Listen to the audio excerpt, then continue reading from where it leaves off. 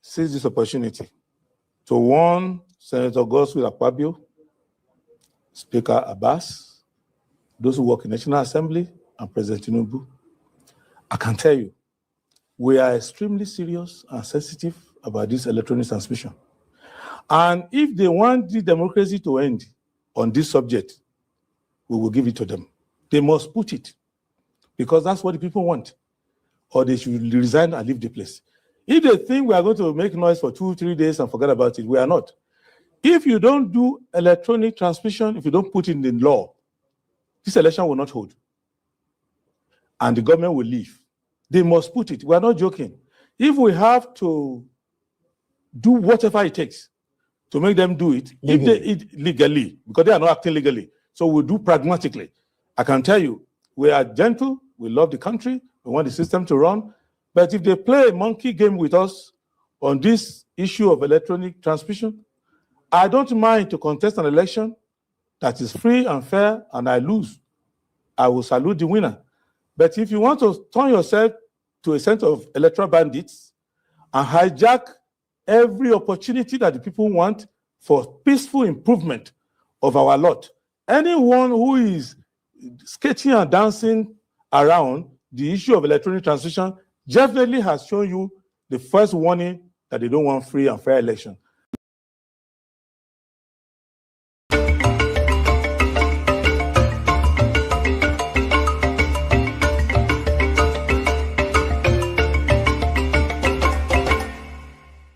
And welcome.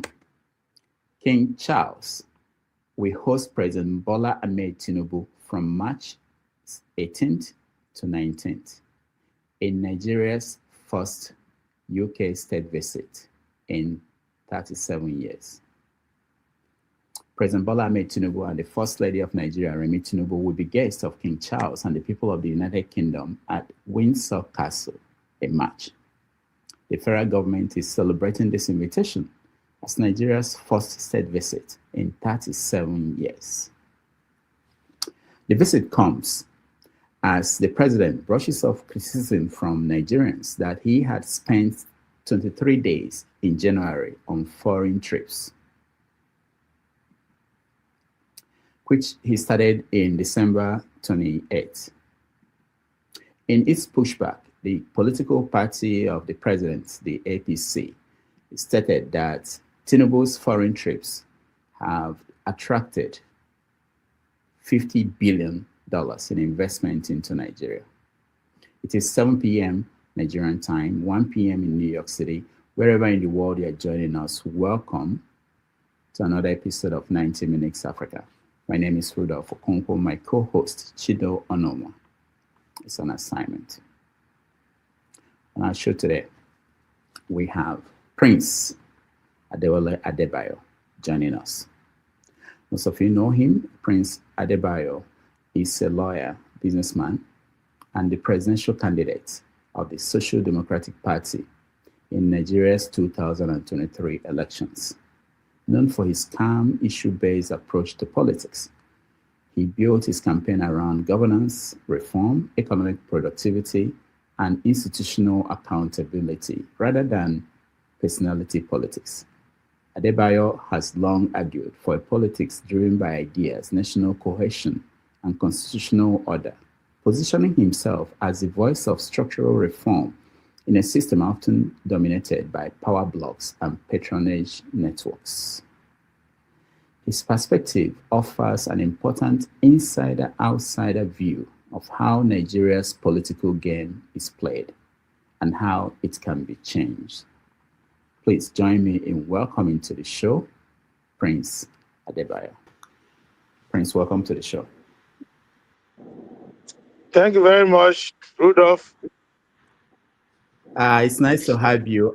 For our viewers, I'm sorry we are starting late. It's due to circumstances beyond our control, but the Prince is with us. He's actually on his way from one of those political engagements, and in the next 5 minutes, he will get into the house and rejoin us. So, Prince, welcome again. Where are you coming from this night? I'm coming from Pat Tommy's 70th birthday. Oh. And Pat Tommy deserves everything to honor him. Okay. One of the greatest patriots ever to be born in Nigeria. What? So even if you go and locate the placenta, with which you told me was born 70 years ago, that placenta will be a patriot. So all right.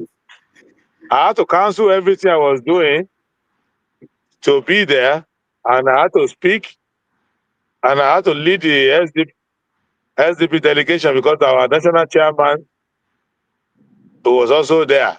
Mm. And we had roles to play, so we couldn't leave.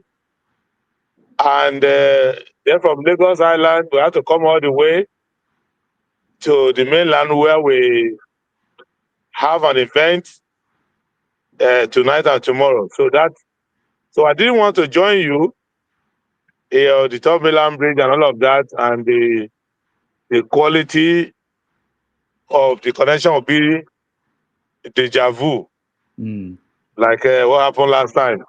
Yes.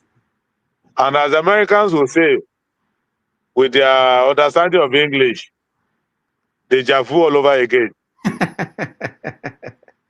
Nice, nice. Okay, we are glad you are here. I don't know how far you are from home, but we'll be talking to you until you get home.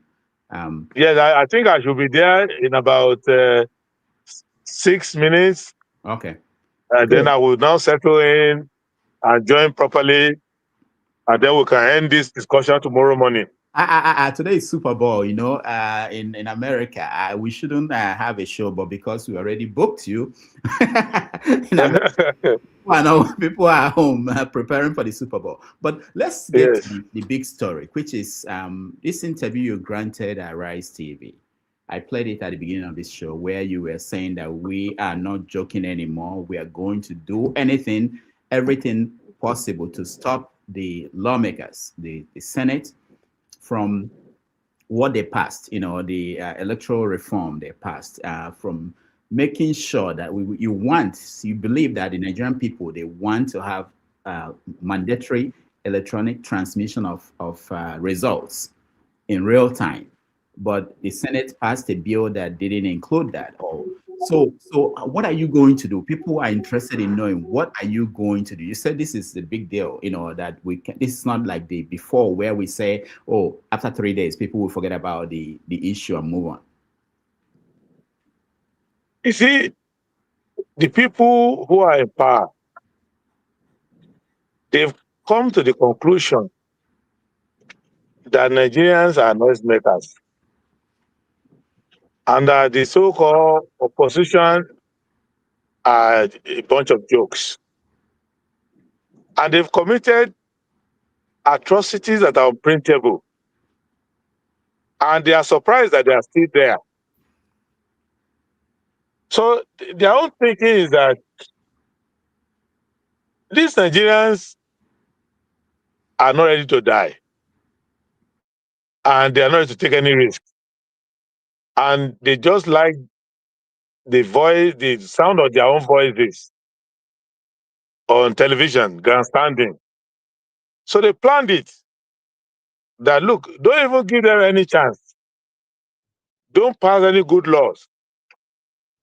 Just announce the result, and they'll make noise and go away.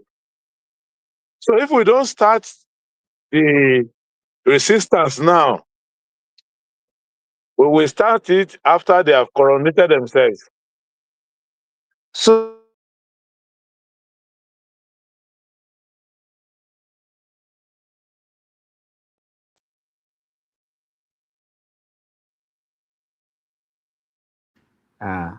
Guests who are watching, just to inform you, if you are just joining us, we have Prince Adewole Adebayo, who is the SDP presidential candidate in 2023 presidential election, joining us. He's on his way home, and so he's in a car.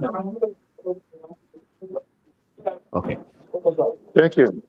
Prince, are you home? Thank you.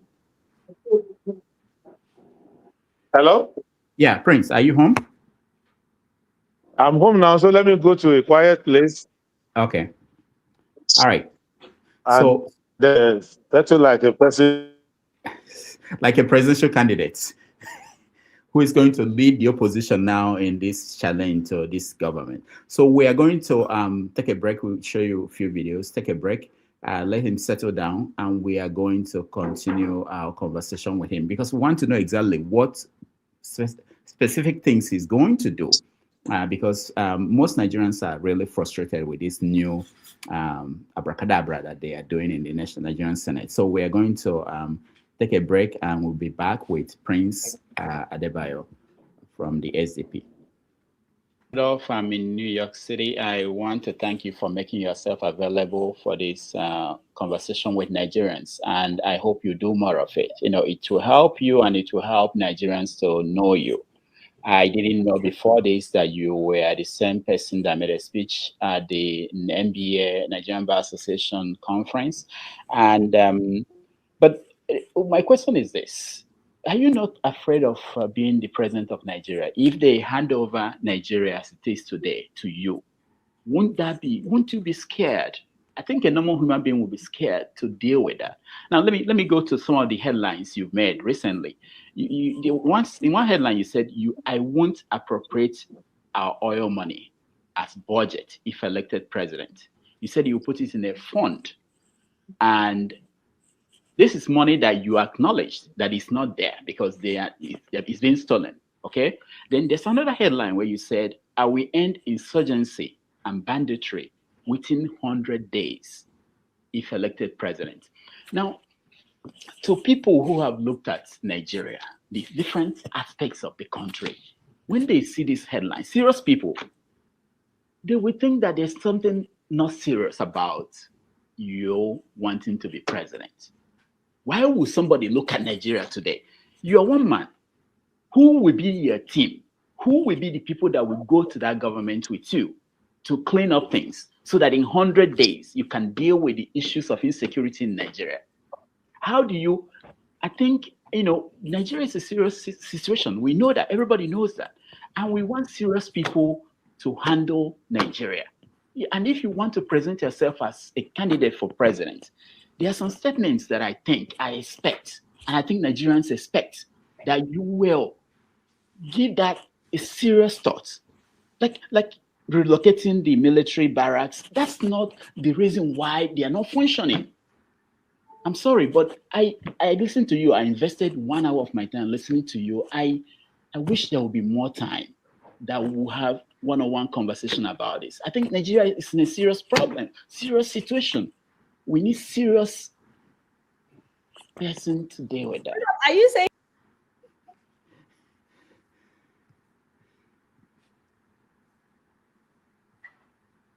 Senator Godswill Akpabio, let me seize this opportunity to warn Senator Godswill Akpabio, Speaker Abbas, those who work in National Assembly, and President Tinubu. I can tell you, we are extremely serious and sensitive about this electronic transmission. And if they want the democracy to end on this subject, we will give it to them. They must put it, because that's what the people want, or they should resign and leave the place. If they think we are going to make noise for 2-3 days and forget about it, we are not. If you don't do electronic transmission, if you don't put it in the law, this election will not hold. And the government will leave. They must put it. We are not joking. If we have to do whatever it takes to make them do it, if they legally, because they are not acting legally, so we'll do pragmatically. I can tell you, we are gentle, we love the country, we want the system to run, but if they play a monkey game with us on this issue of electronic transmission, I don't mind to contest an election that is free and fair and I lose. I will salute the winner. But if you want to turn yourself to a center of electoral bandits and hijack every opportunity that the people want for peaceful improvement of our lot, anyone who is skating and dancing around the issue of electronic transmission definitely has shown you the first warning that they don't want free and fair election.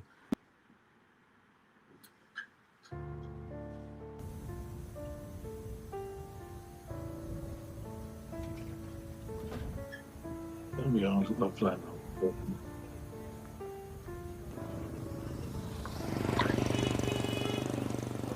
So this is where we bury the mass burial we did because of resources. So here we bury 50, then the other one 27. So there are other graveyard. There the one Christian is using here. There's other one in the down there. There are two. When I saw motorbike en masse coming, three people on army uniform, all of them with rifle, AK-47. They are passing. I was like, are these soldiers? Not until when I saw one with this wrapper that was wrapped on their head, I have to run and hide myself. In fact, they started chasing people, catching people, tied them by their back like this, putting them like in some of layers. In fact, before 30 minutes, we just hear pa pa pa pa pa pa pa pa. They are shooting them on their heads. One of my son is abducted. My friend has been killed, and my family about 12 were killed. Yeah, 12 were killed in my family. So all in all, what we buried now from yesterday to today, we buried about 178 now, and we are still searching for more.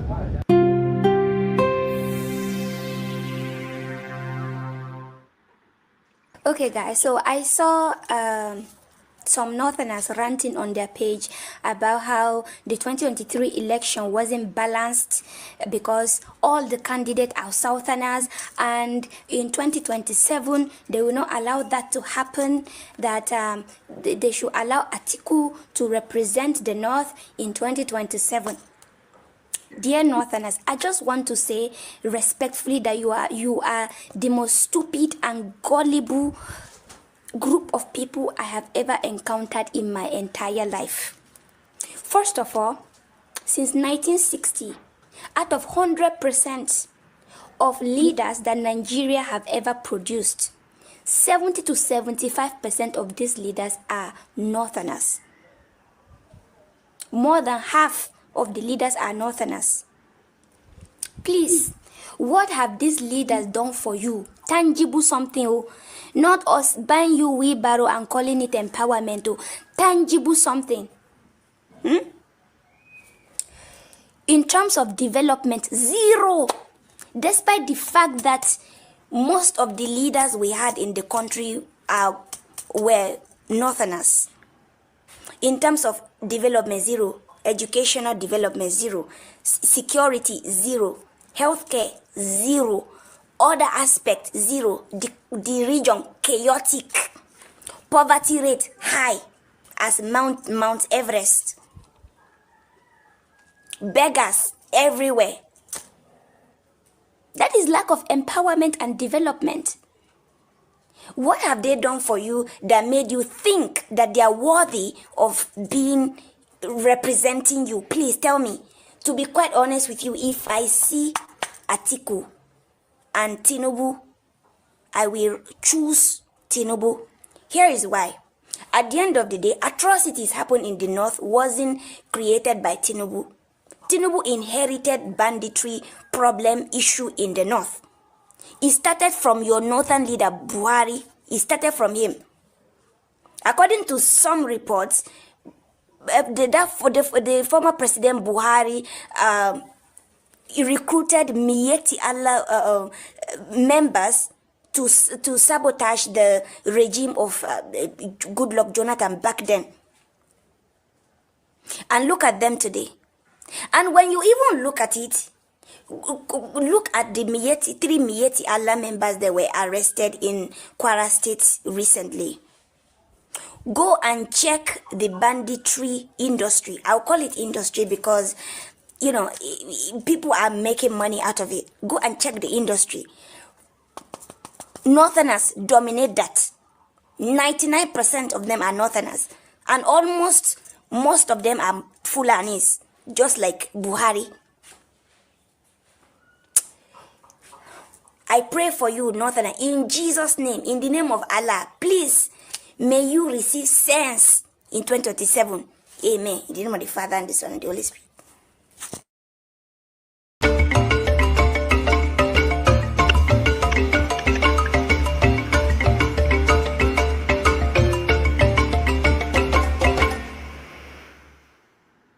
All right, welcome back, everybody. Thank you so much for hanging in here. Our guest is now settled, looking like a presidential candidate. So, Prince, welcome back.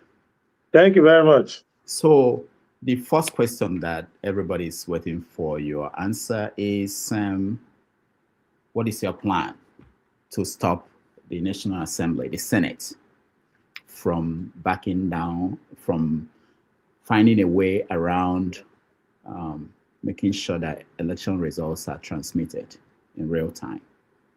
We get all Nigerians to occupy an occupied National Assembly. They need to feel that that place is a parliament, and the parliament is a place of representatives. So we will ensure that they don't feel comfortable in a cocoon where one single whisperer or a few whisperers will be telling them what to pass. It has to become a people's house again. And I think it's starting from tomorrow. They will start hearing from us. Starting from tomorrow? What's happening tomorrow? We are going to, National Assembly becoming a people's house. The people will come and ask them questions. Are you representing us? Well, did you pass an exam to get here? Did you inherit your seats like members of House of Lords? Or did you come here to represent people? And the people want this. So I think they've been cut off from their constituencies for too long.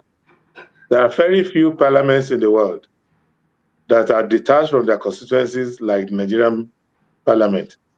For us in the SDP, we've called all our members National Assembly, and they've vowed that they are not going to sign for anything that does not include that as a minimum.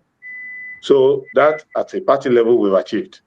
But we need to go outside and ensure that Nigerians can call their representatives and ask them the question, are you for freedom and democracy and transparency and credibility? So we are turning the whole of Nigeria into a movement for credible elections. That's at a minimum. And we're not going to stop until they give Nigerians that assurance of a credible election. That is the basic for the decency of our dignity, for us to be seen as a people who are living in the modern world, who hate cheating, who hate shadowy stuff, who are people who are serious. That is a minimum. That's a good starting point. Otherwise, you will find out that President Tinubu does not have a campaign council so far. What he has is an inauguration committee, even before the election is held. And we need to disband that inauguration committee and let everybody go and canvass for votes. And if he comes back with the highest number of lawful votes, then he can start inauguration again.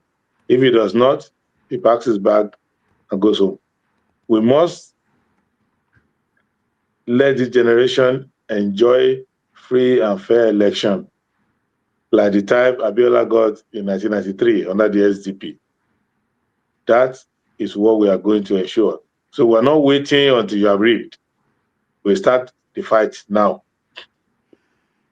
Are you going to lead this campaign? I'm already leading. There are many leaders, so it's not personal to me, but I'm already leading. You lead in thoughts, you lead in contribution, you lead in calling people up, you lead in everything. And I believe that those who are outside Nigeria as well should be part of that pressure point. It's not that difficult. It's not controversial. We're not saying you should do anything other than just be lawful, just be transparent, be decent. So it's simple. It's like I'm trying to buy something in the market, and I say, let's weigh it. You say, no, we're not going to weigh it. You're already trying to cheat. So Simple. is there a call out there for people to occupy the National Assembly from tomorrow? People are already doing their work. You will see it. I know you are coming from Pat Otome's party, birthday party, but in a few weeks ago, he suggested that he will form a shadow cabinet, and the DSS warned that that is an illegal thing in Nigeria, and we didn't hear anything again about that. Is this going to be similar? Do you think that this is something that if there is a pushback by the government, like if people go to the National Assembly tomorrow and form a group around it, that the Nigerian government will not react in a way that will make people disperse and to be another of these protests? Well, there's nothing stopping government from doing whatever they think they are doing. And it's not a one-item protest. It is every tool in the toolbox kind of thing. So many things will be done. But I can tell you, we cannot sleep with even one eye closed if they don't give us that. That's the beginning of the journey. Putting it in the law is the beginning of the journey. The next job is to make sure they comply. But if they're already not willing to put it, it's like somebody is signing a contract with you and they say, sign here. I say, I'm not going to sign. You know, already it's already cheating. It's like someone being elected to an office. We say, come and take oath that you will be loyal to the country. I'm not going to take the oath. You know already. You cannot say, I'm not going to pass the law. It is, I don't know how Nigerians look at it. It is not possible for you to coexist with us. If you already say, I am not going to stop a problem we have identified. People are buying and selling votes. You say, yes, I'll give them minimum punishment so that they can be encouraged to do it. We say, give them it's a felony. Let's give them felony punishment. You said no. So a time is coming when this National Assembly will abolish the law against bribery, abolish the law against corruption. They will say, well, what does it matter? You cannot legalize rigging of elections. That is not acceptable. Now, most opposition parties, PDP, ADC, they've issued statements saying that this is not acceptable. Is there any coordination with the other political parties in opposition to say that we have to stop this? Because it's critical. The coordination with everybody. It's not a political party problem. It's even for the voter.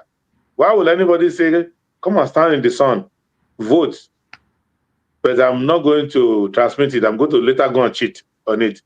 It is not a politician problem. It's a problem of the people. So across the board, it doesn't work for anybody. Even these people who are passing it now, they are going to be at the receiving end of it later because they will one day find themselves not in power. We are trying to build systems so that the Nigerian can feel like it's operating under the rule of law and that is a member of a decent society. So it's like I go and buy something in a shop and I say, give me receipt. You say, we don't give receipt. Don't involve me in shabby or shadowy things like that. You cannot say decent people should come and contest election, should come and work there, should come and vote, should come and canvass. Do you know, with prayers and everything, how many people are going to take risk for the coming election, going to campaign, traveling all over the place? Do you know how many people lost their lives during the 2023 election, just working for elections, traveling all over the country? You can't turn the whole thing to a joke. You cannot even tell the rest of the civilized world that in our country, criminality, cheating, rigging, it's something that the National Assembly would not frown against. It's a very simple law. Leave it there. Say, once they vote and count the vote, transmit the result. And INEC, we met with INEC. INEC said they want to do it. They want it. They want to do it. We discussed with INEC chairman, he was frustrated about it. He said, I've never seen, we ourselves in INEC wrote it, we sent it to them. Make it lawful, INEC is already doing it, but they want it to be in the law. Because sometimes when somebody either pay the actual staff or somehow influence their staff, they feel disappointed. They can't correct it. Because the INEC chairman or resident commissioner is not going to be in every polling unit. And when he hears that, oh, in this polling unit, they didn't transmit it, they want to have the power to cancel that election and say, you didn't transmit it, go and do it again. So only Akpabio and a few of his hopeless ambassadors are dancing around the issue. Even the House of Representatives, the entire House, 360, they want it. So we're not asking for something big. It's like saying when you go into the men's room, wash your hand. You say, no, I'm not going to wash my hand. How are you going to eat with us? Every single demand for honesty and decency, you don't want to cooperate. Very soon, we're going to let people join us and get involved in this conversation. But I will tell you that most people will say to you and other politicians that after the last election, that they wanted to go out there and protest, that things didn't go well, that most of the people in opposition didn't come out to lead. That's the kind of thing they will say to you. Is this because people throw it back to the voters, to Nigerians? They have a stake. They should lead. They should come out. But they will say that they want the politicians to show example and lead them. Somebody. We are leading them. We are talking already. But if you are waiting for politicians to save you, then you are not ready to be saved. Even you are supposed to save yourself from the politicians. Why should we be looking for messiahs? You should be suspicious of politicians. You should take your life in your own hand. If it's not important to you, well, that's your choice. But when did we become politicians? So now, who doesn't know Rudolph? So if tomorrow now Rudolph wants to run for the Senate, he suddenly becomes another human being. So the politician, is he not a politician? Do you know how much risk he's taking every day? So what are other people? So the issue is that there is a country, and there will be a better country. And that country requires us to start to nip crisis in the bud. If you transmit results, it doesn't mean I'm going to get more votes. It doesn't mean Tinubu will get less votes. Whoever works on the field, whoever Nigerians want, will still be the one to win. But let us not normalize illegality. Let us not normalize robbery. Let us not go into a game that has no rules. Don't join me. I'm in politics now. You must have rules. I don't want to be a player in match fixing. I don't want to be a boxer in a fixed match. It's an insult to my integrity to go out and tell people, come and vote. But I can't guarantee your vote will count. Come and waste your time. Why should any civilized person be involved in that? That's it. All right, so we watch and see what happens in the coming week and maybe weeks and maybe months. But this is key in terms of credibility of our elections. So we agree. I think people agree with you. And what I would tell you is that people are looking forward to leadership. Our people are in that mode that they don't want to, on their own, step out. They want people to lead them. I hear that. We'll give the leadership required. Is the challenge of our time. We'll give the leadership required. And you will see from tomorrow what we'll be doing. And we're also talking to the stubborn goats in the National Assembly that you better don't eat every leaf, otherwise you have a running stomach. And we are warning their chicken not to cross the road anyhow. So we're talking to people. I give this commitment. Every person elected on the platform of the SDP is voting yes to electronic voting. We'll call our National Assembly people, they say yes. So that is clear. Let other party leaders speak for their party like that. You cannot spend 1 hour more in SDP, in National Assembly, if you don't vote. Even if you are the only one we will expel you. We don't have time for criminals. So you must vote for electronic voting. And you must vote for other measures to secure the election. Not a single member of our party with the National Assembly is going to be prevaricating why they have already committed themselves. Let us now know those who are not ready for it. But if you look at the numbers, at the end, the SDP, the APC, they still have majority. So what if at the end, their majority will push through? They don't have majority of Nigerians now.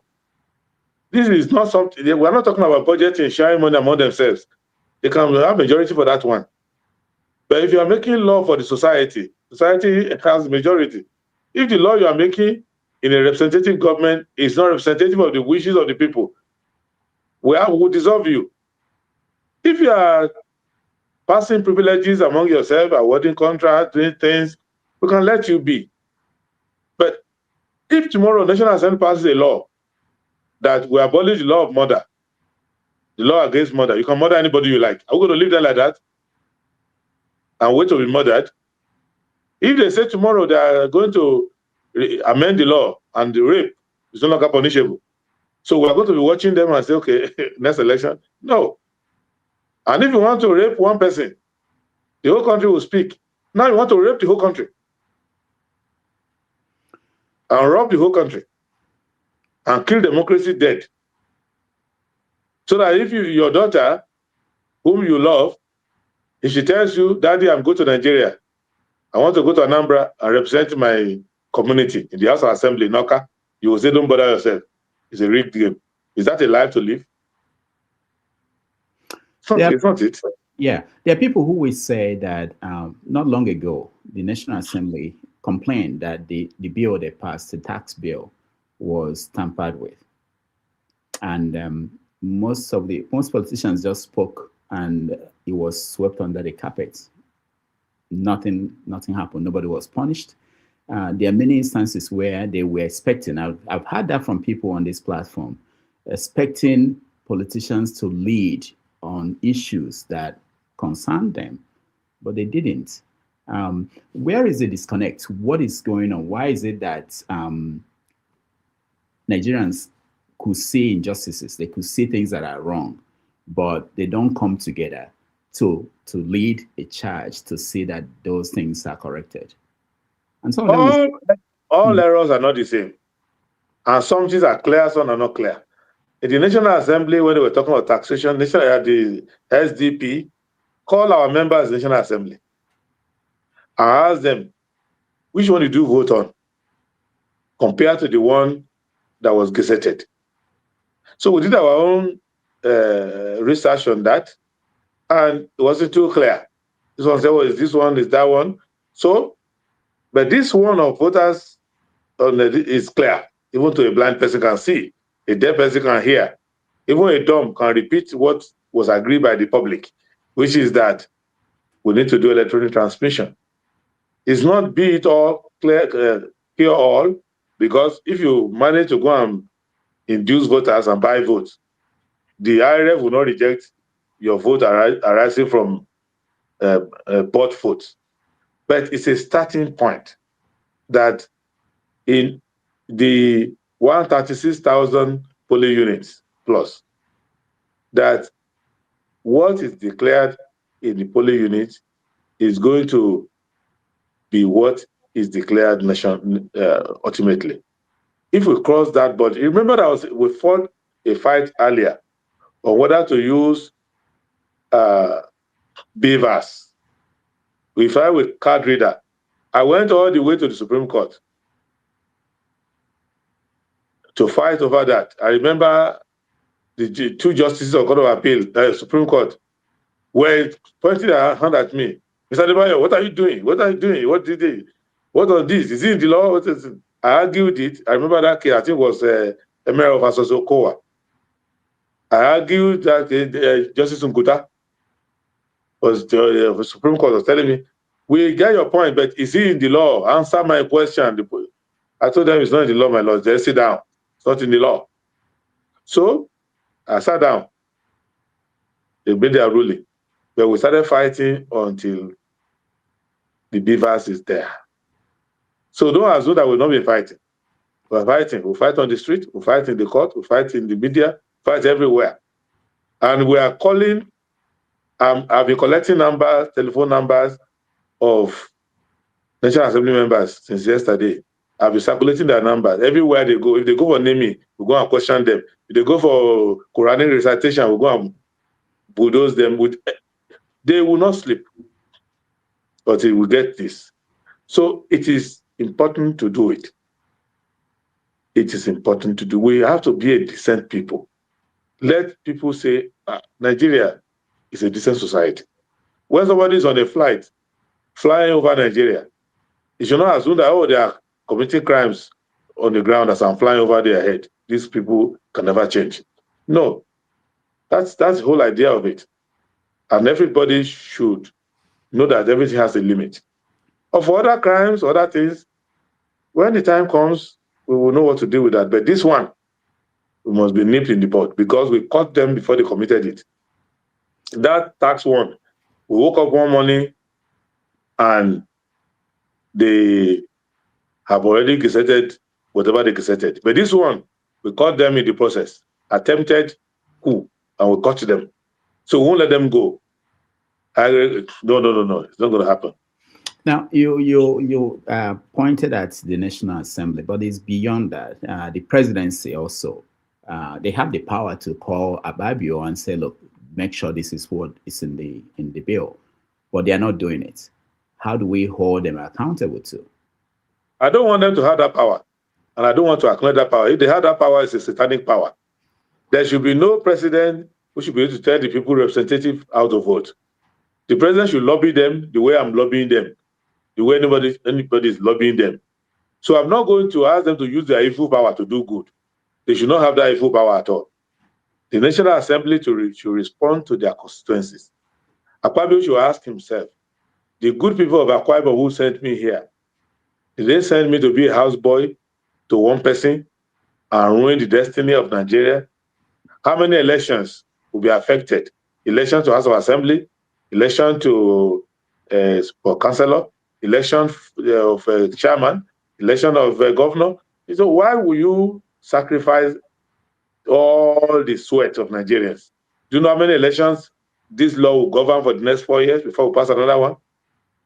Why would you, a nobody from nowhere with no background, God has elevated you and made you the head, the chairman of the National Assembly.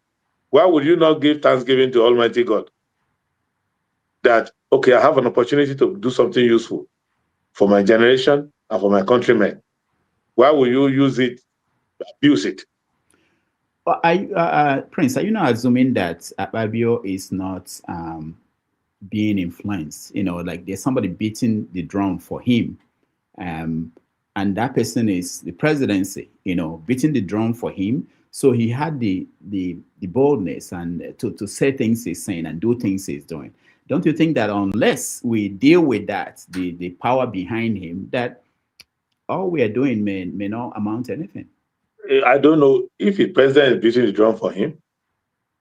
He has to ensure, as he's dancing the drum of the president, dancing to the drum of the president, that Nigerian people don't hide his own skin and use it to do a drum as a warning. So he has to understand, whoever the president is cannot be more than the 109 senators combined, and cannot be more than 360 representatives.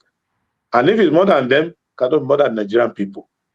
Doesn't the president know that acceptance of him in Nigeria is the difference between him being picked up by anybody and put in prison somewhere? You have to make sure that your people believe in the government. We cannot make Nigerians not to believe in the system. You cannot make Nigerians to say, why am I coming out to vote? So both the president, the Senate, the House of Representatives, they owe a duty not to form a conclave of criminality, not to become discredited. Whoever wins the election in 2027, when that person is coming on May 29, people should be rejoicing. People, even the people who lost, should say, oh, kudos. Remember when we were in school, we used to compete for number 1, number 2, number 3. When you don't get number 1, you get number 2. When they are calling that person who became number 1, you are clapping because you know that even you who came second, you put your feet inside cold water to read. You knew what you suffered to get to number 2. And when you are called as number 1, you feel on top of the world that, wow, I work for this. So if all you are doing is stealing and cheating, why should I honor you, respect you that you have been sworn in as president, when I know you just committed a series of crimes to get there? Why will anybody who is young, who is working, a policeman who's on the street, say, I won't take bribe, I have a future, maybe one day I'll be president? A nurse who is in the clinic is doing extra night duty. Say, why are you? You say, well, I want to be somebody in Nigeria. A young man with a viable career will leave it and say, let me join politics. Maybe one day too, I'll be leader of my country. They have to see a pathway where hard work matters. 2 weeks ago, last week, I was crossing River Benue at Ibi. In the dead of the night, no life jacket in sight, crossing the water. Why am I doing it? To go and speak to a community in Gashaka, to go and speak to community all around Taraba, to go and speak to community in Numa. Why am I doing it?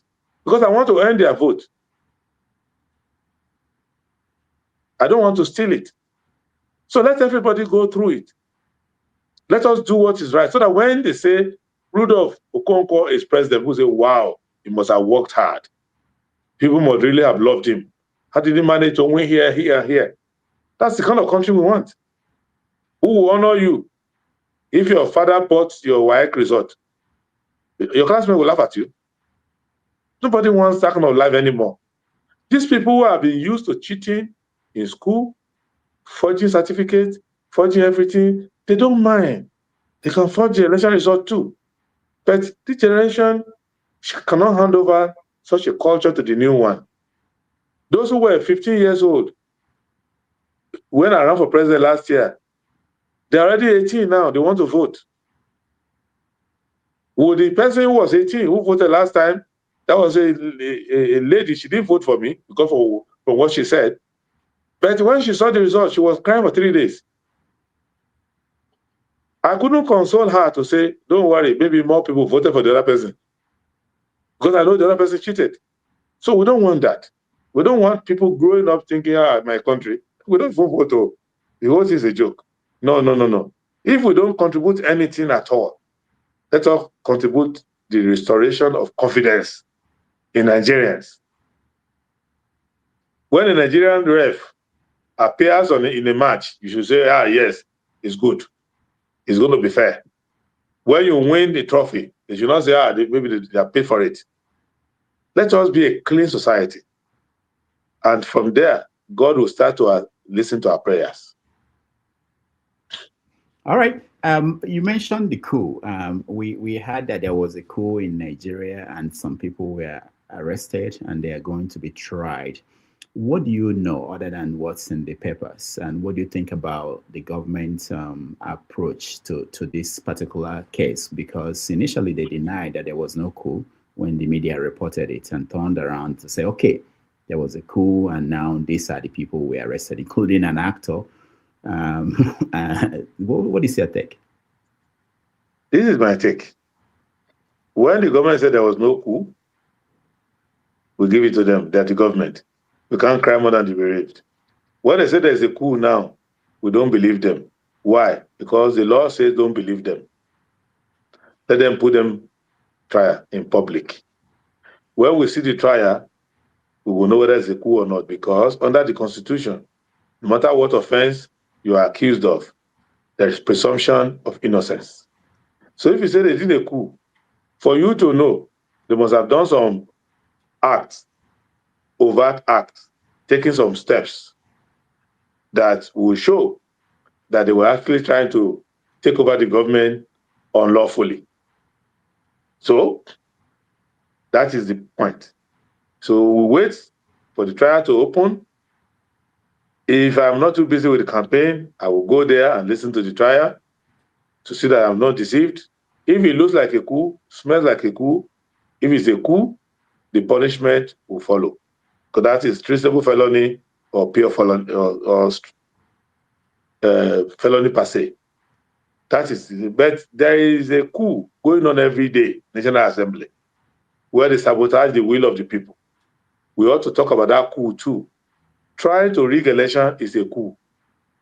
That too should attract the same. So I look forward to a time where the Senate will pick the punishment for coup plotters and make it exactly the same punishment for election riggers.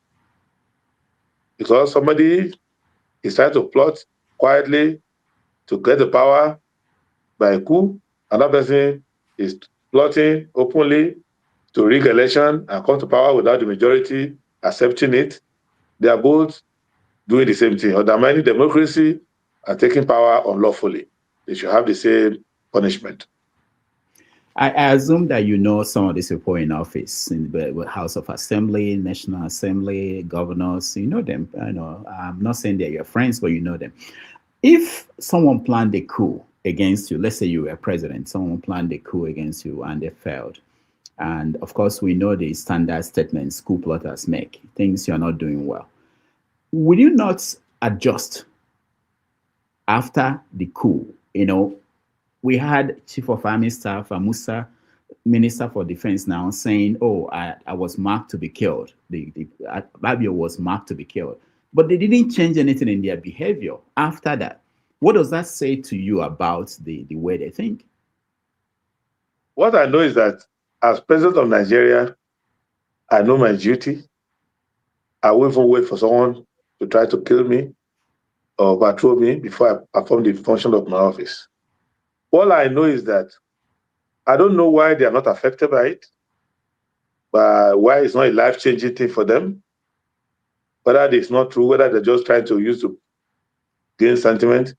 But or maybe it makes those different because they also plan to kill us every day anyway, with poverty, with hospitals that don't work, with dangerously poorly maintained roads, with hospitals that don't have doctors. So as the coup plotter is trying to kill them, they too are trying to kill the populace with blackouts, with no care for safety, with all of that. So maybe they are already used to that. Like, okay, coup plotter trying to kill us, we are trying to kill the people. So what does it make? So they are already somehow kind of cynical. Because if you are in government and you are committing this amount of crime on a daily basis, how you know, and I'm not distracting you, that President Tinubu is running 3 budgets simultaneously, which Houdini, the magician, cannot even try. He's running. Yes. So if you are What are the 3 budgets? I don't know about that. The 2024 budget, is still live. They extended it. 2025 budget is still live. They extended it. 2026 budget, they pass it, sign it to law, implementing it. So it's like playing a match in football or soccer, and there are 3 balls on the field at the same time. You know, if the referee doesn't blow the whistle to get 2 balls, you know that the whole thing has become a crime or a comedy. So that is why I'm letting you know that there are all in the budget, 3 budgets, money for hospitals not being released, money to buy reagents, money to buy anesthetic material to prevent, when they're doing CS for women, to prevent pain and blood loss, money to power generator in the hospital. All of these monies are inside the budget, they're not releasing. Money to pay troops, 30,000 naira allowance for a troop, not released. You won't release swallowed. Money to maintain potholes on the street. Basic money to feed children in school. Money to do nutrition intervention. All these monies are in all these budgets. Contractors showing up in hospitals with high blood pressure. They borrowed money against their name, against their property. They're not being paid. People are going now to say, take half of the money, just pay me. Let me go and pay my debt. They're all in this budget. These are the people who say that coup plotters want to kill them. How many have they killed? That is why they have become callous. It's not normal anymore. It's like you go to Alcatraz or any of those big prisons. There's nothing you can tell them. That somebody beat you, somebody did it to you, somebody stabbed you. They are going around already waiting to be stabbed. So that is how it's a dog-eat-dog government. And they are working towards a singularity where politics, administration, military, economy, trading, buying and selling, procurement, tax administration, everything becomes joined together into one singularity, feeding one set of people, at the apex of which is President Tinubu, and they're recruiting more people to join. So whether you are in the clergy, you are in the media, you are anywhere, you are a civil society, you are a political party, this is the system where you don't run your own party. You also run all parties. So it's beyond the 5 leprous fingers of Abacha that Bola Ige talked about. It is now a black hole where everything has formed into a singularity. And once you enter, you cannot escape. That is what they are trying to set up. So you also want to control INEC, control media, control everything. So this is the first president in the history of Nigeria that his minister, Minister of FCT, can say openly, I have gone to set up a radio station to speak about one person. So what they are trying to do for you is a hunger game in a hungry land. So that is it. So that is why people need to understand that it's not about contesting election. No. Elections are routine. It's about people want to totally redefine citizenship, totally take the entire breathing space. If President Tinubu knows where oxygen is being supplied to Nigeria, he will go there and set up an oxygen control body that you have to join his group or work for him before they will release a few pounds or ounces of oxygen for you to breathe. So that level of control is what they want to do. And they're experimenting every day with things. So that is the reason why they're controlling lawmaking, controlling many things. And if you know what they're controlling, in states, you can hardly put your poster. States bodies, every state has set up a body in charge of publicity. You can't put billboards. You go around the country, you will see it. They either charge you excessively or tear it or remove it. So this is going on, is creeping under. And that is why we need to be vigilant. So you cannot leave it with politicians and all of that. It has to be people coming out. And another thing we need to understand is that immediately you put your hat in the ring, you are contesting, you've already become a biased person. So if you criticize Tinubu, of course you want to replace him, you want to snatch votes from him, so if Nigerian people themselves start to come out and have minimum standard of what they cannot accept, so they will see that, okay, this person is not running for any position, he's just a decent tailor in Abagana, saying, this is too much for me.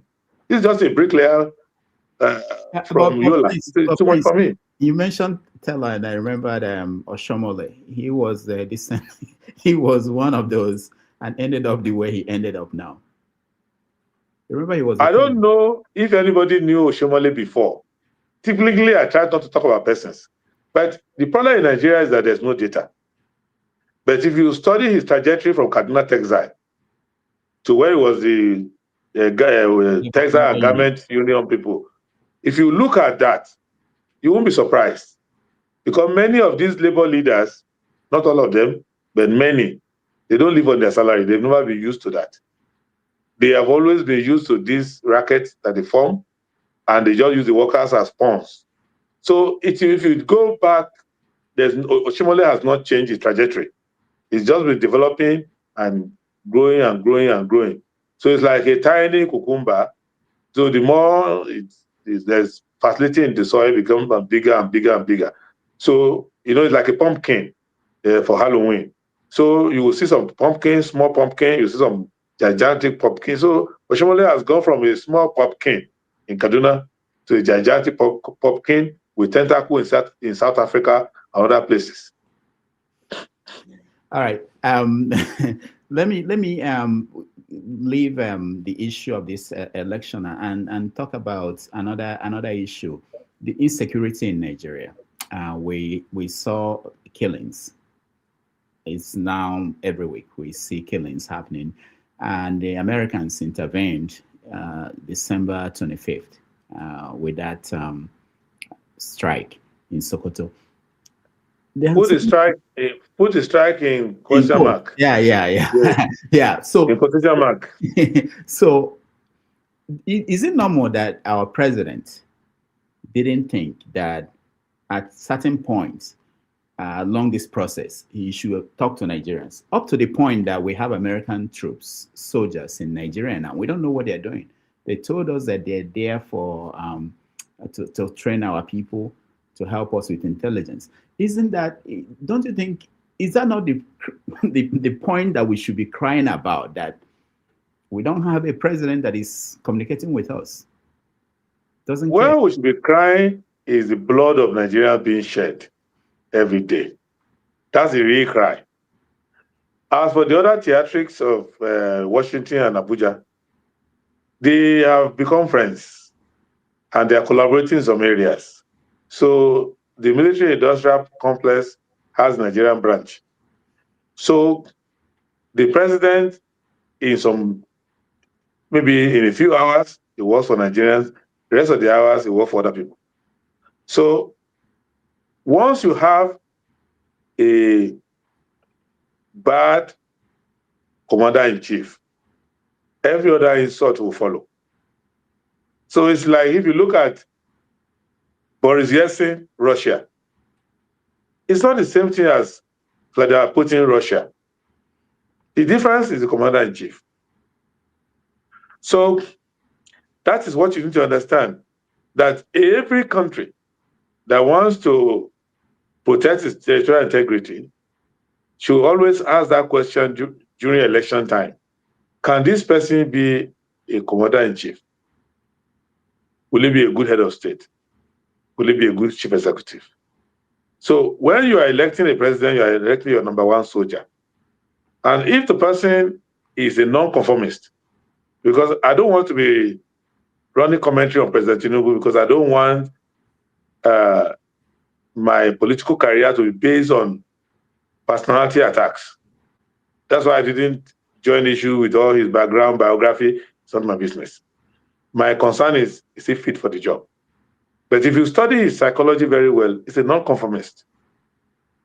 He's a respecter of no rules. You can't say, this is unthinkable. How can you do this? No, we don't do it like this. This is all. No, this is beyond the pale. He does what works for him. So for him, if the Americans don't come and Maduro me, I'm fine. And they have bigger guns than me. Anything I can use to lobby them, appease them, and even they have to come and enter Azovilla, and I sweep the ground for them, all I know is I'm not leaving this place. So it is for Nigerian people to come together and weave another pathway for our security and safety, so that the issue of Nigeria becoming an international basket case for insecurity is laid to rest.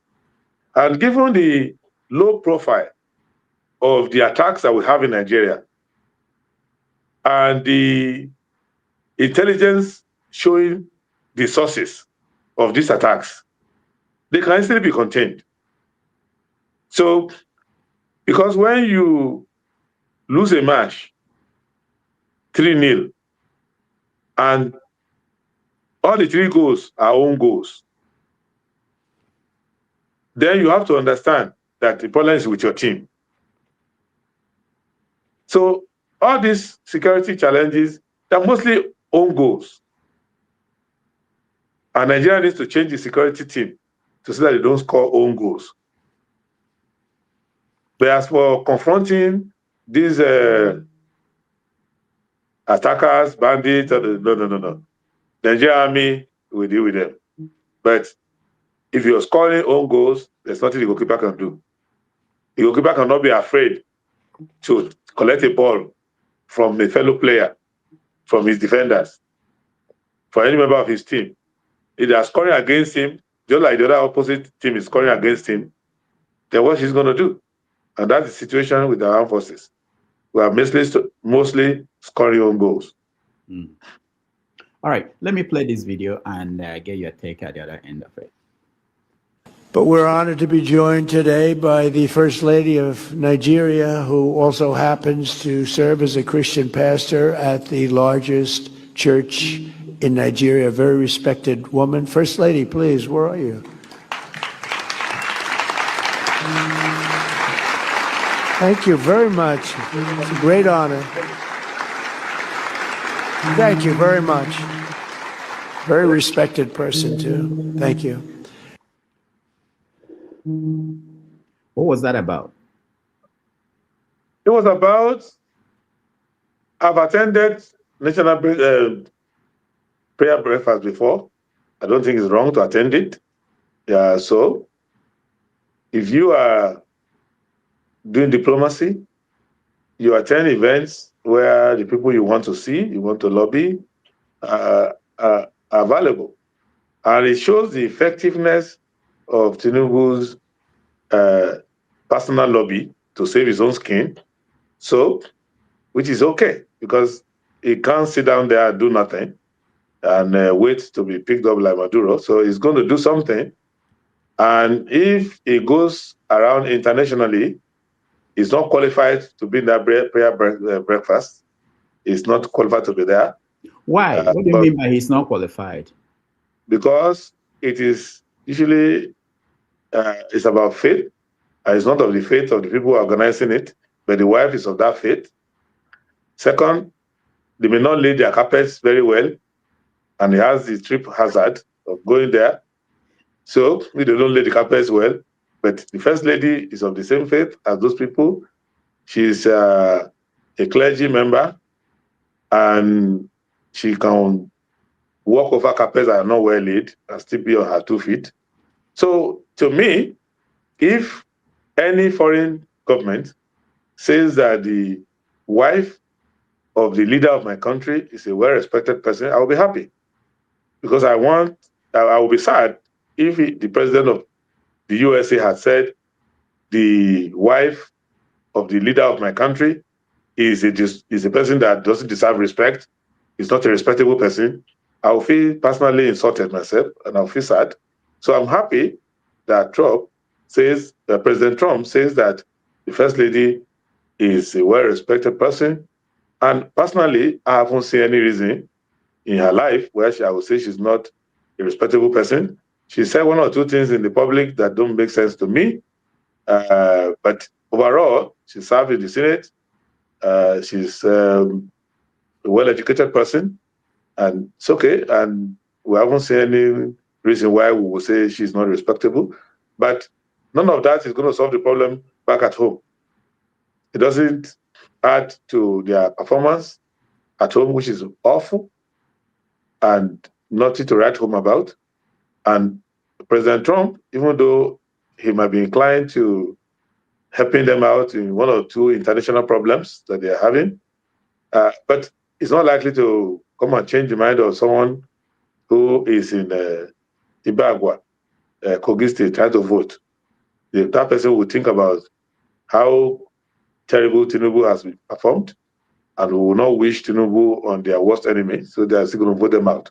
But as diplomacy goes, that's a good thing for them, because Trump was saying they were in disgrace about 2-3 weeks ago. He was saying that, or last year, December, he was saying that the Tinubu administration is in disgrace. Now he's saying Tinubu's wife, life partner, is a respectable person. And hopefully in April, if they run out of whatever is the goodwill, if the goodwill stops and he says that they are a terrible lot, they should not complain then, because they are happy now when Trump says that you are respectable. If he says you are a disgrace in 2 months' time, don't call me, because you are the one celebrating his commentary now. And we have known President Trump that he speaks according to the hour. So there's nothing stopping them from receiving the opposite of what they receive now. So, but what's going to save us is a steady government at home, where Nigerians can say that President Tinubu is running a decent government and that they're leading a respectable life. They can have a respectable way to earn food for their family, respectable housing for Nigerian people, respectable and affordable education, respectable treatment in terms of medical care, and we can have a respectable infrastructure across the country. That will be the endorsement I, as president of Nigeria, will be looking for. I will not be looking for any lobbyist influence accolade from a foreign person. I like that you mentioned that lobby influenced because I know that you understand how Washington works, that Trump did not just stand there and decided, okay, I have to talk about the First Lady of Nigeria. But let's go to something else in the same line. March 18th and 19th, Tinubu will be visiting King Charles for a state visit, and they are promoting it as the first time in 37 years that Nigeria is being granted state visit to the UK. Why are they interested in these state visits and this show abroad? Have they conquered home? Some people say that there is a state capture.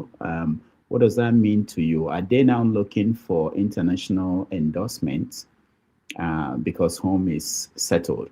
And why is it that he left Nigeria? He wasn't in Nigeria for 23 days in January, and now he's going back to the UK, maybe somewhere else before that trip to the UK. What is going on? Yeah, some of the questions only by Odonuga can answer them, or Tuga. But what I know is that ordinarily, the president is the chief diplomat of Nigeria, and you cannot do all your presidency duties at home. Some of your commander-in-chief duties will have to be done abroad, because if you are trying to procure platform from British Aerospace, you want to do something in negotiation with them, you will go there. Even I, that I'm not head of state yet, I was a guest at the House of Lords in December. I was invited. I went to their sitting. I was welcome, and I spoke with them. They spoke with me, and I still have foreign trips that I'm going to do, both in the UK, in the EU. I was in Washington recently. So it is fair that the way the world goes, you cannot be a leader, even for a potential leader in a major country like Nigeria, and that international people will not be interested to know what you think, how you think, what you plan. And there are many things you want to achieve in your country that you need foreign collaboration. So it's okay.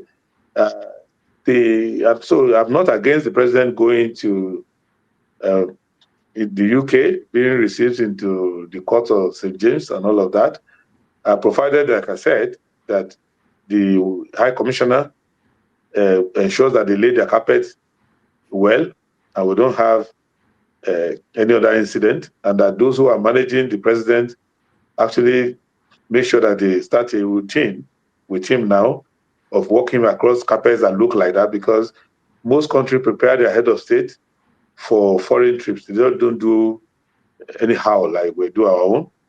They will tell him, what kind of, even the mug that is going to use to drink, or the cup, they will have a replica of it. They will plan very well.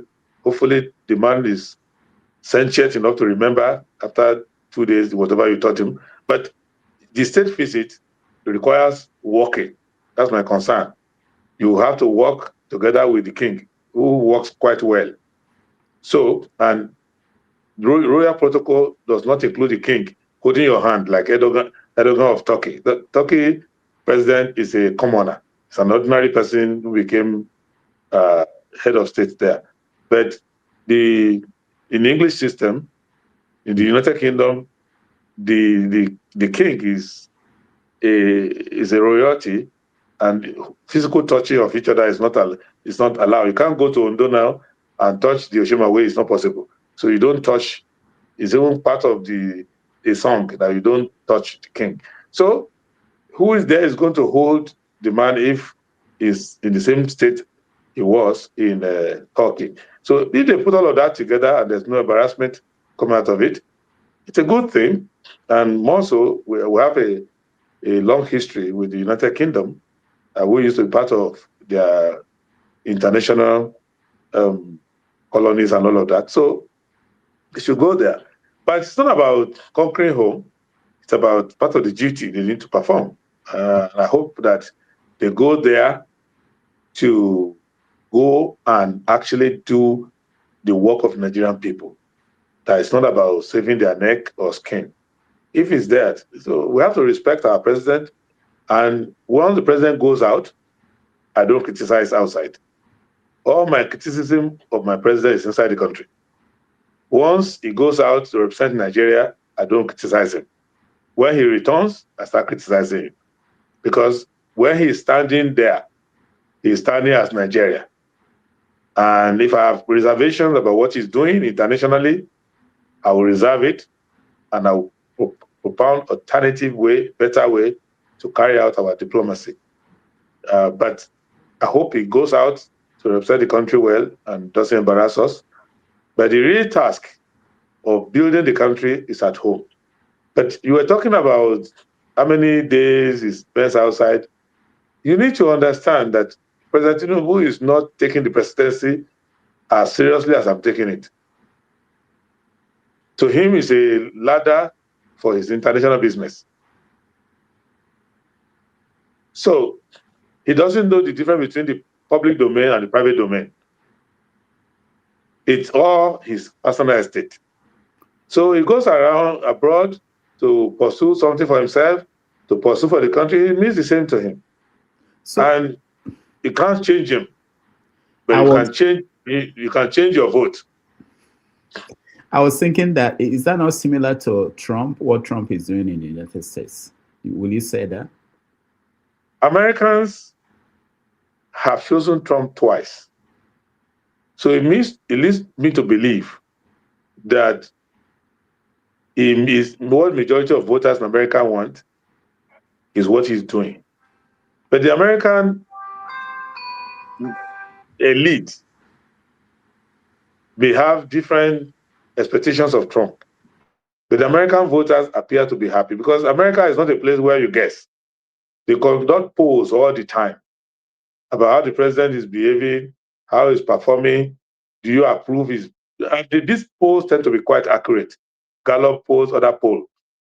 And as somebody who has all these years of exposure in America, I'm an American lawyer, I practice in America, I know how America works.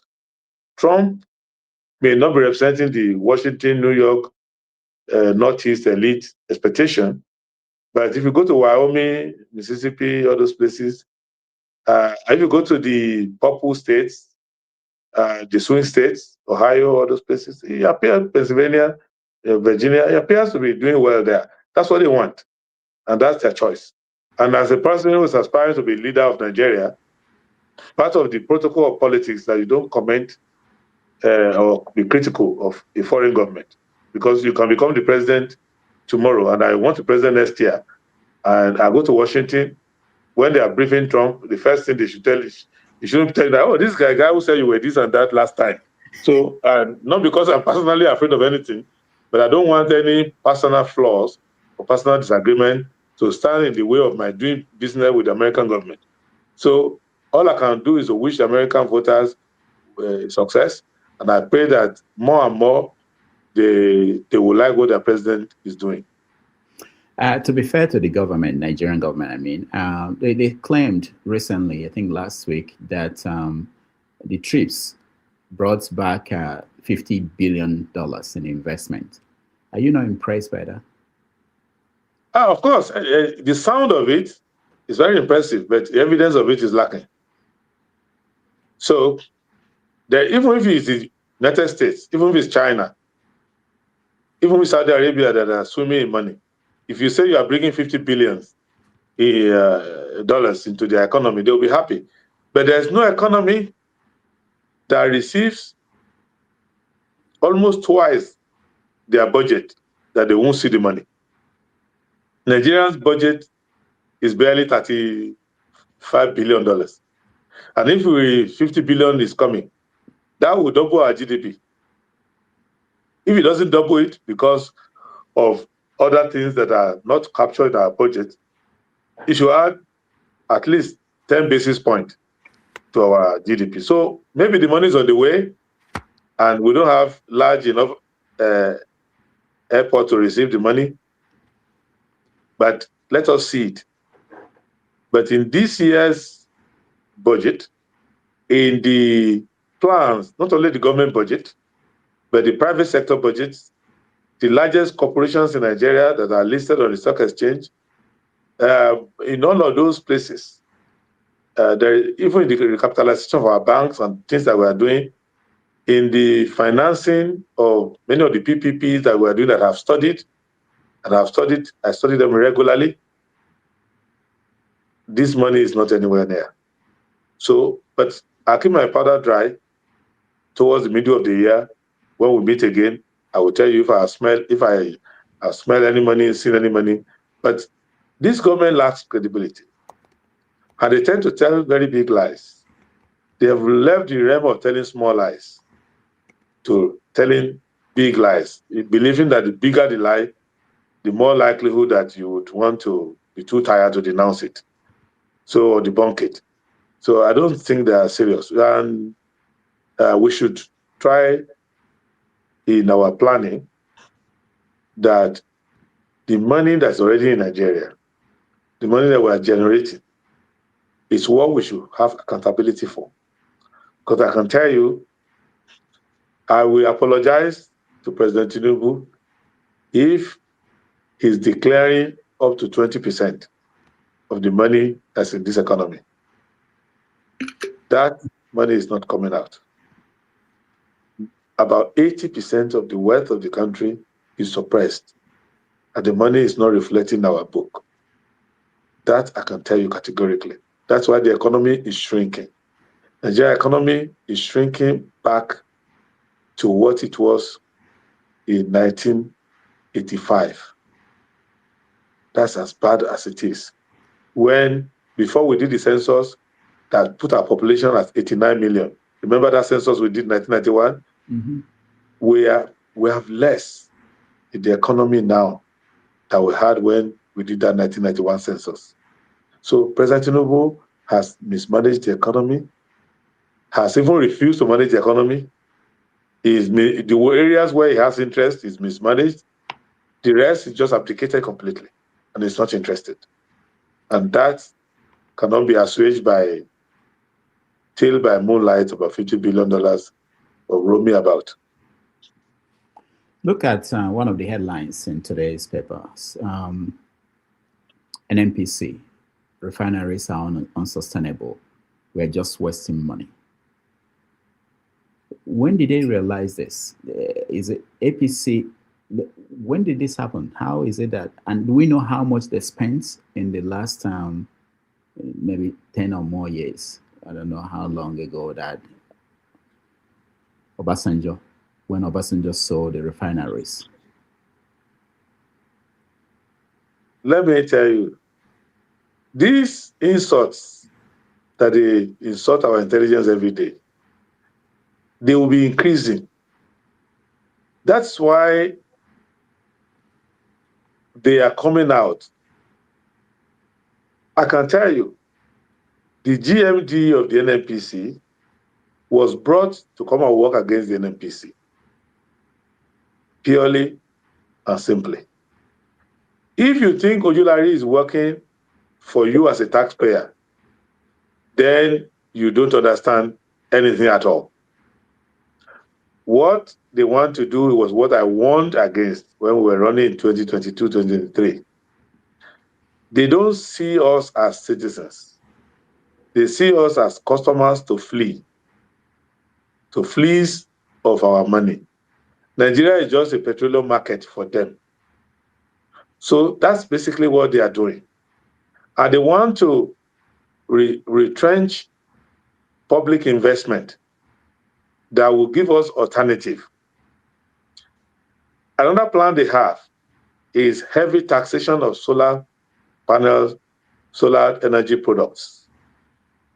They want to create a fiefdom where we keep paying rents to them. They've captured all the lands anyway. They've captured this air. They captured the sea. So they want to capture the markets. They are their own contractors now. No contractor in Nigeria can compete with them. They are the contractors. Any contractor you see is looking for them to make them emergency partners and directors in their company and shareholders. So they are their own, they run the whole thing. That's why I mentioned singularity.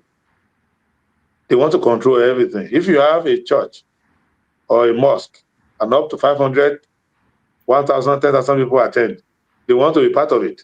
They want to have a stake in it. They want to take one of your imam or pastor, put in their government. They do whatever they like.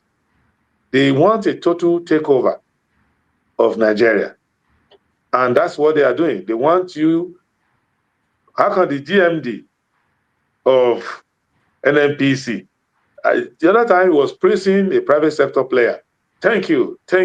Without you, we'll all be sunk and all of that. I'm looking at it. The only reason why you are quoting it is because Ojulari is not very good with communication. He doesn't know how to hide some of these things they have been doing for some time. But what is happening in Nigerian public sector administration is that those who are in the private sector choose leaders for the public sector. They choose their own regulators. They control the whole system.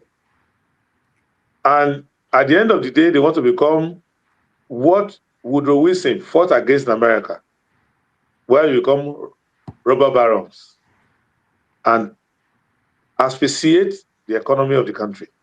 If you remember the story of TWA, there was a time in America where everything was a combine. You could not even set up an airline. They will ruin you. Because they formed cartels. They had to pass the antitrust laws to free America from these combines. For many years in America, that's part of the reason why American vehicles had problems competing internationally. Because the Michigan cartel would not allow you to import a car into America, and you could not go outside what they do. Till over time, Japanese cars got better than their own, Korean cars got better than their own, and they realized we can't do this forever. Look at India. During the Congress Party, what Tata Corporation did to India. For many years, that's why who do you see using Indian vehicles? But you couldn't import cars into India.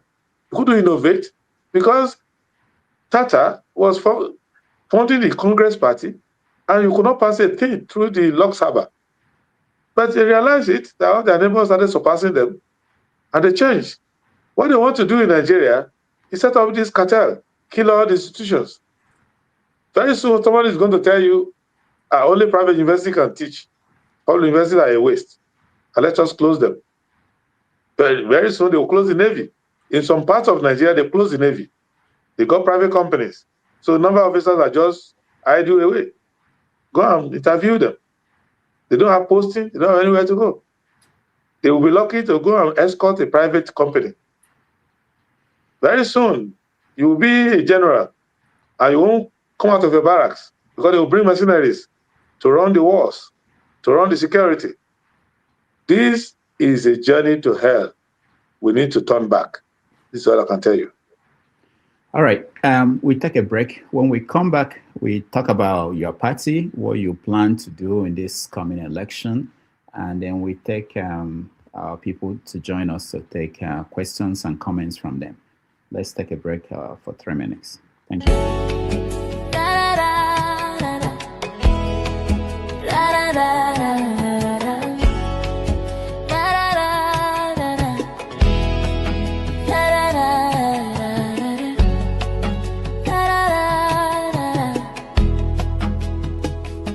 When trouble sleep, younger go wake up. Waiting he dey find. Palava, he dey find. Palava, he go get to. Palava, he go get. Palava. When cat sleep, rat go bite him tail. Waiting he dey. Him sit down for house. Him they think of chop. Mr. Landlord, come wake him up. He say, Mister, pay me your rent. Waiting he dey find. Palava, he dey find. Palava, he go get to. Palava, he go get. Palava, he go get to. My friend just come from prison. Him they look for work, waka waka day and night. Policeman come stop him for road. He say, Mister, I charge you for wandering. Waiting he dey find. Palava, he dey find. Palava, he go get to. Whoa. Palava, he go get. Palava. Mr. Husband marry for church. He make big party. Then he start to spray. Because him love him wife. Mrs. Wife come run away. Bank manager run come. He say, Mister, pay me your debt. Waiting he dey find. For Lagos, you. Palava. Palava, go get to. Oh, Palava, go get. Palava. When trouble sleep, younger go wake up. Waiting he dey find. Palava, he dey find. Palava, go get to. Oh, Palava, go get. Palava, go get to. When cat sleep, rat go bite him tail. Waiting he dey find. Palava, he dey find. Palava, he go get to. Oh, Palava, he go get. Palada.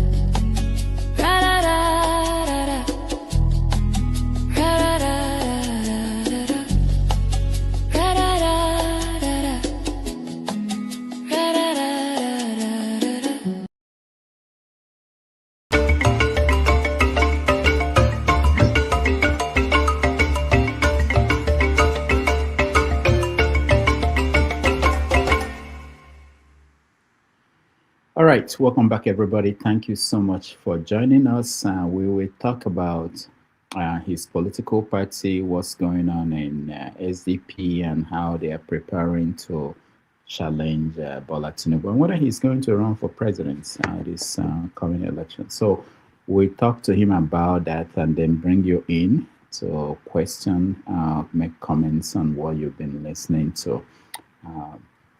Again, thank you for joining us, and we share the link again for you to join the conversation. So earlier on, I played a video. I'm not sure if I finished playing it, where the first time I met Prince Adebayo was on Adewale's show. He was being interviewed, and I came in and I tried to ask him a question, and that was the first time we met. And he's been one of our consistent guests on this show. And his interview, I believe today on Arise, where he pushed for direct action, was something that I think most people are interested in knowing what happens next. So he's back with us. So let's welcome back. Prince, welcome back. Can you hear me?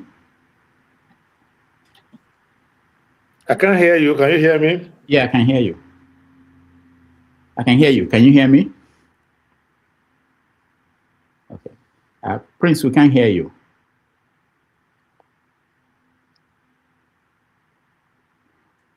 You can't hear me. I can't hear you.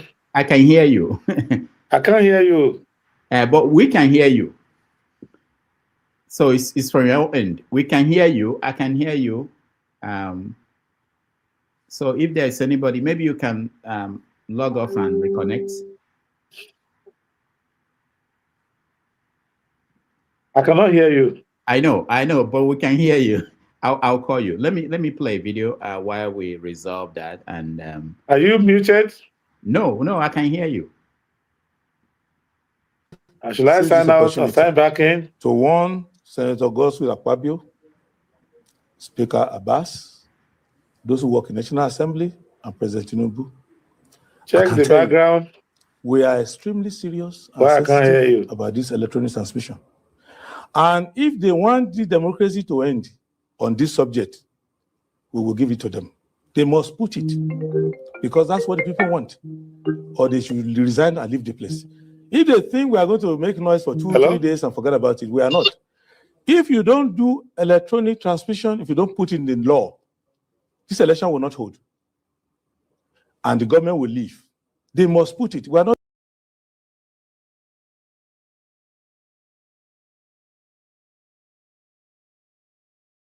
joking.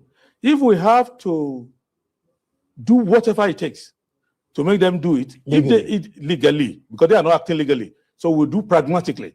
I can tell you, we are gentle, we love the country, we want the system to run, but if they play a monkey game with us on this issue of electronic transmission, I don't mind to contest an election that is free and fair.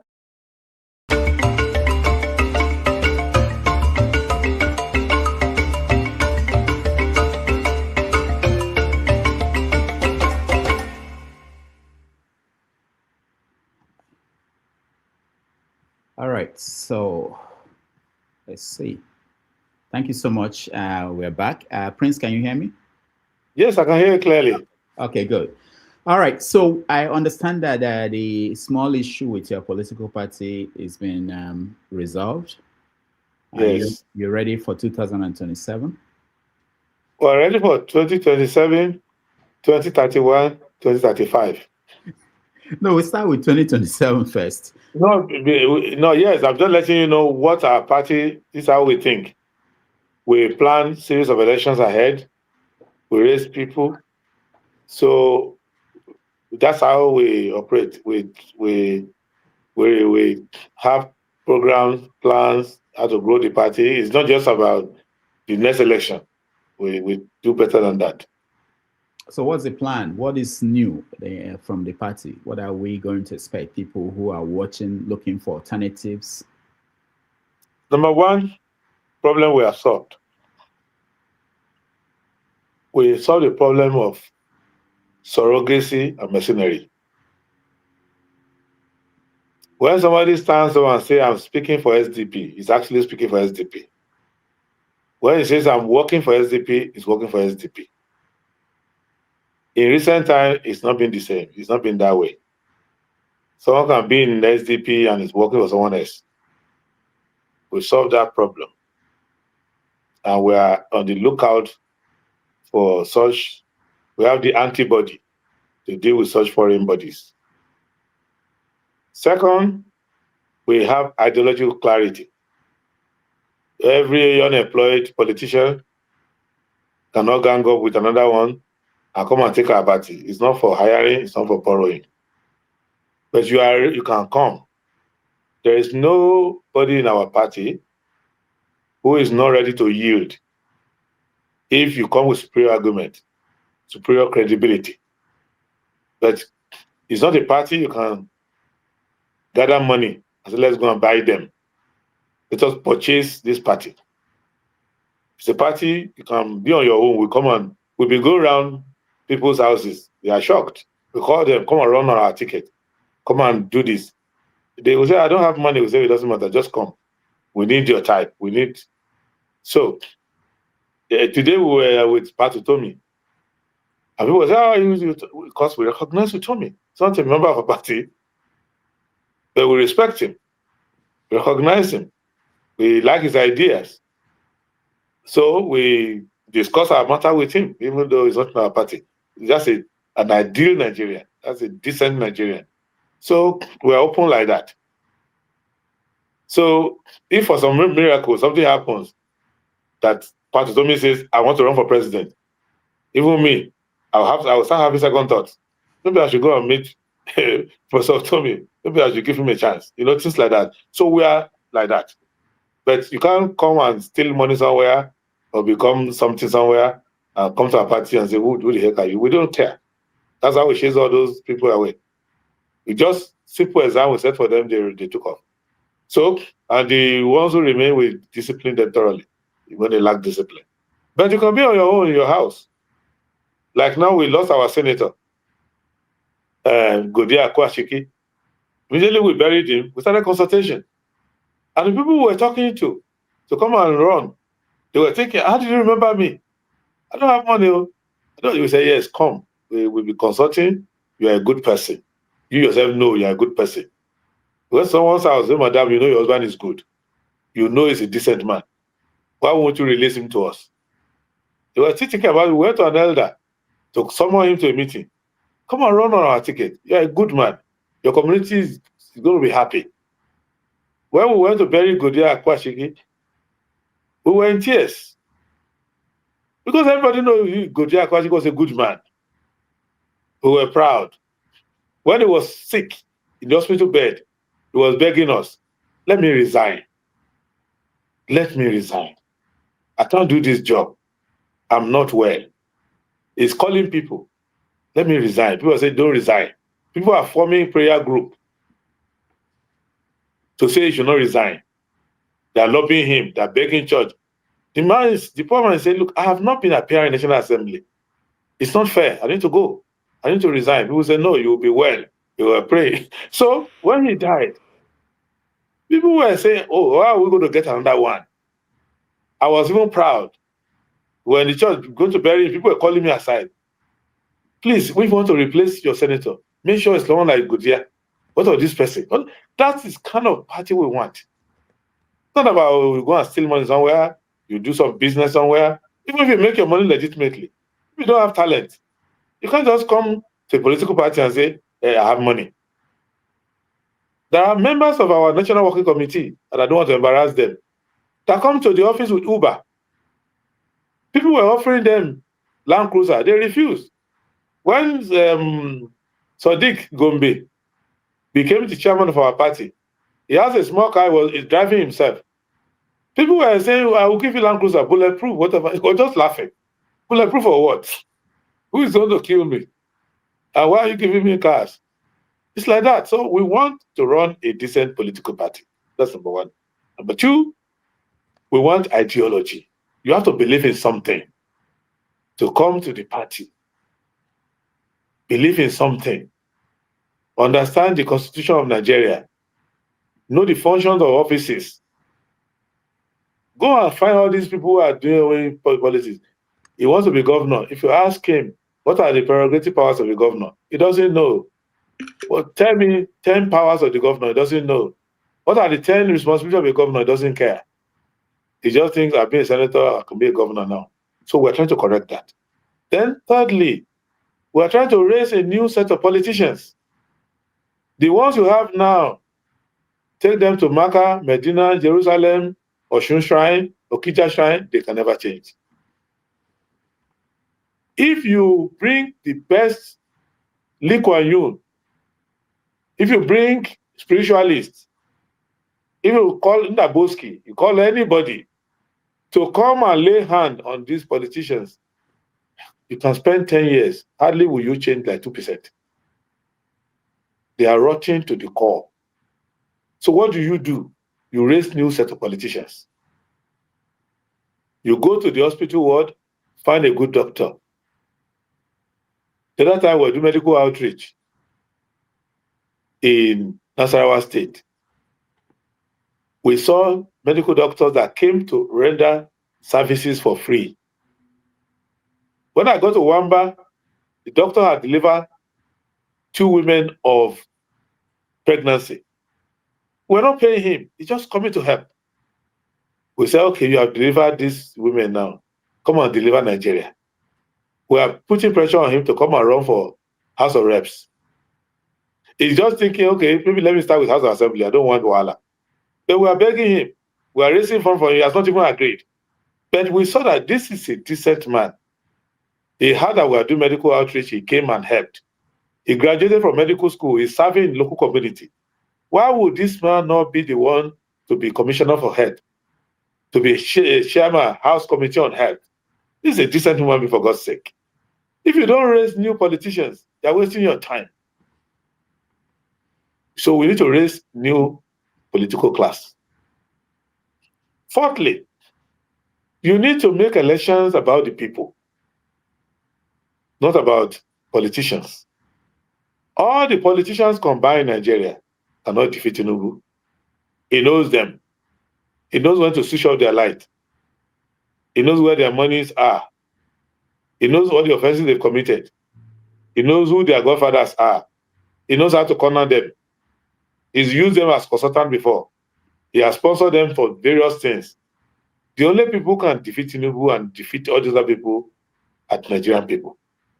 And they have to come out, not just to defeat one person or defeat one set, to defeat a bad principle, bad precedent, to defeat a philosophy that says that the black man will not make progress, that Nigeria is different now. Even if you bring your car to Nigeria from America, from UK, and you say, I will observe the speed limit, people start laughing. Speed limit where? Are you joking? If you say, look, my papers have expired, I want to go and renew, they say, oh, my friend, just leave it. I was doing an experiment with my children. We were traveling together. And I said, okay, let me do an experiment. If a person doesn't have his papers complete, no insurance in his vehicle, the papers are expired, he has no driver's license, and they said how he's going to drive, I said, just wait. If he's going from Lagos to Ondo, because we're driving from Lagos to Ondo, and he has no papers, he's in his car, he has no papers, but he has 50,000 naira in his pocket. And the other person has his paper, has insurance, has driver license, has everything, and is going to Ondo. Who will get there first? They said, oh, the person without paper will not go anywhere because police will stop him. So I realized immediately that my children are Americans. I need to bring them home. So their mother tried to correct them that, let me tell you about it. I said, no. Let them believe that. That is Nigeria we want. But it is my responsibility to get to a point where what that thing they believe will be what will be on the streets. That's the kind of country we are trying to build. So it's not about defeating people. They bring another person that is like that. What do you get? We want to defeat it once and for all. So that Nigeria, it's not that we're going to turn to paradise one day, turn to anything. We're already a paradise anyway.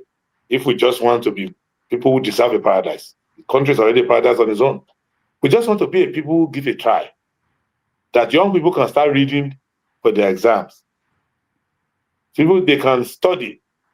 Sports people can start studying. I know a soldier in Yola that attends to me all the time I go there. He works there. For 3 years, you can go and research this. For 3 consecutive years, the daughter has been coming first in the entrance exam into the NDA. He's a soldier in the war front, in the front line. The first year, the daughter came first. She was dropped. He called me, I called the officer, they said, yeah, it was a mistake. She wasn't of the right height. It turned out not correct. Her height is even...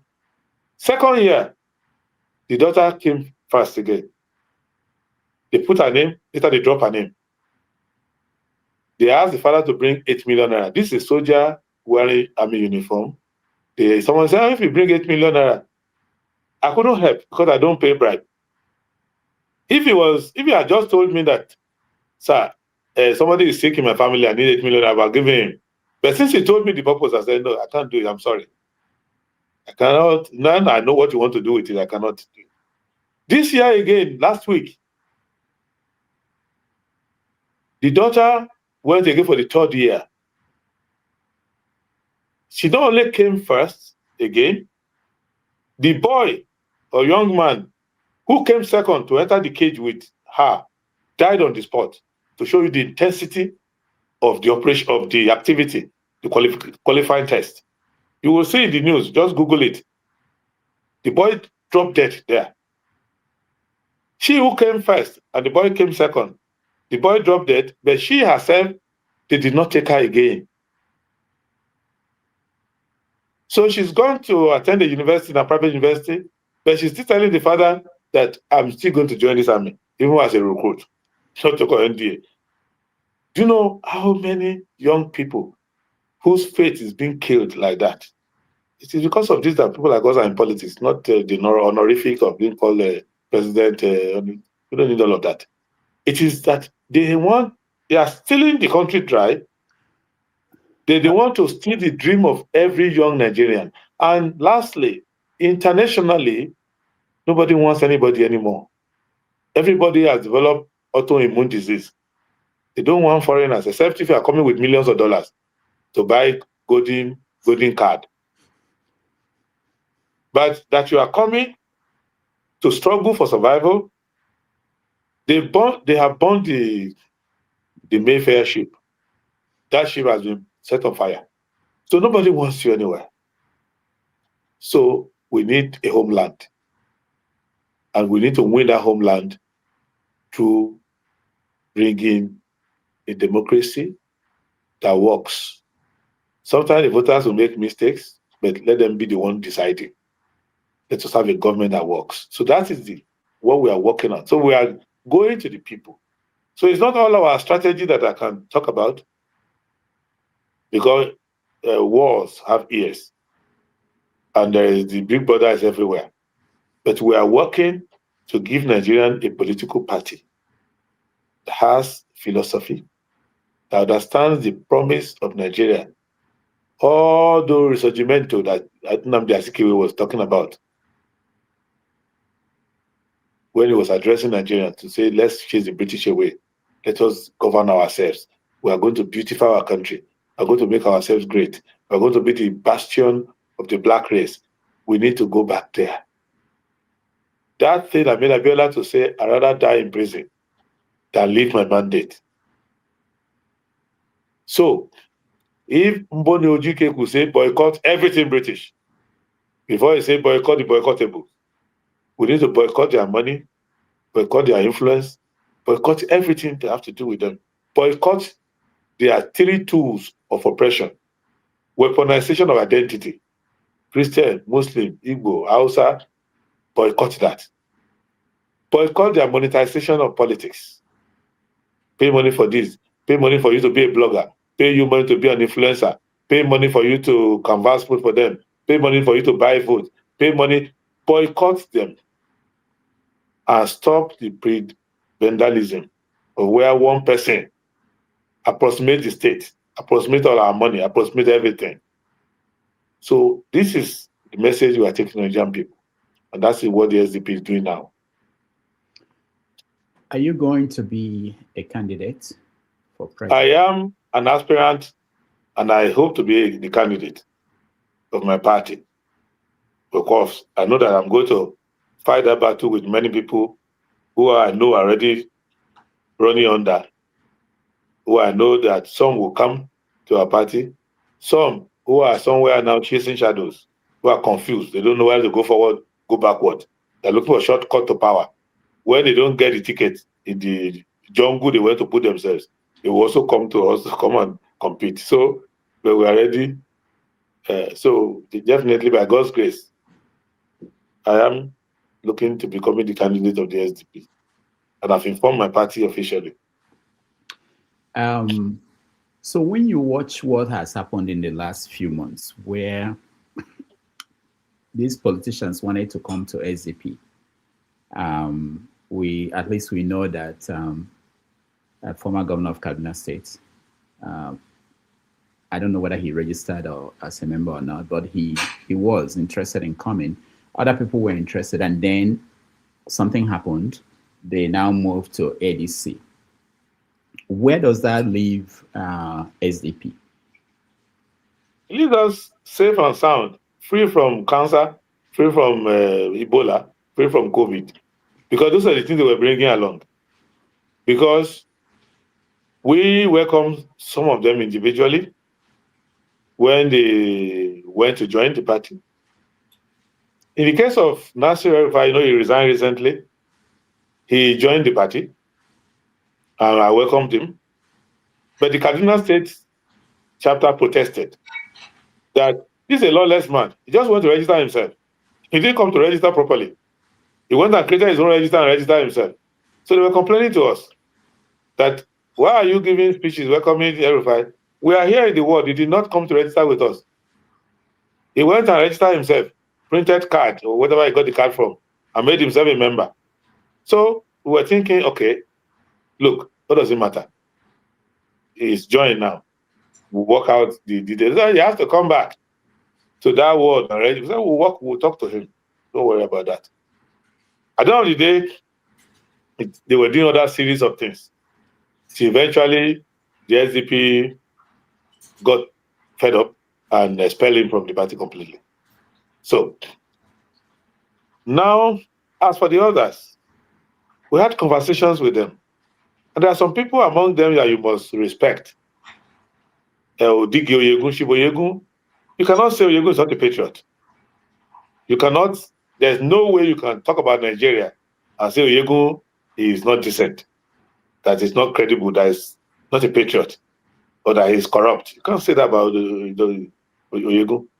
So someone like him hosting a meeting in his house, saying they want to come to SDP. SDP leaders kind of gave them a good hearing. But Oyegun is just one of the few. Too many of them are misbehaving.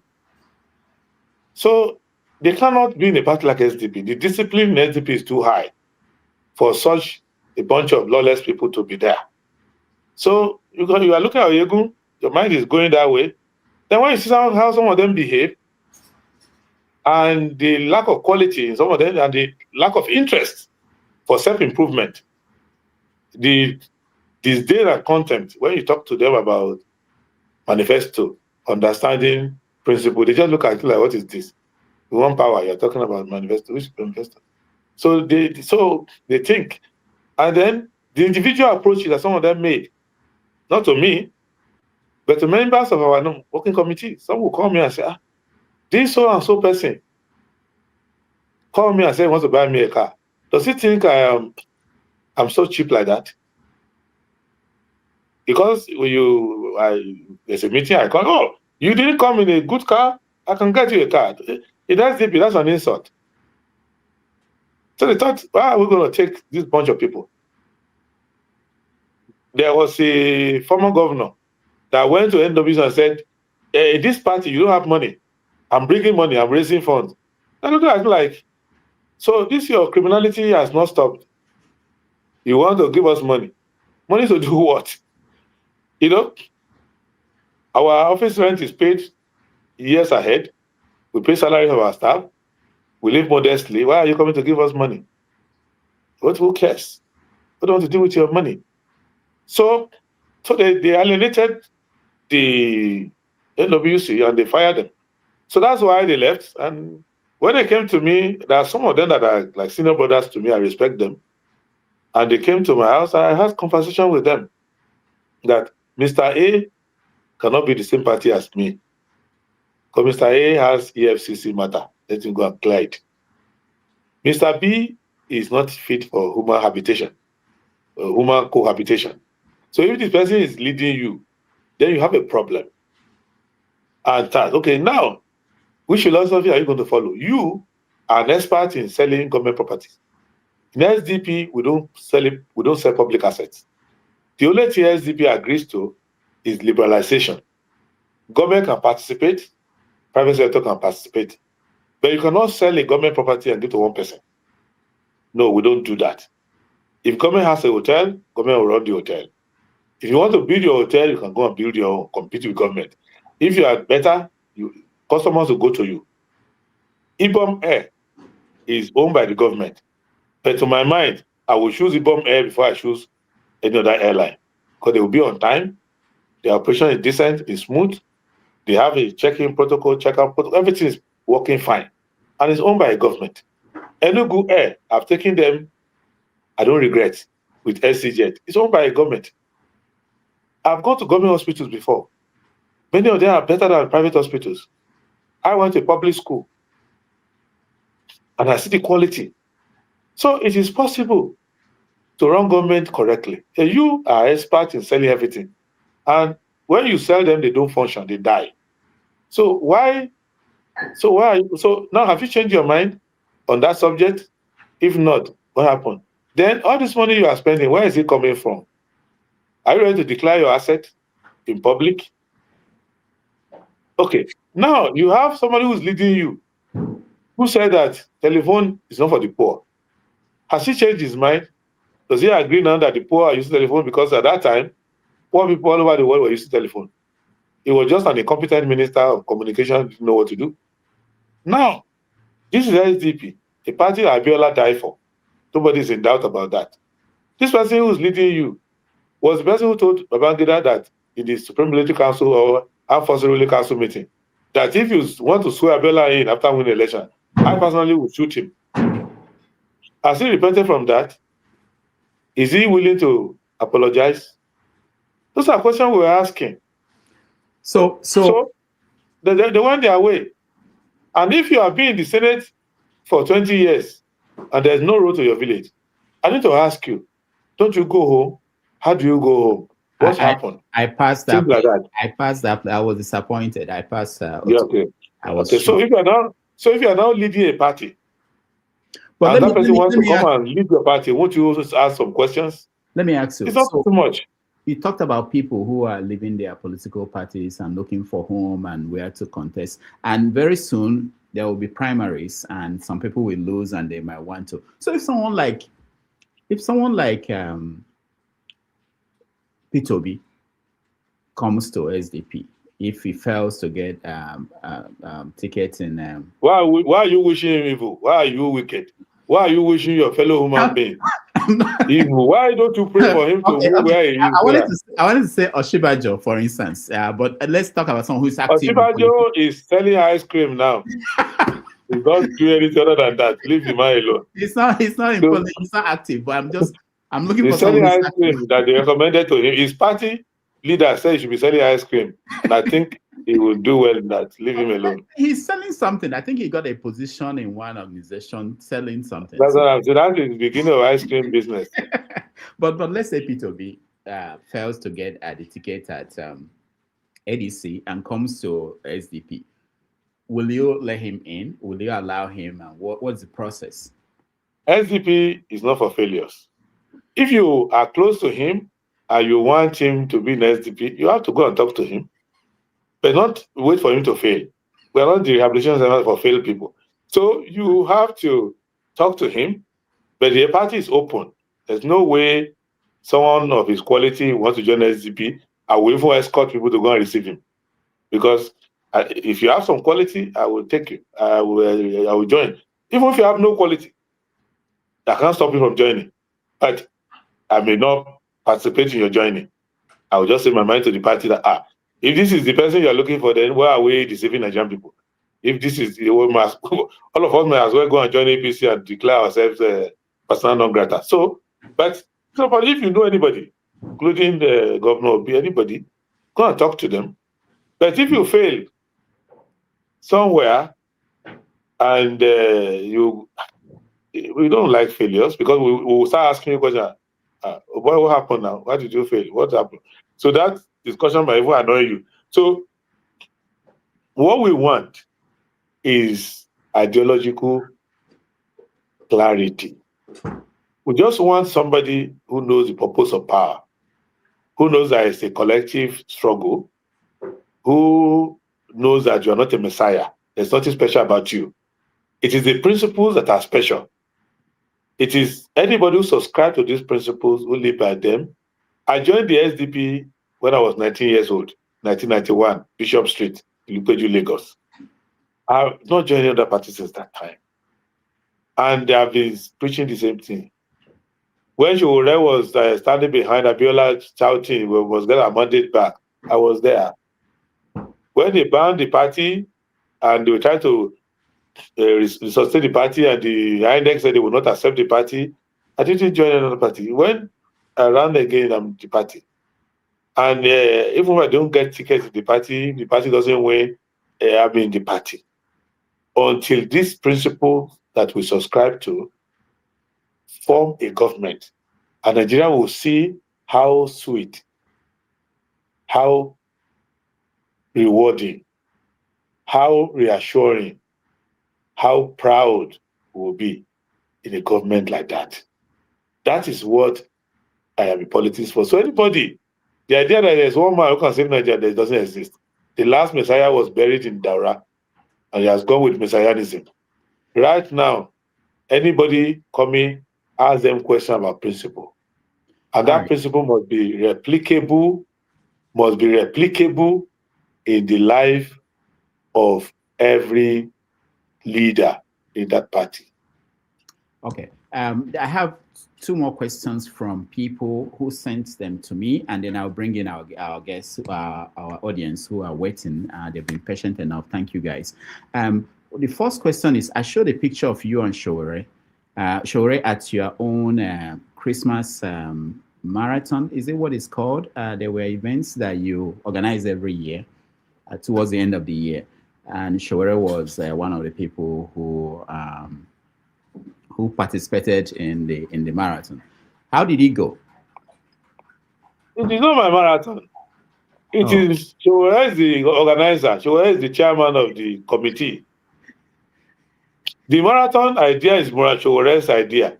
I do end of the year activities, debates, music, all of that. And he said, why don't you add marathon to it? I said, okay, you are in charge of it then. And he has been running since then. So there's the National Council. The National Commissioner is Dr. Adewole of Road Safety, formerly of Road Safety, who's the National Secretary of my party. So I'm a guest there. So where is the organizer? Okay. So, yes. There's someone who is from Ondo, and he's a fan of yours. He's been following your activities. And he's of the opinion that based on Nigeria of today, and you also understand Nigeria of today, that you are better than all these people that have been presidents, Yar'Adua, Jonathan, and Tinubu. But based on what we know today, that after every election, Nigerians are most likely going to pick one of those people, those type of people, to be the leader, whether it's by crooked ways or not. So he said that he had an idea that since you and Showore, you are from the same state, that maybe you can use your resources and take over the state.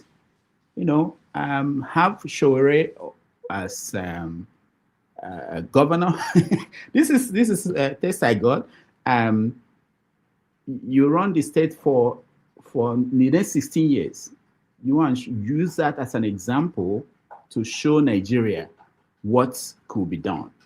Why is it not something that is possible?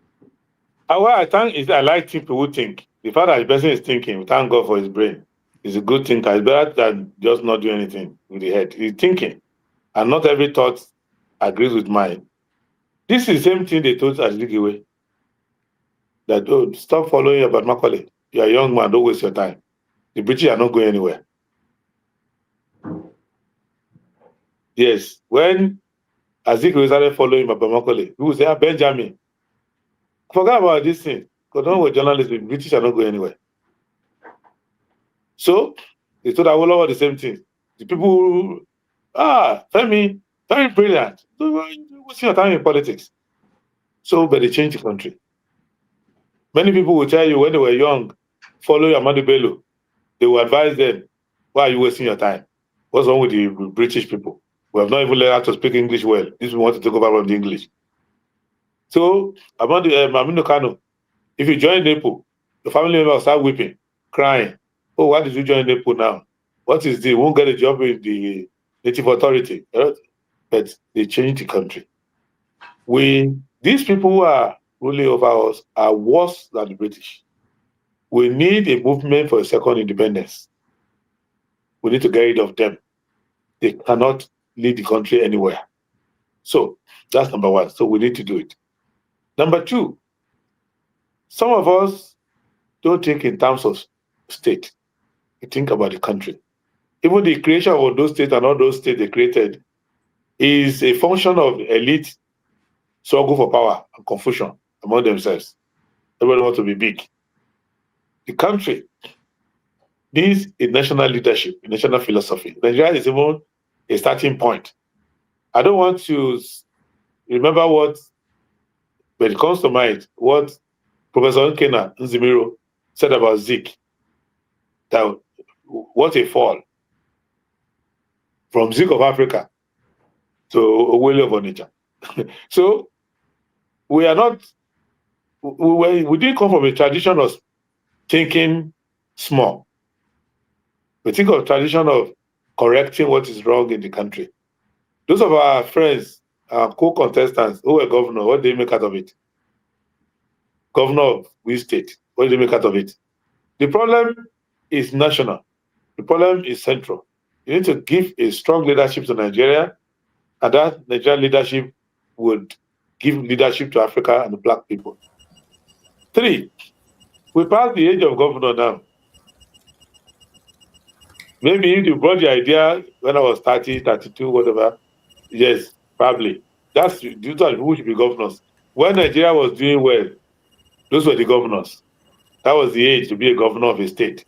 If you see a strong, highly intelligent, 28-year-old person, and I have people in our party who are old enough to be governors. So why am I competing with them? I don't want to be the article of my party. I'm 54 now. What am I contesting for governor for? Let me, if they want 5 people in SDP, those states, who can be better than me and Showore running the governorship, I will give them. But they should vote for them. But they won't give bribe and they won't buy votes. So if you want, I will give them to you and you go and work with them. And they can, and not only in those states, have all over. And people should, the 4th point I want to let people know, stop this state of origin nonsense. I've lived most of my life outside my state. I am more comfortable in Anambra State. I'll be a more competent governor of Anambra State or Enugu than of Ondo State. The fact that I'm from a royal family there, my ancestors have governed there for close to 1,000 years. I've never lived there that much. I did secondary school there. I left Ondo when I was 17 years old. And I've not done several months there.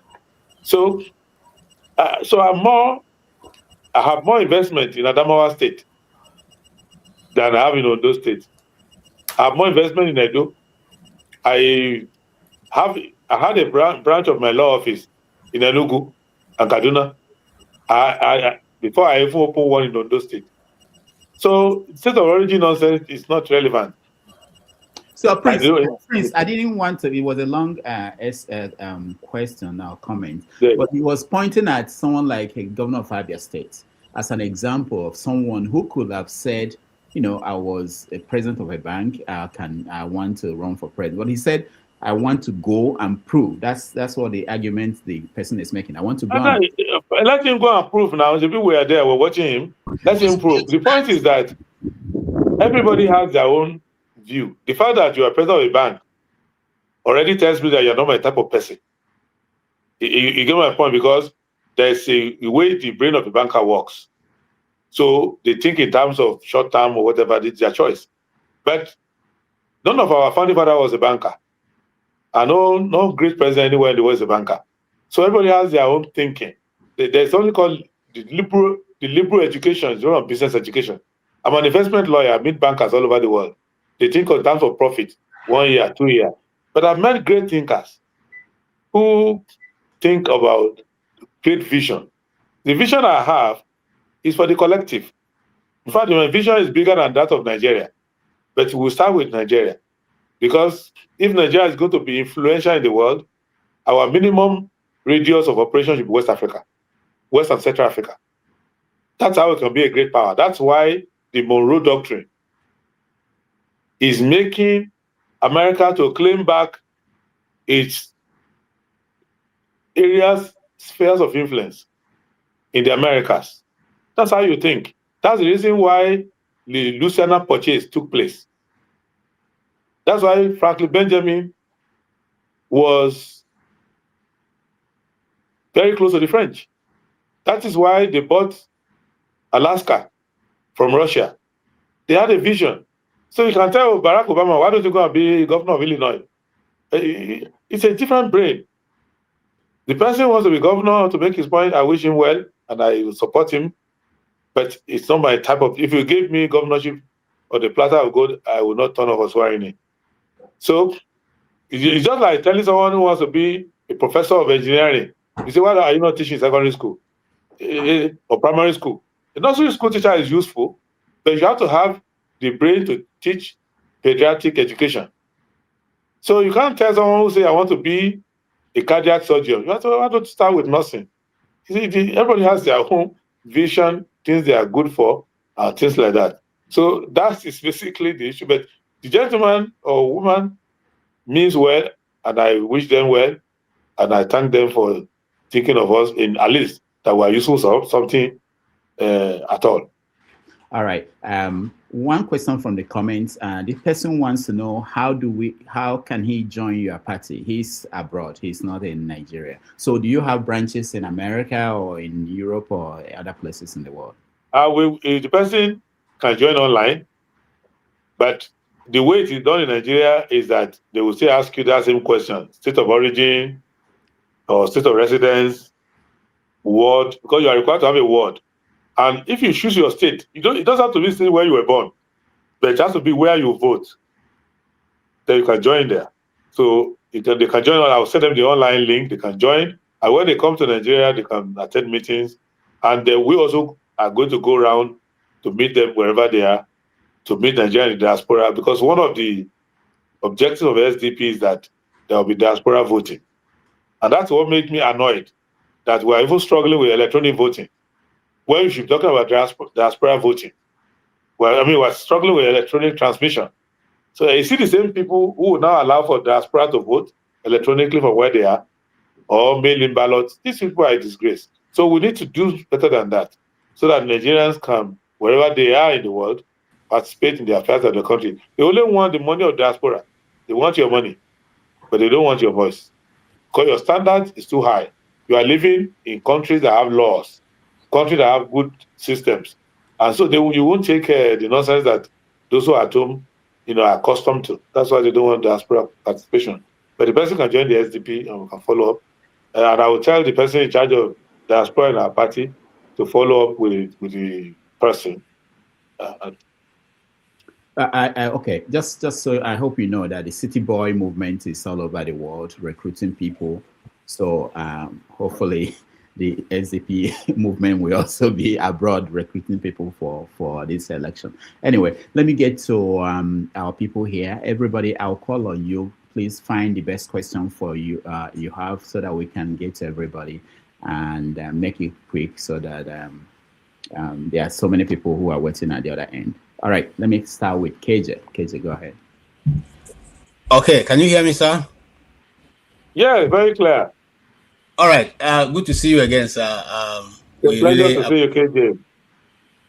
All you're doing, and your answers are very, for me, you almost throw me off my chair when you speak. Very, very apt, and your examples are something else.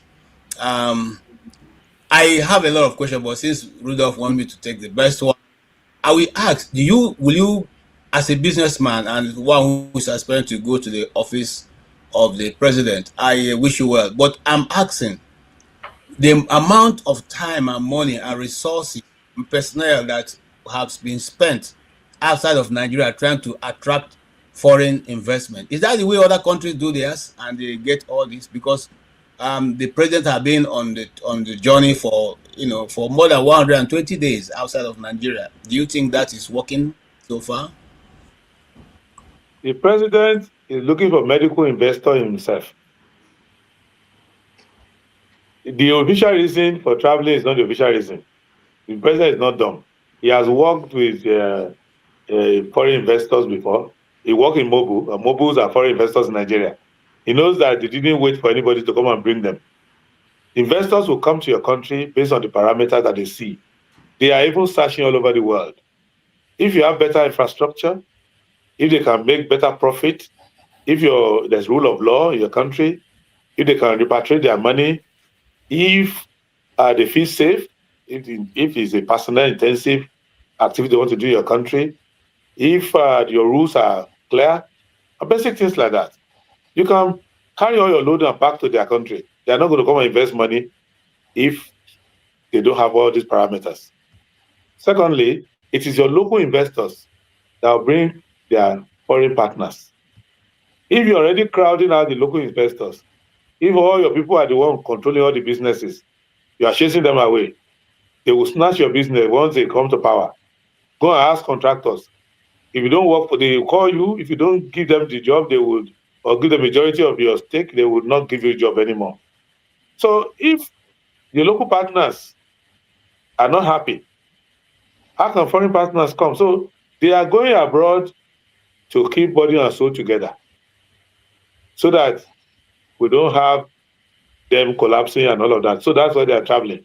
So don't think they are stupid. They're not. They know what they are doing. And in some instances, they are promoting their own personal businesses, looking for partners for themselves. That's essentially what they are doing. And in other cases, people are carrying money abroad and bringing their employees to post as foreign investor. It's their own money, but they will say the person is a foreign investor, but they're just round tripping our money for us. All right, thank you, KJ. Let's go to Jefferson. Jefferson, you're next. Thank you. Good day, everyone. Prince Adewole, nice to meet you. So my question goes as this, because of the time constraints. First, I want to acknowledge your antecedent as a person who is more nationalistic. And so the question goes like this. So what do you think is an advice now to fellow Nigerians, mostly in all parts of the country, especially from your region and other regions, in terms of being objective in the candidate that wants to rule us in this coming election? Because the reason why I ask this is because a lot of opinions have been formed, a lot of ideologies, and people are not being honest with themselves about the realities of things. And what is your take as regard to the candidacy, in fact, as regard to the regime of this current president? Because there's an assumption that he gave a good governance as a governor, as compared to someone who was in Anambra State, who was a governor at the time. I want you to just give me your thoughts about what it means to be a true leader, considering your antecedent as bringing something different from what the other corrupt leaders have brought to the table? So that's my question. I know we've got time. I just wanted to answer that. Okay, your question sounds more like a spiritual question, but let me put it this way. It's the general philosophy of leadership. Number one, I don't agree with anybody who says that President Tinubu was a good governor of Lagos State. He Good. didn't live in Lagos. The greatest achievement of President Tinubu was that he brought a successor who continued with the ideals. Because for some reason, and I don't want to go too far into it, it's like Governor Atta. Governor Atta of Akwa Ibom is an architect, and he had a vision of what Akwa Ibom should look like. But at that time, there was no resource control. So they were struggling with he needed money. So he was struggling with resource control. That was why they were having resource control argument with the Obasanjo until the Bola went to Supreme Court. Eventually, they had a 13% derivation. And subsequently, governors that came after him have been implementing the Atta philosophy, and they were building all those things that Akwa Ibom is building. They still have a lot of room to go in terms of accountability and other things, but they've not fallen on the wagon. They are developing in Akwa Ibom State. So Akwa Ibom State is a better success than Lagos State, given the historical. They are starting from zero. They were just created out of Cross River. They had nothing. And in terms of manpower, in terms of infrastructure, but look at where they are today. So President Tinubu, when he was governor of Lagos, was part of a team of people in Lagos. He led them. They had some good vision of what Lagos would look like. But most of it was not done in his time. When Fashola came, he did a lot of it, or some of it. Then he had problem with Ambody and succession and all of that. And then they brought this enjoyment master who is there now. So they have slowed down since that time, but they have some direction of they are going. So President Tinubu was not like he did fantastically in Lagos, but he's been lucky that he's influential. But he did well for himself in Lagos in terms of Alpha Beta and contracting and all of that. So that's okay. As for other people who say they're governor, I'm not impressed with whoever was governor of Anambra State. He didn't do too well. He didn't have any philosophy of what he wants to do. And he has no political maturity to plan his succession. He's always quarreling with them and they're all messed up. So generally speaking, I refrain from commenting on their performance in those states. I just look at the philosophy of governance, and using that general philosophy of governance, you'll be deceiving yourself to say that, oh, Governor Obi, who was governor of Anambra State, was fantastic. And you'll be lying to yourself to say Tinubu transformed Lagos. Even Lagos, as we speak today, I'm inside Lagos, has not been transformed yet. So, but if you want to praise a state in Nigeria, praise a state like Akwa Ibom. I think they've made a lot of progress. Compared to basket cases like Bayelsa, 8 local governments, billions wasted, nothing to show for it. Or Port Harcourt, that's a garden city without a single tree anywhere. So, without some quality, a few bridges here and there, crisscrossing, but no turning around of the city. If you remember Port Harcourt under Akpara in those days, it was a city competing with Jos in terms of where expatriates would like to settle their family. That is destroyed now. So, and all of that. So you can go around the state.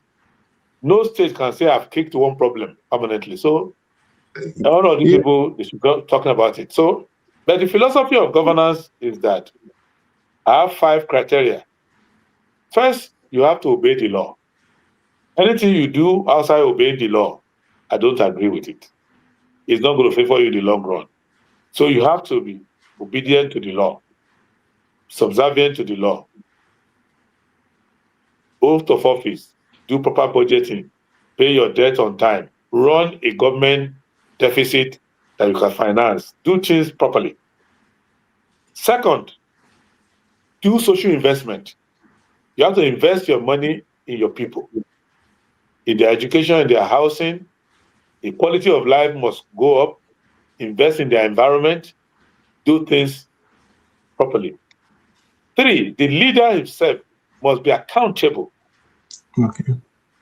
He must be accountable. He must be someone that if you search him up and down, in and out, you won't see too many mistakes. And anywhere you see mistake, he will admit and say, I did this wrong. I apologize. So that level of accountability. 4, the person must be nationalistic. The people in politics have a problem. They take advantage of tribalism, but where tribalism doesn't favor them, they're not happy. So you can't say, I want to be accepted in the North, but you go and tell your homeowner, vote for your brother, I beg. You see, you are a hypocrite. You can't say, I want to be accepted by Islam and Muslim, but you go to church and say, it's Christian's turn, take back your country. So you have to have a nationalistic message. The same message you give in your hometown is the message you give outside. So Nigeria will never, let me not curse Nigeria, but let me just say it, that Nigeria can only succeed when ethnicity, tribalism, religionism, propaganda go away. Where quality leadership, whether it is in the Bible, it says, when the righteous are on the throne, the people rejoice. So people in Nigeria want to rejoice, but they refuse to put righteous people on the throne. Where would they rejoice from? It's in the book of Proverbs. When the righteous on the throne, people rejoice. But Nigerians want to rejoice without putting the righteous people. And it is in the Quran, it's in the Hadith, it's in Islam, that when it's time to give someone responsibility, if you say, that person must be of my tribe, that person must be of my religion, that person's government must favor me, I must gain something personally, they said, you are disobeying God. Because what is written in the Quran is that ye who believe, I command thee, when choosing leaders, give it only to those who are deserving of it. It is like that in the Quran. So all of these struggles that we're having is because politicians like what favors them. So I can go now to Afenifere, Yoruba Nation, and start to tell them, oh, it's Yoruba's turn, give it to me. But won't I expect that when I get to Umahia, they will hear of it and they will say, okay, yeah, Ofemanu, no power for you. You see? So that is the problem of politicians. So I cannot say, oh, it's South. Then when I get to Sokoto, they will tell me we're not South. So go back there. So these politicians are the cause of their own problems. Let us have nationalistic politicians. That was why the relationship between Aminu Kano and Shino Achebe and Bala Usman and Wole Soyinka and Segun Oshoba and many of these people, that's how the relationship was very strong, because they were all nationalists. Aminu Kano will not say not because that's or Islam. Shino Achebe will not say Igbo for this, nothing. Wole Soyinka will not say, oh, yeah, from this place, from that. But those people did not come to power. They were a minority. If you remember the Constitutional Assembly in 1977, that group of people were marginalized. They were the minority. People did not listen to them. They follow all the so-called big people who were fighting Titanic battle of the regions. And we lost out. The same thing is happening now. Well, okay, if I pair this man here with the other man there, we can now form this. No, it doesn't work that way. Look for patriots everywhere. Look for nationalists everywhere. Look for decent people that if they were sleeping and they dream that they eat government money, they will wake up sweating and go and say, God forbid. So people whose wives, if they see their husband hiding money somewhere, they will say, I divorce you. I can't marry you again. You are evil. You have turned to date back people. So that you gather them across the country and you bring them together, you will form government and you will rule and your children will rejoice. And you will not be going to embassies, lining up to be insulted by high school dropouts who are not working in the embassy and telling you, where were you born? Show me the DNA of your father. And you will bring every photocopy and be given to them. So you will have a decent country that people want to come to. With the country where my parents were, where foreign teachers were applying for jobs in our universities, where even up to my time, I had foreign teachers. I remember one of my teachers, Boparai, when her contract was not renewed, she was in tears. That what will I do with my life? This is where I want to work and everything. Her daughter now is a general in the US Army. They left Ife only because they did not renew their contract. And she went to the University of Toronto to be teaching. Eventually, they moved to America. But when we were giving valedictory speech, she was in tears. That this is where I wanted to make my home. So there was the politics of faculty that let her go. So that is the country.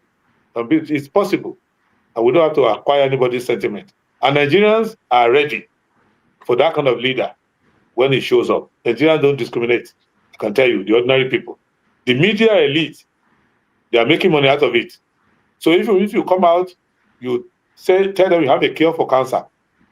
The first question they will ask you on morning show is, but it's the turn of this tribe. Why are you not talking? They will ruin it for you. So we need to change the conversation.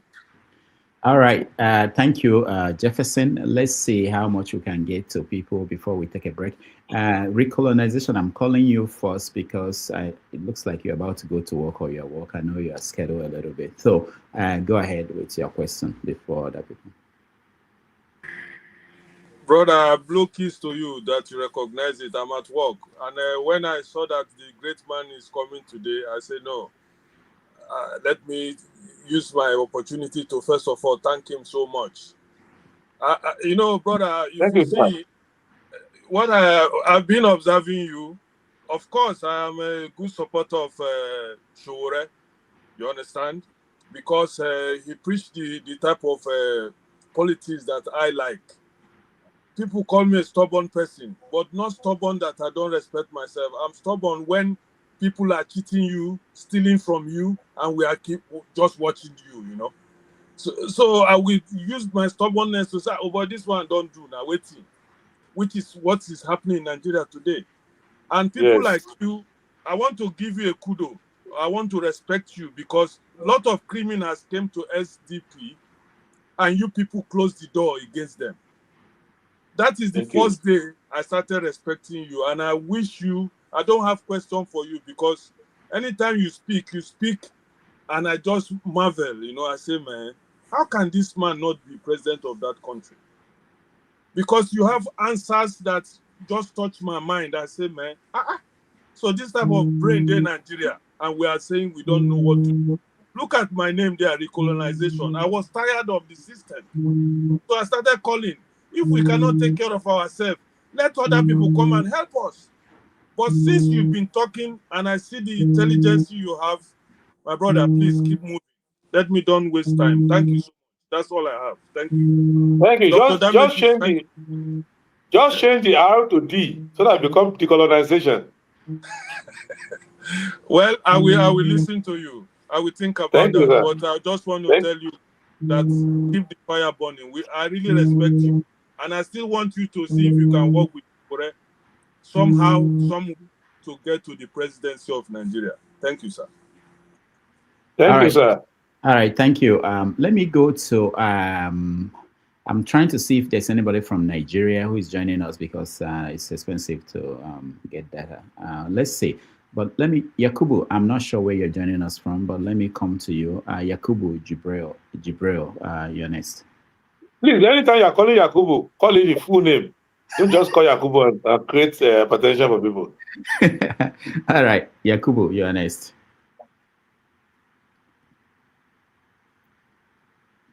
Go ahead. Unmute yourself, Yakubu.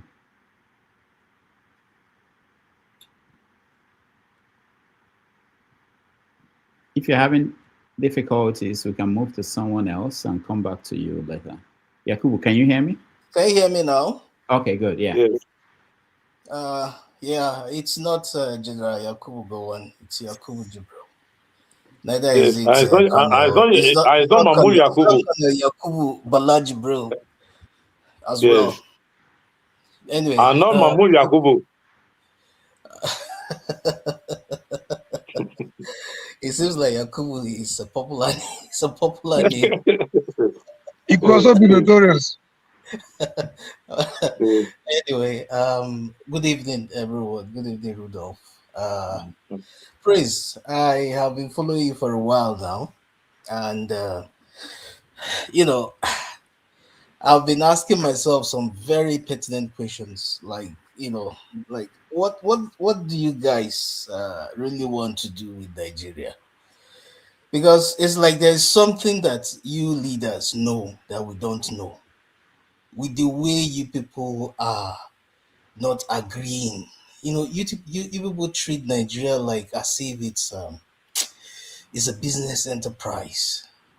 The leadership is not agreeing on the fact that the people are not happy. The leadership is isolating itself completely from reality, from the truth. And it kind of beggars belief how a lot of the leaders wake up every day smiling, coming up to speak.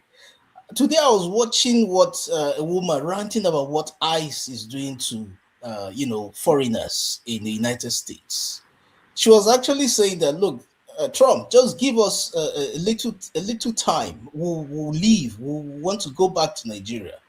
And then there are also some people who are now in Nigeria thinking that the best place for them to thrive is outside Nigeria. And I've seen some people who have come from other African countries into Nigeria, and they've made the country the best place to be in. So the question I keep asking myself is, what is it that you leaders have seen that we haven't seen, that is making you leaders, making Nigeria not to be stable as a country? Is it that France is threatening you, or is UK secretly threatening you? What is it that is making the leaders? Every regime has a fault since 1960. Every regime has a fault. Every regime has a problem. Every regime has so many things that they couldn't achieve or implement because of lack of funds. But we have the funds. The resources are there. The resources are there. We don't even need the IMF. We don't need to follow World Bank. We don't need to go with all these foreign institutions. We don't need them. That is just the truth. It's the basic fact. Charity begins at home. We've been taught from when we were children till I got to the age of wisdom that you should be contented with what you have. And I still remember the jingles during Mamsa then. Resources that we had where we had to look inwards. And I also remember Abacha's time. Despite the sanctions, he made sure that we did not go hungry. So why is that now that we are free? As in very free, where there's no sanction, there's no clutches. Why are we then failing? Is the question I'm asking myself. Why are we then failing? Despite the issues that happened between 79 and 83, that, okay, I don't want to go back to the 60s when, all those things that happened, they weren't as bad as we are seeing it now. 79, 83 wasn't even close to what we are seeing now. But today we've had the rubbish that we're having now since 1999 till date. And the people are so... I've never seen people that for once have refused to even be united on one clear ground. We are dying. There is massacre. At least, even if people are saying they are not hungry, but at least let's even agree on massacre. There is no security.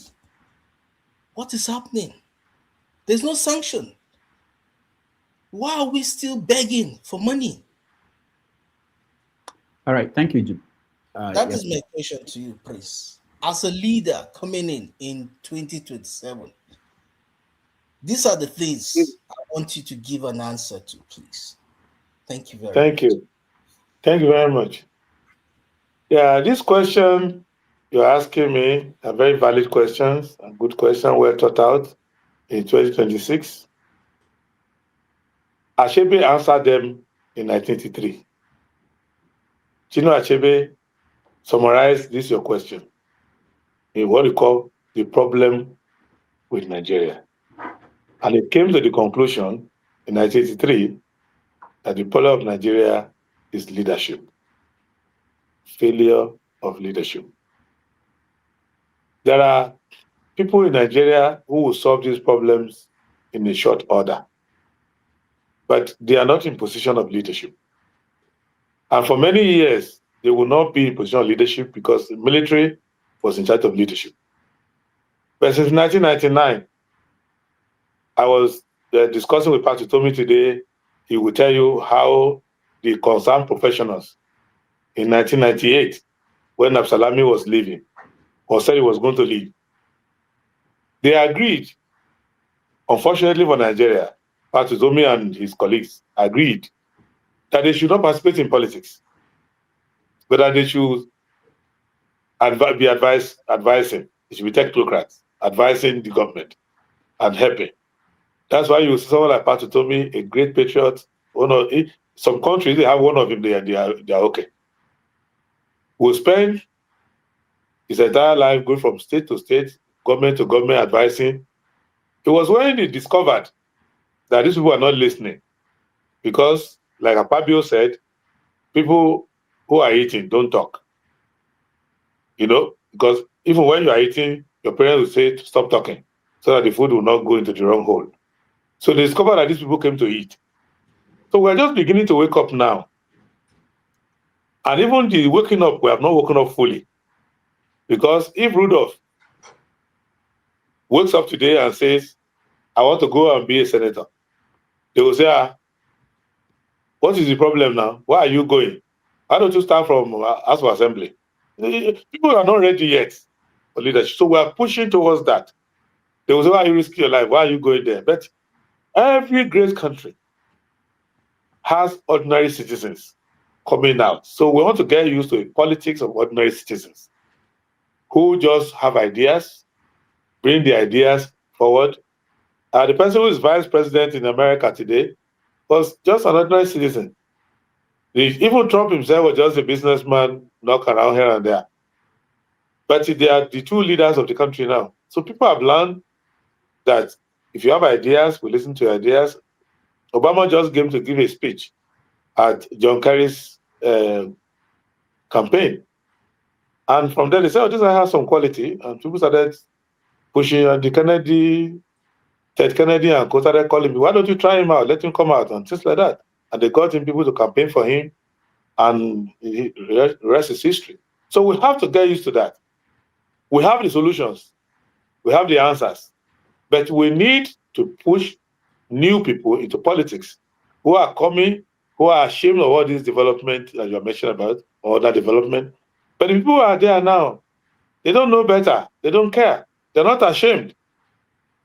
You need to see ministers when they are getting their diplomatic passport, they are giddy to go abroad for the first time, take selfies. I saw one of the head of a parastatal in Nigeria 2 days ago was in North London to go and watch Arsenal. And he's posting it on his social media, on WhatsApp status. So quality of leadership is too weak. I don't want to ramble on, but the answer is that you have to provide new leaders. And when these new leaders come, they come with new philosophy. The politics is different. The public service will be different. And the country, there's nobody working against us, bribing us or anything. There are international businesses in Nigeria, some of whom don't want radical changes. and they will lobby here and there. It's normal. They do that in America also. They do it all over. You can see what Mr. Trump is doing now. Places where you could not exploit oil before, you can go there now. Places where you could not fish before, you could go there now. So lobbyists work in the EU, work everywhere. But our own leaders have suffered a brain damage. They have arrested mental development, and they are incapable of deep reflection. So what do? You change them. It's like during the time of Yeltsin in Russia. Yeltsin will be drunk within 5 minutes of getting to any diplomatic meeting. He will sign anything they put before him. He was even trying to make Margaret Thatcher his girlfriend to show you how serious he was. But the Russians discovered that, and they made a change in the country and brought a stronger team. That's what we need to do in Nigeria. Bring a stronger team from top to bottom, from everywhere. And we have to have common standard, not sentiment. Don't say, oh, this person is corrupt. I don't want him. But you are in love with another person who's corrupt, and you don't start rationalizing he's not as corrupt as the other one. Let's manage him like that. You have to have same standard across the board. And anybody, even the person you like, if they don't meet that standard, you cut them off. That's how you do it. And it will turn around. All right. Thank you, Yakubu. Let's go to Ife. You're next. Good afternoon. Prince Adebayo, good afternoon.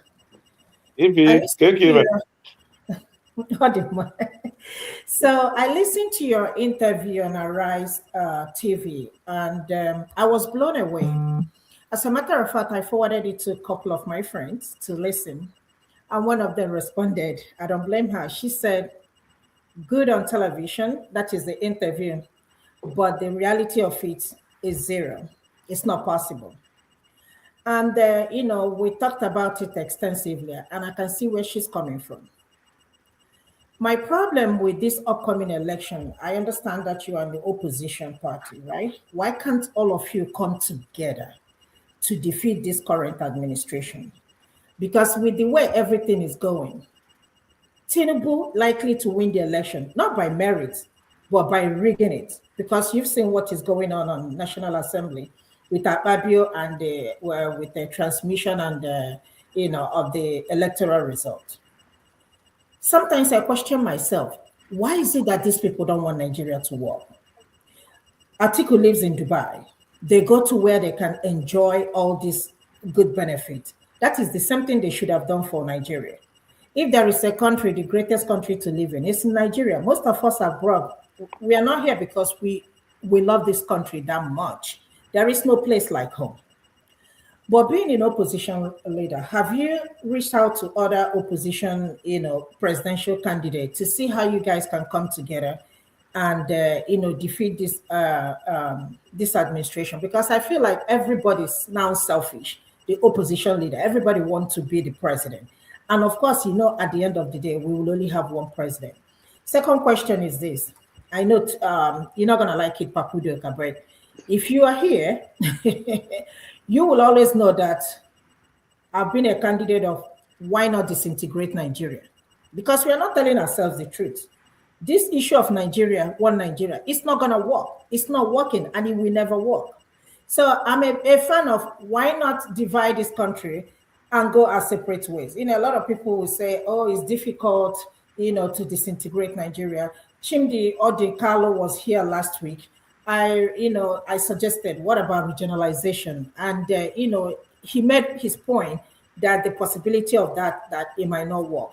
So what is the way forward? What are we going to do? Because as it is now, we are sinking as a country. The citizens are suffering. I don't want a situation where we said these people are benefiting, because the way the country is, nobody's actually benefiting. Both the north, south, west, east, everybody's suffering. So what's your point, and what do you think we can do? And finally, one more question. The First Lady of Nigeria, Remi Tinubu, was in America, and a very respectable person you're talking about. Oh, hold on. It's gonna get more interesting. So she went to America, and they wanted to go to, I think, Tony Perkins' show. to talk about the killings of the Christians in Nigeria, to defend Nigeria, as But Tony refused and said, I'm not going to give you my platform to cover up what you people are doing in Nigeria. That was a disgrace. When I mean a disgrace, it's a disgrace. What do you think about how other countries see Nigeria and this issue of lobbying 9 million? We paid 9 million that that it would have done so much for us in our country to lobby for a firm to lobby so that I don't even understand the reason why they have to pay that money, because if you're doing well for your country, you don't have to pay anybody to defend you or make you look good. So what do you think about all these points that I have raised so far? Thank you very much. You raised 3 valid points. First, regarding opposition coming together. First thing I would say, especially to that our friend, your friend who's our sister, cynicism, skepticism will not help. Tinubu will be roundly and soundly defeated if your friend comes out to vote, stays there quietly, they count the vote, you get the result. There is nothing magical about Tinubu.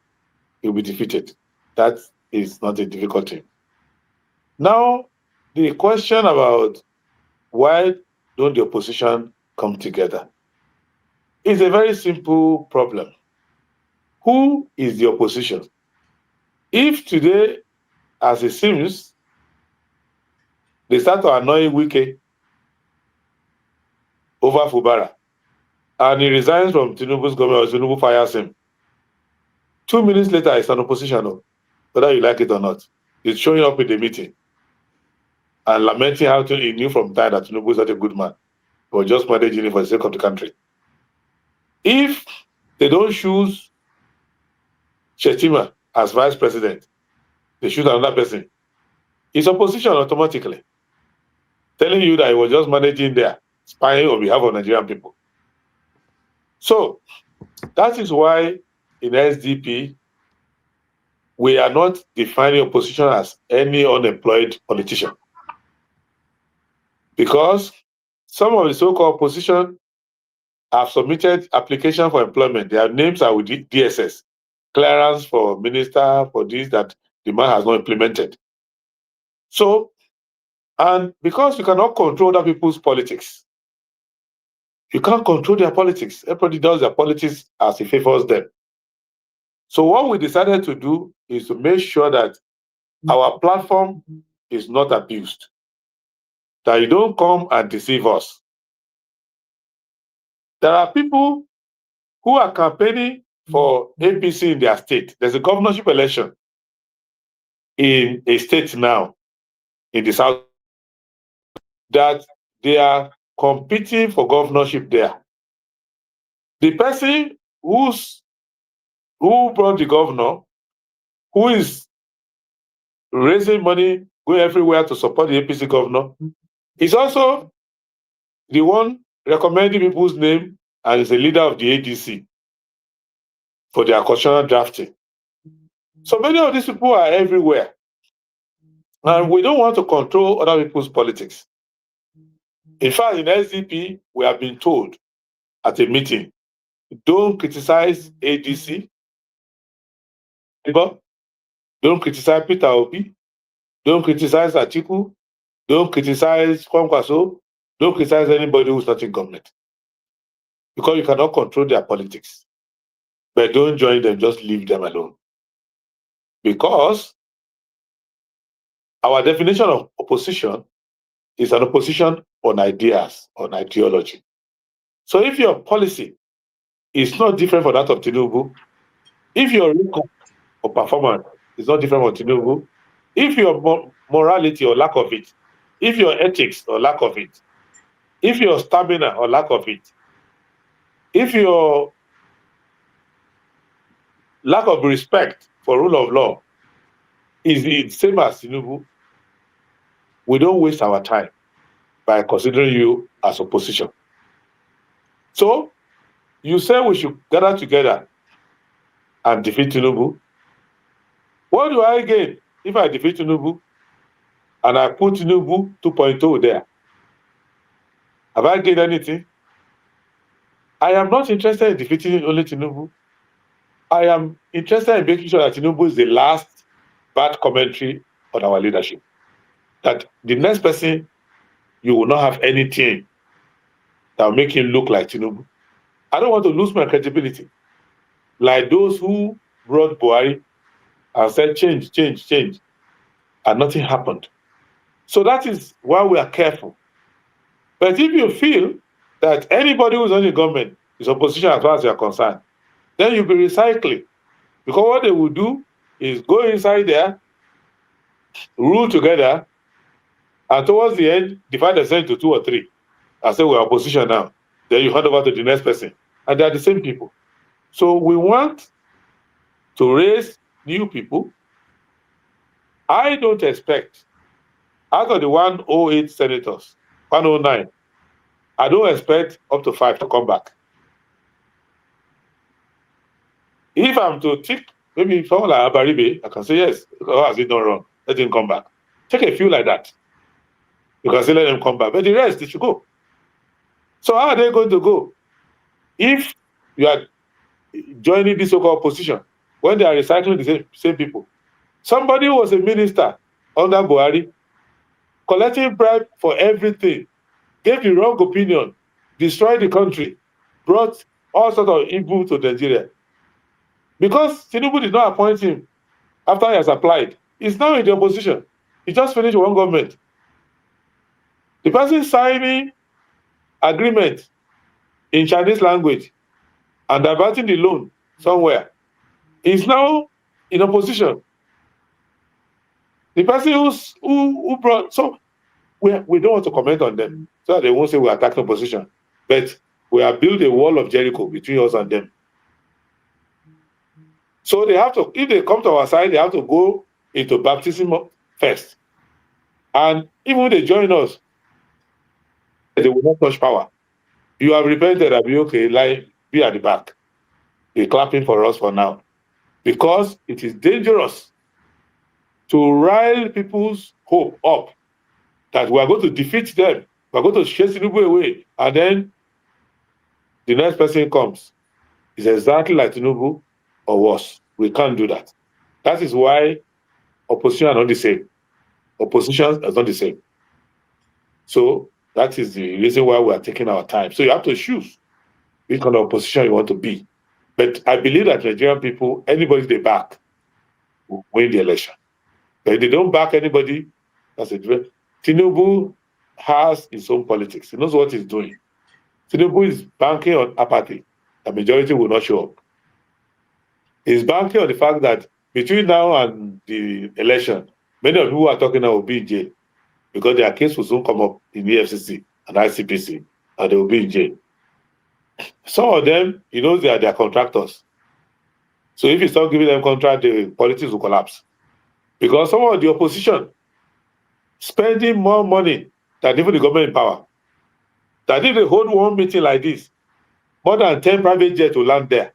So I'm already suspicious of them.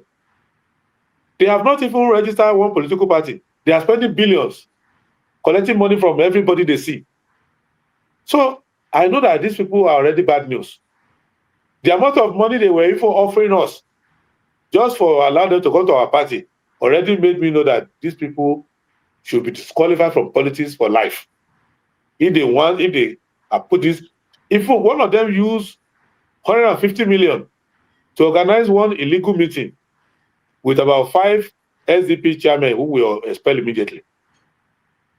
So if you can spend that kind of money on a useless meeting that has no head, no tail, so they are awash with money, with the same money they are used to finance Boko Haram, same money they are used to do evil. So we can't join them.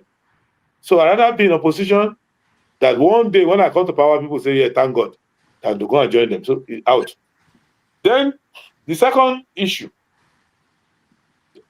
you cannot be in one name and say you don't believe in Nigeria. It is not possible. I'm a Nigerian to the bone. Nigeria is one entity as far as I'm concerned. If you are not happy inside Nigeria, change that thing that's not making you happy. If you, let us say we are playing children's game, we are in a nursery school, we are doing a game called Operation Divide Nigeria, and you cut Nigeria into 5, 6, 10 pieces anyhow. What are you going to get in each piece? In Nigeria, as it is today, is already divided constitutionally into 36 states. Pick your newspaper. Which error is happening in one state that is not happening in the other state? And if you divide Nigeria, these politicians, will you divide them too? Will they not come to their state of origin and be the same people who are going to be there? If you say, no, we are going to defeat them, well, defeat them now. So, and what can you do? Are you going to say that I cannot come to Aba again if you divide Nigeria? So I need visa now. If I'm going to Nnewi, I will now go to visa, and they say, you are the ambassador. So you want to be Nigerian ambassador to Djibouti? Djibouti, or what you want to be? The whole thing is ridiculous because even now, we have a right to go to Ghana. We have a right to go to Senegal. There's freedom of movement in the West Africa. So what are you going to get? Are you going to now, if you divide the country, would the members not be in ECOWAS? Or are you going to say we should not have freedom of movement within the region? So Prince, let me push for Ife. What Ife? Because I've had that argument a lot. Yes. People say that if we divide the country, that yes, it's easier for someone like, let's say, Oduduwa, people in Oduduwa, to control their own politicians. Oh, which people are Oduduwa? Where are they? Listen, let me tell you, don't be deceived. Which Oduduwa is that? Anybody telling you Oduduwa or whatever is looking for, let me tell you, people should understand agitation. And that's why people get misled. Not all agitations are equal. And different cultures in Nigeria have a way to influence. That's what I want you to understand. If you understand, how did Yakubu Gowon become head of state? Yakubu Gowon became head of state because they sat down in Ikeja Cantonment and they were thinking, what are we going to do? The next senior is not one of us. Then they came up together with Tiwa Adewole and they said, okay, you know what? We are going to say we are leaving. We are not going to be in Nigeria again. So when they say we are leaving, we will not be in Nigeria again, Araba, they say, okay, bring one of you to become head of state. Say you go agree. They say yes. That's how. So that negotiation ended the same day they are there. So if you see somebody say, I'm going to leave this country, they're using it for influence. So anybody who carries his own too far will injure himself. You can agitate, but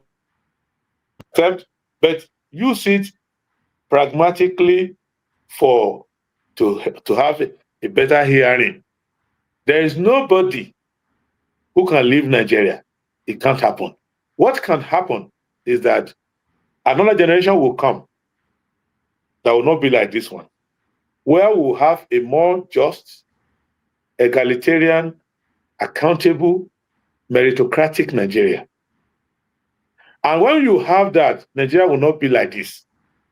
Because the chief medical director in Safara will come from Imo State. Because they are using merit. It's a free society. It will naturally come up like that. You will see that the chief physicist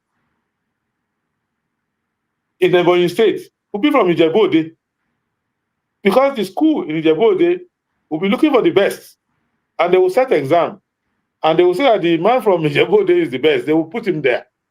So the country will fuse together naturally because people are coming to work. If you set up a school now, even as we speak today, go and find out the private universities. When you set up a university and they tell you, oh, there's an oncologist who's in California, he's one of the best. They don't ask, which state are you from? They will hire you. No. As a lawyer, when I go to court, My client is in shame, or they want to take his bank from him, or they want to take his land. He doesn't ask me which ethnicity are you from. He will say, where is that lawyer that did so and so case? They will hire me. So let us relax. Let us allow another generation of leaders who have the same basic principles that you will not enter an office you are not qualified for. I will not give you a job you are not qualified for. I will not want to gain anything from the government. I am in politics. The day I joined politics till now, I am poorer for it because I want my country to be richer for it. So when you do that, nobody will care about your state of origin. But the politicians that I see, go look at National Assembly. Almost every ethnicity in Nigeria is represented in National Assembly. They behave as if they were born by the same parents. They lie equally, steal equally, shirk their responsibility equally. They are like that. So let us understand that a new generation will come. There are certain mechanical adjustments to make in Nigeria, because there are some of the things we do at the center that don't make sense. If my goat is missing in Nusa, why do I need IG in Abuja to help me find it? Doesn't make any sense. So the local government can have a form of law enforcement service and a court system where I can deal with that. If I want to generate electricity in my neighborhood, why do I need to go to Abuja and get license? So, and then some of them are being changed now anyway. So this is what we need. And in the past, let me tell you the story of, I don't want to take too much of your time, the story of Ahmadu Bello and the story of Simeon Adebo and the story of someone like MCK Ajuluchukwu. Ahmadu Bello was leader of the party. The northern elders, Makama Bida, all of them sat down and said, no, you are the one the North is too complex. You are the one holding us together. If you go to Lagos and get consumed by policy of Lagos, we will lose leadership in the North. So send a junior to go to the center. So he sat in the North. Ahmadu Bello continued there. So he didn't go and become prime minister. He wasn't carried away that, how can my junior become my head? And when prime minister is talking, I will have to stand up. He accepted. Okay, go and be the prime minister. So that was kind of the philosophy of the time. Look at Simeon Adebo, unarguably the best public servant in terms of administration in Nigeria. But he was working in the Western region as the head of the civil service. Everybody was coming to borrow him from the Western region. At the time, they wanted to take him to the center. The Western region refused.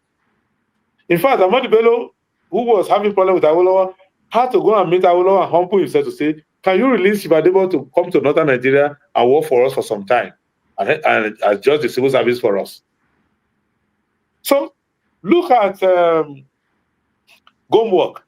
When he was sent on University of Jos, he went to Ibadan to go and seek help. He didn't go to ABU's area.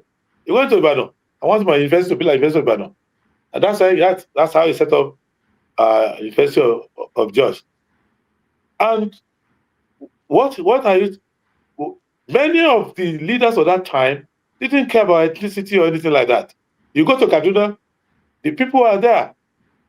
My uncle was in Kaduna, a Kaduna boy, General Adewole. He died in Kaduna, buried in Kaduna there. So what is the people in Ogun, did they know where their hometown was? So it is possible. In those days, you used to be known according to the town where you live. So when you get to school, they say, where are the Port Harcourt boys? When the Port Harcourt boys come out, Hausa will be there, Igbo will be there, Yoruba will be there. In my family, my grandfather was a sapler boy. Even though he's from Ondo, they are sapler boys. Because they were working with the colonial people and they were in sapler. So what I want us to put together is that I'm not preaching one Nigeria anything to you. What I'm letting you know is that it's a reality. is the frustration of the poor leadership we have that is making people to think that if I divide it, something is going to happen. It's not. Nothing is going to happen. The same argument was given for state creation. 75 with this, with 67 with this state creation. We did again in 76 and created 50 states, which are all of them are doing their 50th anniversary now. What has happened? Then we created 1991. We created again in 1995 of Abacha. We have 36 states. All of them are behaving the same way. So let us understand that issue. And then on the international side, I can tell you, it is the responsibility of Tinubu to save himself. So if the wife, who can walk on the carpet without falling down, is sent to go and represent them overseas to manage some of the political crises they have or diplomatic issues, is their right. Because you're not going to sit down in government and let the government collapse on your head. But they will have done better if they use their wisdom to stop the killing, to stop the carnage, to stop the insecurity in the country. But sending your wife to go and appear on late night shows or lobby around, it can work for a few days, but when the next massacre happens, God forbid, and then the next, how many shows are you going to be on? And so, but I'm happy for my head of state or the spouse to go overseas and somebody will say, oh, a respectable person. I'll be happy because I'll be sad if they say, oh, a disreputable person. So anything you say positively internationally in favor of the leadership of my country, I'll be happy. If a Nigerian becomes the best student in the university abroad, I'll be happy. If Nigeria wins a match, I'll be happy. So I'm happy that they went there and Trump, who said in December that they are disgraced, now said that they are respectable. So I hope that will translate on the ground. But I go around the country, people are afraid of being killed, people are afraid of dying, and I speak to members of the armed forces. They are not being properly deployed, and they are not structurally deployed because they are trying to mismanage the budget. Every part of Nigeria, a brigade or a battalion in charge of that area. There's no part of Nigeria that's not under one army brigade or battalion. And these people who are there have sufficient understanding of that territory. I went to Gashaka recently, and I went past the Seti barracks. Well, Abacha used to be, Babangida used to be, many people have served there. The barracks is still there. I think 93 battalion or something like that. They were still there. So, and the people there know all their territory up to Cameroon. All you need to do is release their money to them. And the people inside government are majorly the sponsor of most of these crises because they are using it to make money, they are using it to apply pressure, they are using it to release budget, they are using it to terrorize the people, generally speaking. So if we attend to all of that, Nigeria will not have any of these crises, and then our international diplomacy will be based on, remember what Ikewachukwu used to do in those days, called economic diplomacy. That's the kind of diplomacy that we should be thinking about, not the diplomacy of Boko Haram.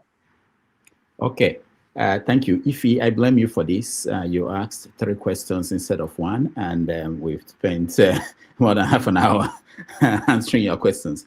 All right, so any other person, please? 1 question. I will take only Ovie. After Ovie, we'll take a break, and then we'll come back and finish up. We are over 3 hours. We have a new rule here. I can't say more than 3 hours. A stream. All right, Ovie, you go ahead, and then we'll take a break. He promised to be here for 48 hours, so we are ready. Ladies and gentlemen. Okay, where are you, Ovie? There's noise around you. We can't. Hold on. He has 2 refugees behind him that are howling at him. those are ancestors, political ancestors. That is questionable. Okay, there's noise around you, but go ahead with your question quickly, please. No, let the next person go. Let Okay. me go inside. I'm out. All right. So let me get a comrade, Omori. Go ahead. Yeah, thank you, Prince. Oh, it's always a pleasure having you. Most of us are gradually getting tired of coming to every Sunday show, like every Sunday tonic, because it's not as if we feel the talk is not working. I think we need to do more work than the talk we do every day. Having said that, I want to say kudos to you for acknowledging at the beginning of the show, you acknowledge the enormous work and the risk the likes of Showore are taking on daily basis.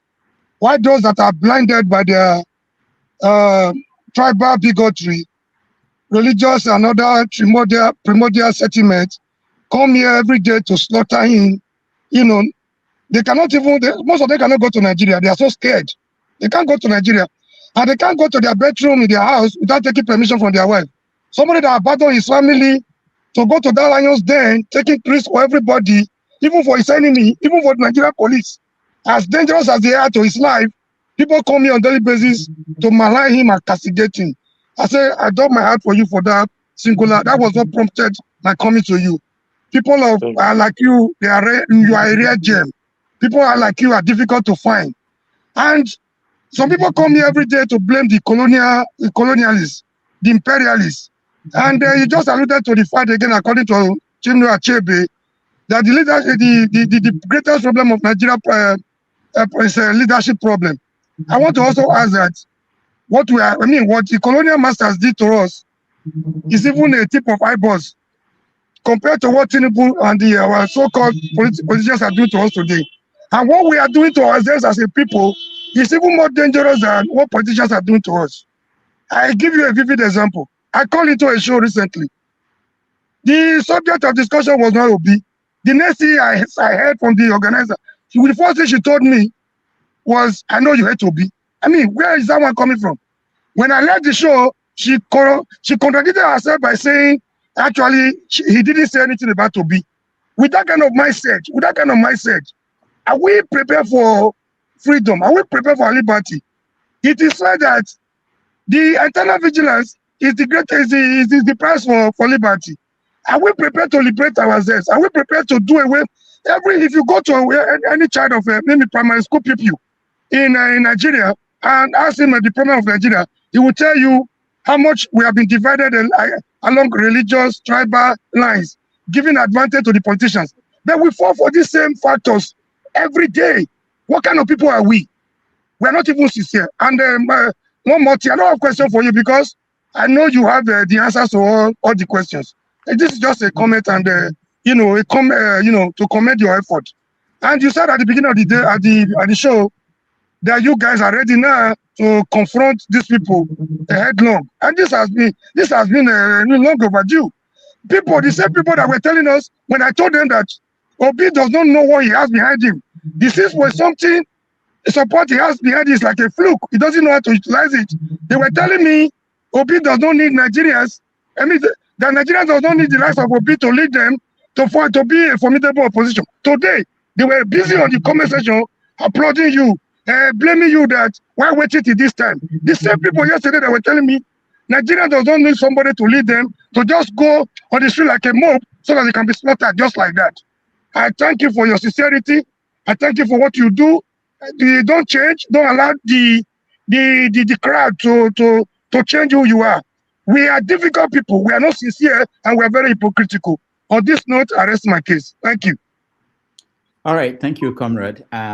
Prince, I will give you three questions that people sent, some on the comment section, some to my phone. If you put them together, I think that will help us to get to so much. You don't have to give a long answer to any of them. This one says, as an investor, what are the top 3 sectors to invest in Tinubu's economy?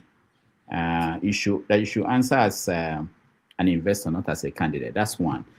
There's another question on the comment section. It says, what is your take on why there is no government projects in the Southeast? What is your take on that? Rudolph, with all due respect, can you just answer my question that I hear live before you take from this one? Because I've been here waiting patiently, but I feel disrespected to be present here now, and now you are taking answer from the comment section.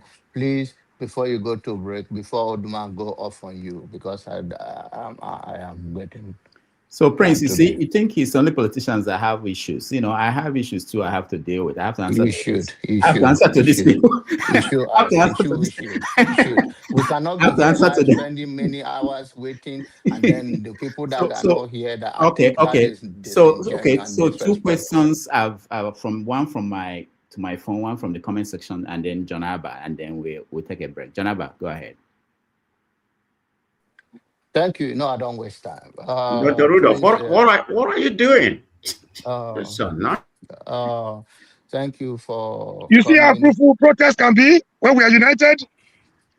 Uh, it's always a pleasure to hear you, and that's why I'm not too happy with my brother. But I'm from Benue. We have hot temper too much. We are like Spanish people. So I don't have so much than just I'm glad to spend time with you and listen to you. What prompted me was listening to your, I don't know where you have that interview, whether it's Arise TV or wherever. And I always believe in you and keep on the good work and just to applaud what you do and hope. I always tell them here that. We are one. It's poor leadership that is bringing us to all the settlement of religion and tribe. So thank you for all you do. And you look like real Prince today. It's not like Rudolph. Thank you. See Well, John, all his complaint, that no question, just to hear his voice. Thank you, John Abba. John, so let me say, Anya. You are a nationalist, you know. Yes, Anya. Yeah. So thank you. Yes. No. All right. So the questions are one on the lack of federal government projects in the Southeast, and then 3 sectors of the economy that you will invest in Tinubu's economy. In Tinubu's economy, if I was an investor, I would invest in campaign materials, T-shirts for Hope Ambassador. I will invest in lawyers for election campaign and litigation, election materials in INEC and all of those things. Those things are selling. If you have T-shirt now to sell to them, they will sell it, different things. And lastly, I will invest in consumables that the poor can eat, because they are producing so many poor people at astronomical rates. So like sachet water, dividing gari into small sizes, miniaturization of products, because inflation is high and they come, anything you have in miniature, go and see Nigerians on the street, go and see them in the traffic. They are buying things they want to eat, gala, small things like that. That's why many investors are making money. You will see people who sell fruit juice. They're having tiny pack and things like that. So those are the things if it's an investment. But the new economy is not something that you endure. It's a bad thing for the country. It's opposite of what the country needs. But if you're an investor, you want to make quick money, that's the area you will go, so basically into that. So now as for the reason why there's no development in the Southeast, is because Southeast is part of Nigeria. There's no investment anywhere in Nigeria. Where do you have investment? Because if you are talking of where there's no investment, if you want to complain, you have to first complain and point to an area where there's investment. Where is there investment? If you go around the country, the Northeast, there's nothing going on there. No road, no nothing. There are some roads in Northeast that even donkeys will not walk. They will walk through the forest. The reason why people are still moving around in the northeast is because the land is solid. Not much rain there. So you can drive your SUV or any old vehicle on the road without markings. There's no food, nothing. No investment in agriculture, nothing. Many of the people you see carrying cattle, they don't own them. Many of the cattle rearers are shouting, following cattle, they collect 20,000 a month, 15,000 a month. And many of them don't get paid for several months. So there's nothing working. So is it Northwest that there is investment in Northwest? Where is it? If you know the amount of stealing going on in Zamfara, stealing their gold, killing them, do everything, where is the investment? Is it North Central? Apart from Abuja, and Buhari did a road to Makodi. After Makodi, go to Boko, going to Vandekia. And many people are complaining, have they even been to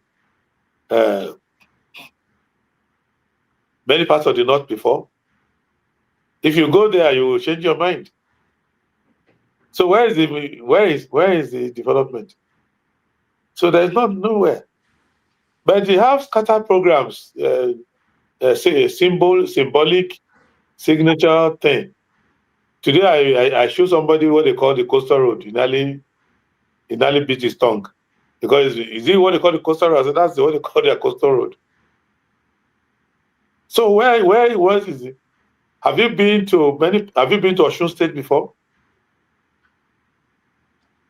Have you been to a place called Kuta in Osun State? Can you pass through any road?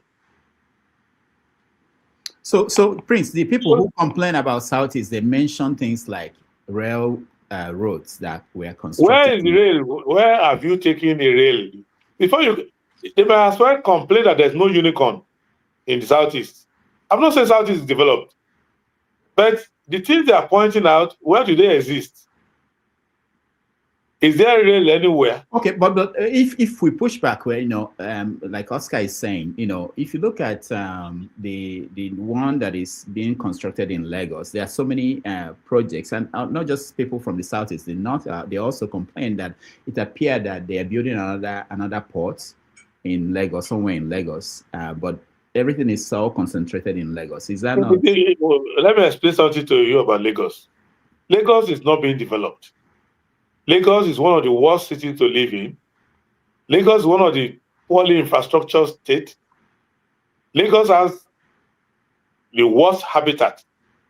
You only need to fly into Lagos.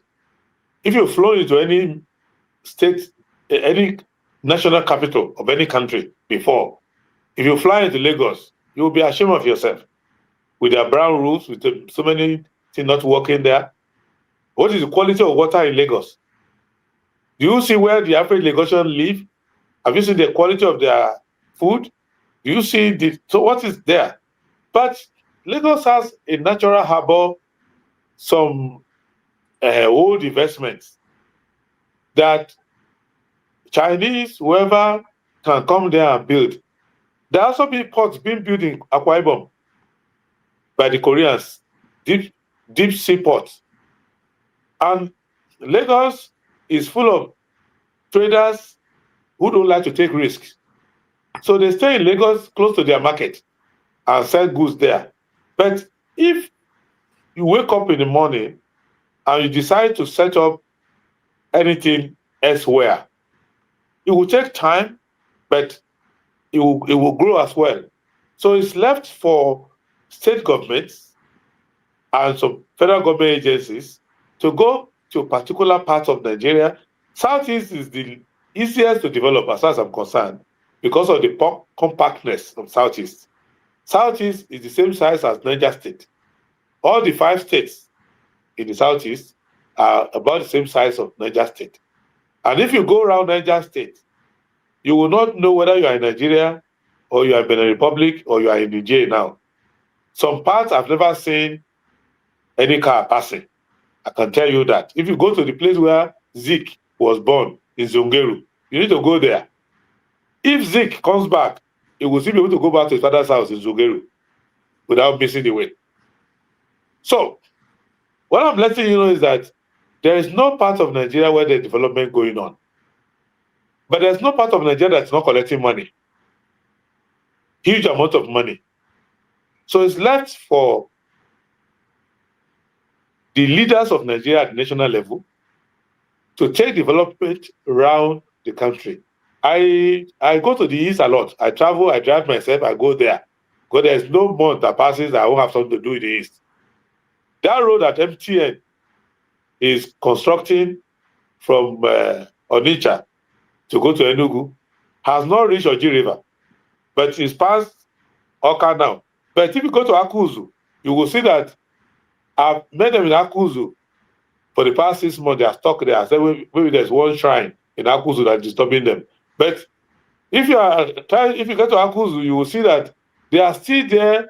They're by that Akuzu police division there. They are there diverting us. Sometimes when we are going to Achebe Airport to go and fly, you will see them, they diverted the block here. They are still stuck there. So they're on that road. Now they do some road from Aba to pass the whole of Ungwa land and come to Aba and probably join the road to Umuahi and go. But they are still struggling with that one. But that project is ongoing there. There's supposed to be a road from Ikoropene that they are taking. Because if you get to the junction of Odupani, where they say their coastal road is passing Odupani, you take that corner, you're supposed to take a road to Ikoropene and come through Arochukwu and come to Umuahia, pass all the Bende. Because if you pass all the Bende places, that road is supposed to carry, pass all the Bende and come to Umuahia. When I say Bende, I mean Abriba and Hafia and all those places. That's what we call Bende. There's also be another road, pass Isikwacho, pass through Item. So last time I went to Item, they stopped at Okoko Item. They don't go past that. One tiny road like that in Okoko Item. If you get to Usuakoli, nothing going on there. So, but it's easy to do all those roads. They need to do them. But I can tell you, if you go to Vandeke, you won't see any road. If you go to Ado, you won't see any road in Benue. So where is the road? So if you go to Ibi, you have to cross the river. The other time I went to Kente, I didn't want to cross the river through Ibi. I came down, passed through. They told me, oh, they have done one road because they do propaganda. They have done road. I said, okay. I got to Lafia. I didn't go towards Doma. I said, okay, let me take that road, Wamba, go there. I got there. I got disappointed. But no road. So I still had to go back and take the boat again and go to Kente. Meanwhile, my friend David Kente had told me that, oh, they are doing road to his village. Maybe he has me going home. Because one of the APC people said, oh, they are doing road to... I couldn't see my front. From Kente, before I go to Wukari, no road. So where is the road? And from Wukari, I had to pass again to find my way through the corner. They told me, don't even bother yourself to go back to Takum. You will just suffer for nothing. So I had to pass through Bali before I found my way to Gashaka.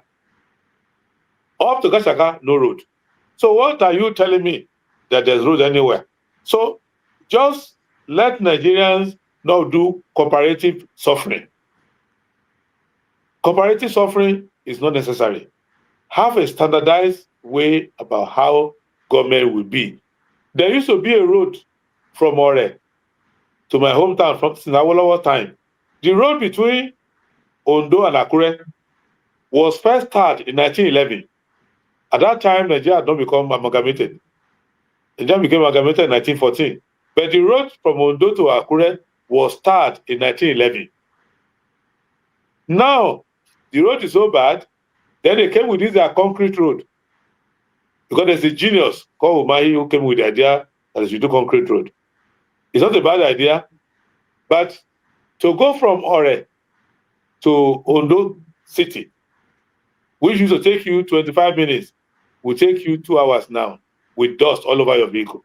Maybe if they do it later, and your people will be bouncing like this. So I don't know where. Let me think of another place. There's none.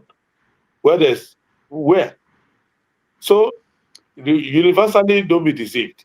There are these APC data boys that will go to one section of a small road and just post something. Let me tell you, in the GRA where I live, I tarred the road in my community just as a social responsibility. I did a 2-kilometer road around my house. Anybody who goes to my place will know that. And I put solar panel and everything, just as my contribution. APC were coming to my staff that I hope Prince will not be angry. He wants to take the picture as achievement of APC. That one said, well, take the picture, he was going to sue you. So they do all sorts of stuff like that. But this is not to discredit those who say that the South is marginalized or that developed. Yes. But marginalization is a common uniform in Nigeria because the government of the day has marginalized everybody. So the solution to that problem is at the national, at the state, and at the local government. Make sure that you hold the leaders accountable. That's why I'm proud that in recent times, I helped the local government, all of them combined together, to take the government to court to recover their money. I did that job over 3 years, 4 years. They started paying the local government now. They paid them last month, this January. For the first time, after many years, they paid them their money. That the government, so hopefully they will use it to do the local government. But I can tell you, I don't want to campaign here. I become president, all this comparative suffering. And it's like those days when soldiers beat us when we were protesting. This one will say, look at my back, so they beat me here. Comparing suffering is unnecessary. There's no part of Nigeria that if you listen to them, you abandon your own suffering and start consoling them. All right. We have to take a break, and when we come back, we will round up. We get to everybody. I promise you, everybody who is here at the back end will get to you, and comparable facts will be the first. So let's take a break.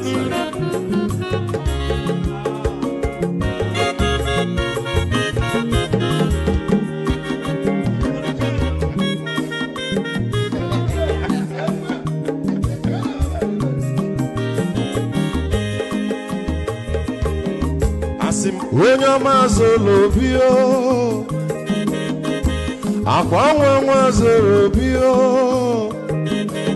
Max ịbịa bunyere kwanụ m n'ofube n'azụ ụlaga n'ịbịa zigo mmanwụ ụlaga do n'ịbịa zigo akwa nwa ilochi yo biko rapụ zoro ka ọ nabazi ya onye ọma zoro biko abụma nwatara ndasari ịbịa onye nịgwana m ụlagado n'ịbịa zigo mma ụlagado n'ịbịa zigo abụma nwa ilochila biko rapụ zoro ọ na-abazi ya Mazi welcome up Odogu no kwere nka Onyo mani gadele mo Mazi ni bazi kame Ibu go with melody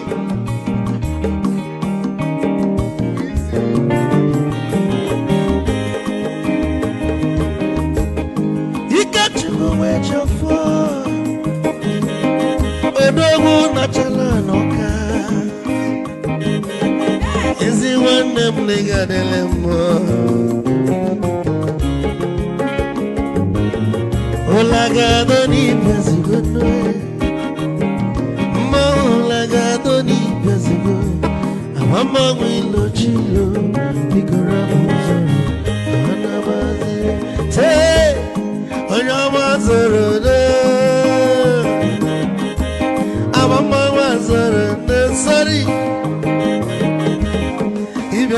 nukwana mo ofube naru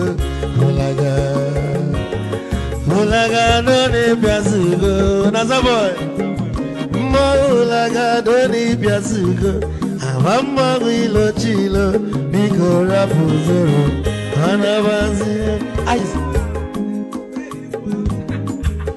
odogu kenenu bikechofo amakwa mnika gogogia oligwe kwelo ikejo mabele bege hey you want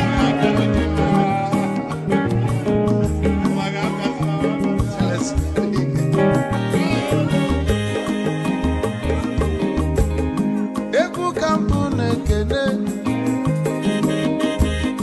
amago ndi nso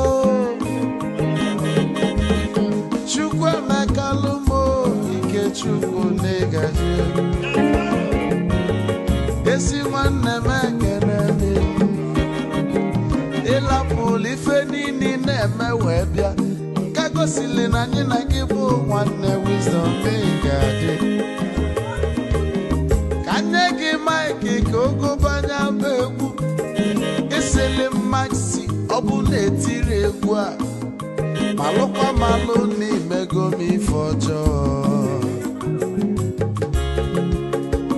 wee sị gị nwanne m ife ọkụ na ịchọlụ na ngeme wisdom onume ekene gị gbamanwe iyo iyo biko lapụ nabasị ya zoro zoro zoro zoro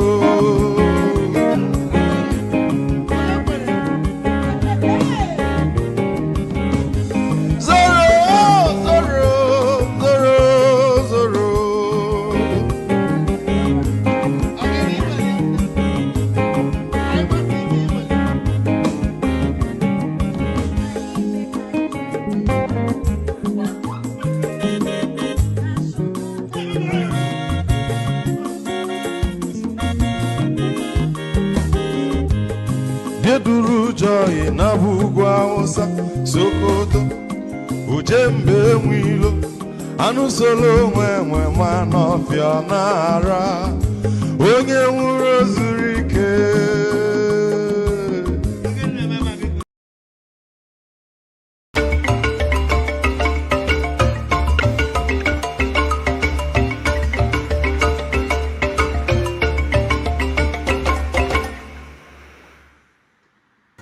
All right, welcome back. Where is everybody? Welcome back, everybody. Thank you so much for joining us today. And we're having an extended conversation with Prince Adebayo. Where is he? Okay. He will join us in a moment, I believe. Thank you, forefathers. You look darker. Is it because you're in Nigeria? And let me see. Please, for those who are joining us, can you wait? Let me let the guests come back, and then we will bring you in. I don't want. We ask forefathers which of the creek in there. Now 2. I've been now. I don't reach 5. Get grade. Ovia, we still have a lot of noise behind you, but it's manageable. Let me see. For those in the studio, let me take out, if you're in the studio and your camera is not on, please, I will take you out so that we can make room. I don't want him to try to join us and there won't be space in the studio. But if you are trying to join us, please give room. What about now? Is this noisy? No, we can hear you, but it's not the way it should be. But we can manage it. I know you want to talk about Monroe doctrine. Monroe doctrine. You expect me to wear a suit and you say I should manage. We manage your audio. I know you wear your Sunday suit. Oh, forefathers, while we wait for him to join us, where are you in Nigeria? Greetings, Dr. Damage. Can you hear me? Yeah. Loud and clear. Yeah. Greetings to all the panelists, the chat, and the viewers. I'm in Abuja, so I'm seeing the handwork of Wiki. In other words, I'm not seeing anything much. People say he's connecting the different areas in Abuja together. Probably he's doing that. They seem to be aware of that somehow. But from what I've seen on the ground from 2024 when I was here, not much has changed. The development you see, the shabbiness of Nigeria remains the same. Even in the best areas, it remains the same. It's really, after you watch the ISHO speed and see what happened in North Africa, look at how the development, the environment is there, and you look at South Africa, look at Eswatini, then you come to Nigeria, you find the shabbiness of Nigerians. What can you say? It's everywhere.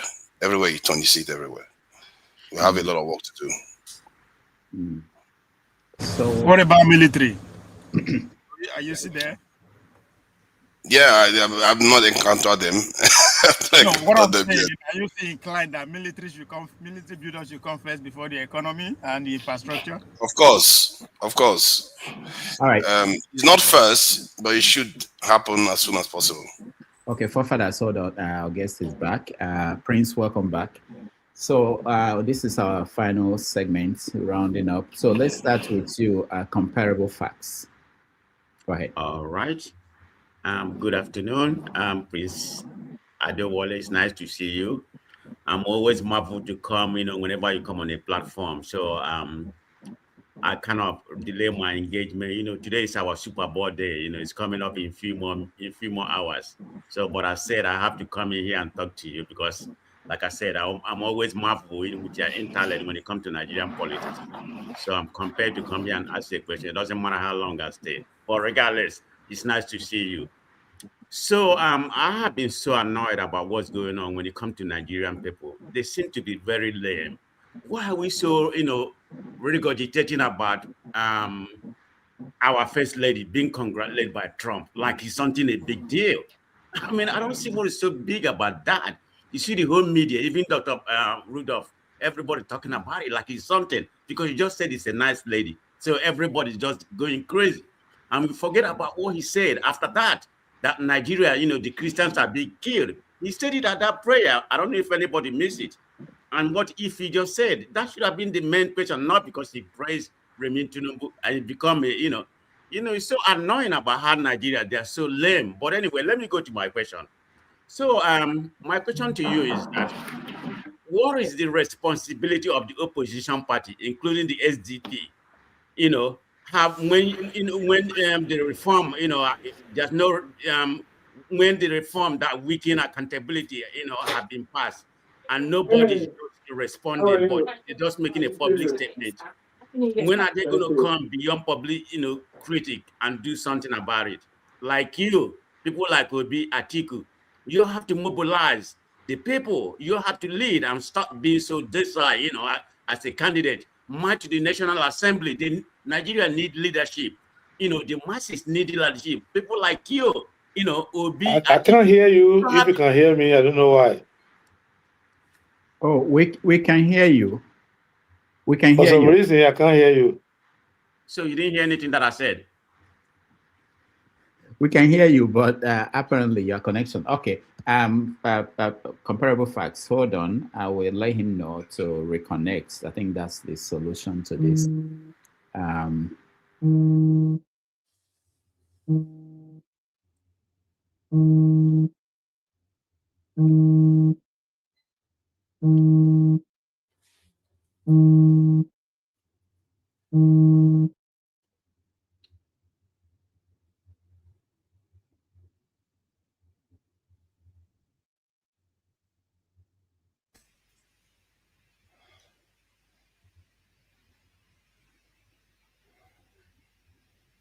Sorry, I was thinking that one of the moderators will jump in. Can you hear us, Prince?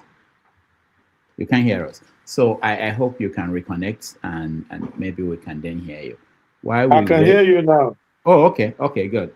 All right. So go ahead. Comparable facts. Just make it summarize. Dr. Tame, do you want me to start from beginning? No, summarize it now. So find the core of what you. Okay, let me just go to the main question. Prince Adewole. It's nice to see you. If you didn't hear what I said, but at least as like I said, I always like to listen to your commentary. So my question is that what is the responsibility do opposition party, including the SDP, have when the reform that weaken accountability are passed? How should they respond beyond public criticism? Don't you have to, mobilize the masses? Maybe go to the National Assembly and sit there. You, Obi, Atiku, you can take turn. They're not going to kill everybody. You have to mobilize. If nothing happens, Nigeria is still going to be the same, because this reform is very imperative that we get it right at this time. If not, whatever they pass is for their own benefit, because they don't want something good for that country. That's my question, sir. Thank you. Right, Prince. Now, for the Electoral Act, we are all mobilizing, going there. That is an issue that is not an ideological issue. It is not a manifesto issue. It's a constitutional issue, and it's a question of foundation of democracy. So if I agree with Atiku on an issue, and I agree with Peter Obi on an issue, we can mobilize together. But if there are other issues we don't agree, I will not mobilize with you on something I don't agree. So if it's an economic policy issue or something like that, we will just be promoting our own alternative so that the public will buy our alternative and they will vote the government of the day out and give us an opportunity to come and demonstrate our own. But on the issue of, if you don't mind, this is not about party doctrine, what you believe, your ideology. It's about the national, importance. That's the way I'm looking at it. It's not about what you believe, but it's what if you had me, I said certain things are not about ideology, like free and fair election, transmission of election results, those things, punishing vote buying and all those things, they are not based on ideology. It's something in parts on human rights. It's not a matter of ideology. We can fight. If there's issue of corruption, we can fight on that together. So, like the issues at stake now, that's why all of us are in it together. We're fighting on that one together. But I'm letting you know that there may be other issues where we don't agree. You can't force us to work together on those issues, because we have to agree on those issues before we work together. But on this issue of free and fair election, it cuts across board. We are even thinking that there should be some people in the APC, however bankrupt the APC is, there should be some people there who believe that, look, at least at the level of election transmission, of election result, punishing vote buyers, and basic things like that, they should have sufficient decency. So people like Amakura, for example, who is in APC, we are reaching out to people like that, who say at least you or 4 people. I saw Tokumbo Abiru, senator, today. We were on the same flight. And I was questioning on that. How can you say, for God's sake, you, a young person, are you saying that we are not decent enough to do, will it kill you people? So things like that. So we can agree on that. That should not be a political problem. That should be a citizenship requirement. Just like the way ICE is treating some people in some communities. Both Republicans and Democrats are speaking out. So it's something like that. Just the way Republicans and Democrats agreed that Epstein file should be declassified. So there are some things that can bring it together because they are so fundamental. And these issues are fundamental. Yes, we can work together. All right. Thank you, Comparable Facts. Let me go to Okija. I forgot the sequence that people came in, but I'll get everybody. Okija. Forefathers in Nigeria. I forgot. Oh, yeah. I'll get to him. Prince, welcome back. Nice to connect with you again. Thank you. I was listening to you, and actually, I came in because when you responded to Ife, you were telling her that if that thing she doesn't see in Nigeria, she wants to correct it. She can come and correct it in Nigeria. But I know you're a smart person.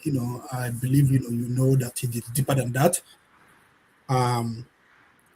Like the last time we met, I was a Nigerian, and I'm not on the Nigerian side right now. So I'm because I was I don't know, during the last election, what's his name, Tunde Bakare. He said something, that he was invited to a meeting. A lot of people, Yoruba people, it's not all every Yoruba person, but people, people, they came around and they were discussing how to chase Indigo out of Southwest, starting with Lagos. And he said that he wasn't, he told them plainly that he would not be part of it. And after that, we've seen, what's been happening in Lagos. When was that? Is it before God told him that I will be is it before God told him that he will be the next president, or after? I don't know, when we want to attack him on that one is okay. No, I just want to know the time, because if somebody is good at telling stories against God, against women, against angels, take it. Go, you do your independent. I'm not stopping you. I'm just saying that when you are going to take a major decision, don't base on hearsay, especially the person is a storyteller. You get my point? No, actually, take that information, go further, use it to do further research. I don't need further research, because probably probably Bayo Nonaga was there, and Free Food Kayode was there too. Because we had the utterances during the election, so probably they were there. So we don't need to debate. That's not proof for debate. I believe him. I believe him more than more than 100%. I believe him. So, and we have seen what has transpired in Lagos, and then you go to the northern Nigeria, Muslim North especially. When there is an issue, someone where is Muslim North? Excuse me, where is Muslim North? There's no Muslim North in Nigeria. Yeah, I mean, with northwestern Nigeria, predominantly, Muslim enclave. It's that's the truth. Northwestern Nigeria, predominantly, Muslim. So we've seen what has been happening. Someone will write an article about Muhammad in Europe, and they start killing, Christians in India. When they start killing Christians, they eventually to end up burning and looting Igbo shops. That's basically because Igbos, they are the people in the forefront, selling things. So eventually, that's what it ends. So I'm just asking, and then you come to Southeast. You see us, from after the Civil War, Igbos, they went into Nigeria. But then, from I would say this thing, in the mid 80s or early 90s, it dawned on them that this Nigeria they came back to, that it's not going to work. So you've seen the attitude of default attitude of an Igbo person is like they want to disengage. Even though you don't like the Biafra of some of these people, but the different mindset is that we want to go. They just leave us. Even when I listen to young people that they don't really know about Biafra, when they see certain things in Nigeria, they say, let us go. That's their default mental, let us go. So why I'm asking you this, because you said something to Ife. How, convince me that, that there'll be a time where, these people, these Yoruba people, with this ideology, and they are the ones driving the policies in Nigeria and in the Southwest. And these people in the North, and then these people, our default mindset is, how do you think that, it will come to a place that, we build a nation with all this mindset? Again, because, you say so, you mentioned something, somebody asked you a question about marginalization, and you glossed over it. You are too smart to gloss over it. So let me just, talk to you about it. Umar, he said that when they came to power, they inherited no national project, no capital project in the Southeast. Umar, he said it. Then in the 2025 national budget, no capital project in the southeast. That's another one. The 3.2 trillion naira irrigation plan, Anambra Imo River Basin, no irrigation project. No irrigation project. The gas pipeline project included southeast. They bypass southeast. They come from south, went to Kogi, went to Kaduna, Kaduna and Kano. That's national gas pipeline. Rail modernization, standard gauge for every region, narrow gauge for southeast. Gas master plan calls for high pressure transmission pipeline. But even though even the master plan called for it to go through, Owerri, Enugu, Onitsha, and I think Umuahi or so, whatever. Then they do another one, bypass southeast completely. That's Nigeria. Okay. Seaport, you've been calling for seaport to be built, we don't call it maybe not southeast, but maybe south, so that we can Lagos, disengage. Because for instance, now someone import something, and then it lands in Lagos. He spent about another 2 million or so transporting it to the southeast, southeast. So you glossed over that, and then you were talking about Nigerians. Tell me, how do I come back to Nigeria? Okay, first,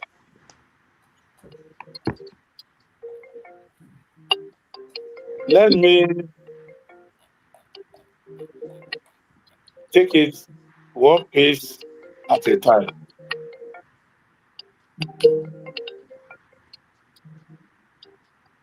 What I discussed with Ify was any problem that there is in Nigeria now that cannot be solved in Nigeria is not likely to be solved if you break Nigeria to pieces.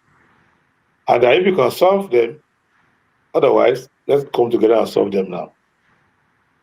Now, I'm not going to answer for the performance or lack of it of Umahi and his boss.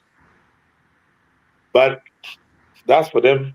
I also agree that they're not performing and they need to go. But I understand the gas pipeline, and the gas pipeline, AKK. The person who is building the gas pipeline, the contractor for it, happens to be somebody I know too well, and he went to the same university as I did. His name is Emeka Okosa of OSF.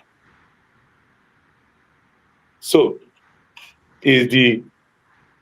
that pipeline is one of the biggest projects of Buhari's administration, and one of the most expensive gas pipeline south of Sahara. And it's the first time that such a big project without giving it to a foreign company to do. Emeka Okosa, highly competent engineer with OSF as his company, is the one doing it. And go and just Google the AKK, what the pipeline is about. I myself have gone to, if you know Orient Petroleum, the headquarters is in Oka. Chief Emeka Anyaoku served as the chairman for some years. I don't know if he's still the chairman now. And if you go to Omombala River, just northeast, west of where you have Achebe Airport now, you go towards Omombala River, you will see that all that area is full of gas. And gas is being developed there. It is impossible to have a gas pipeline in Nigeria if you want to develop gas and you can't supply gas to the southeast. It doesn't make any sense because industrial areas like Port Harcourt, because I still, in my mind, I regard Port Harcourt as part of southeast in terms of developmental geography. I don't know about politics now. Then Aba, Newi is an industrial basin. And even Enugu, is supposed to be an industrial basin. So now, if you take the entire northeast from Maiduguri all the way down to Taraba, there's no rail line going on. If you take the entire northwest, 7 states, they wanted to do a train from to Maradi in Benin Republic, in the Nigerian Republic. No train anywhere. The only train that works between Abuja and Kaduna. And last time, somebody driving a Kekena Pep will overtake that train, come back from Kaduna, back to Abuja, and go to Kaduna. That train will not have reached Kaduna. As lazy as the Nigerian National Assembly is, they had to do a public hearing on why that train was doing 11 kilometers between Abuja and Kaduna. There's a train from Ibadan to Lagos Ibadan train, which runs like once a day or something like that. So as far as I know, across Nigeria, there's no rail development. And nobody can do narrow gauge for Southeast. It is not possible because narrow gauge design ended under Obasanjo. We don't do narrow gauge again. So no engineer will pass it. But I'm not here to debunk you or whatever, but I can tell you that in Nigeria, you cannot build narrow gauge anywhere because we have gone to standard gauge. But what they are doing now is zero gauge because they're not building anywhere.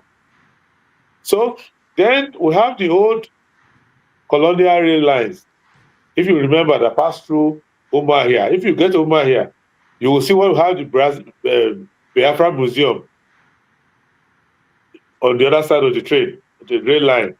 You take the train, you go from Umuahia to Aba, bypass Ibeku, or all those places, I went down.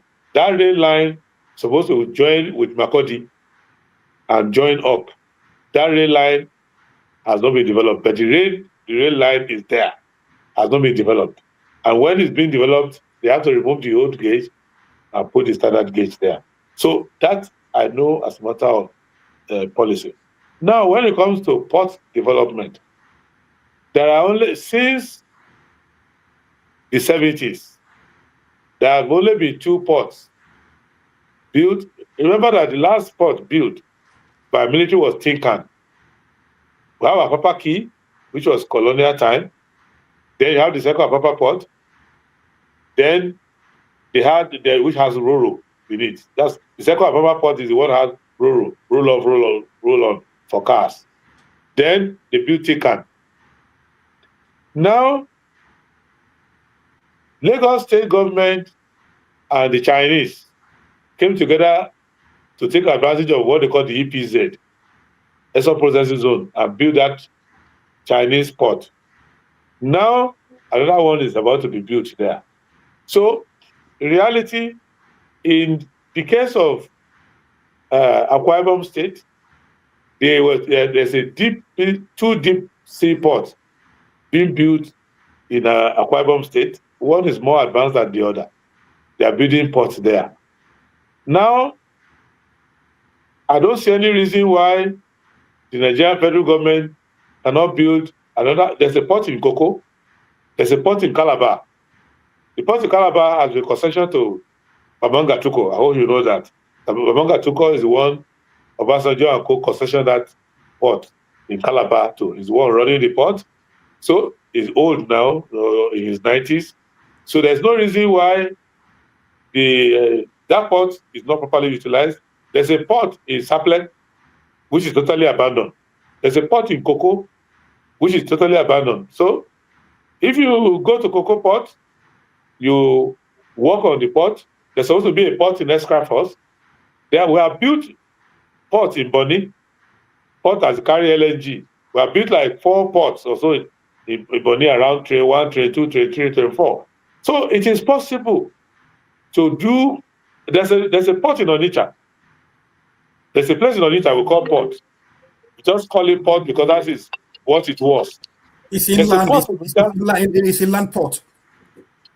It's a port. Offloading of container. I was in on. I was the day it was. I was there when it was. Listen, Oga, what I'm letting you know is that there is a port in Onitsha. That port needed to be expanded because in those days of GB Oliphant, Miller Brothers, they used to carry their ship at sea. They will come through. That's why the first Onitsha bridge was built to be arched so that ship can pass under it. Because ship used to pass under it and go to Ida, they will stop there in Ida and offload. They will carry all this towards Benin. Then they will go to Lokoja, offload. Then they will go to Barrow Port.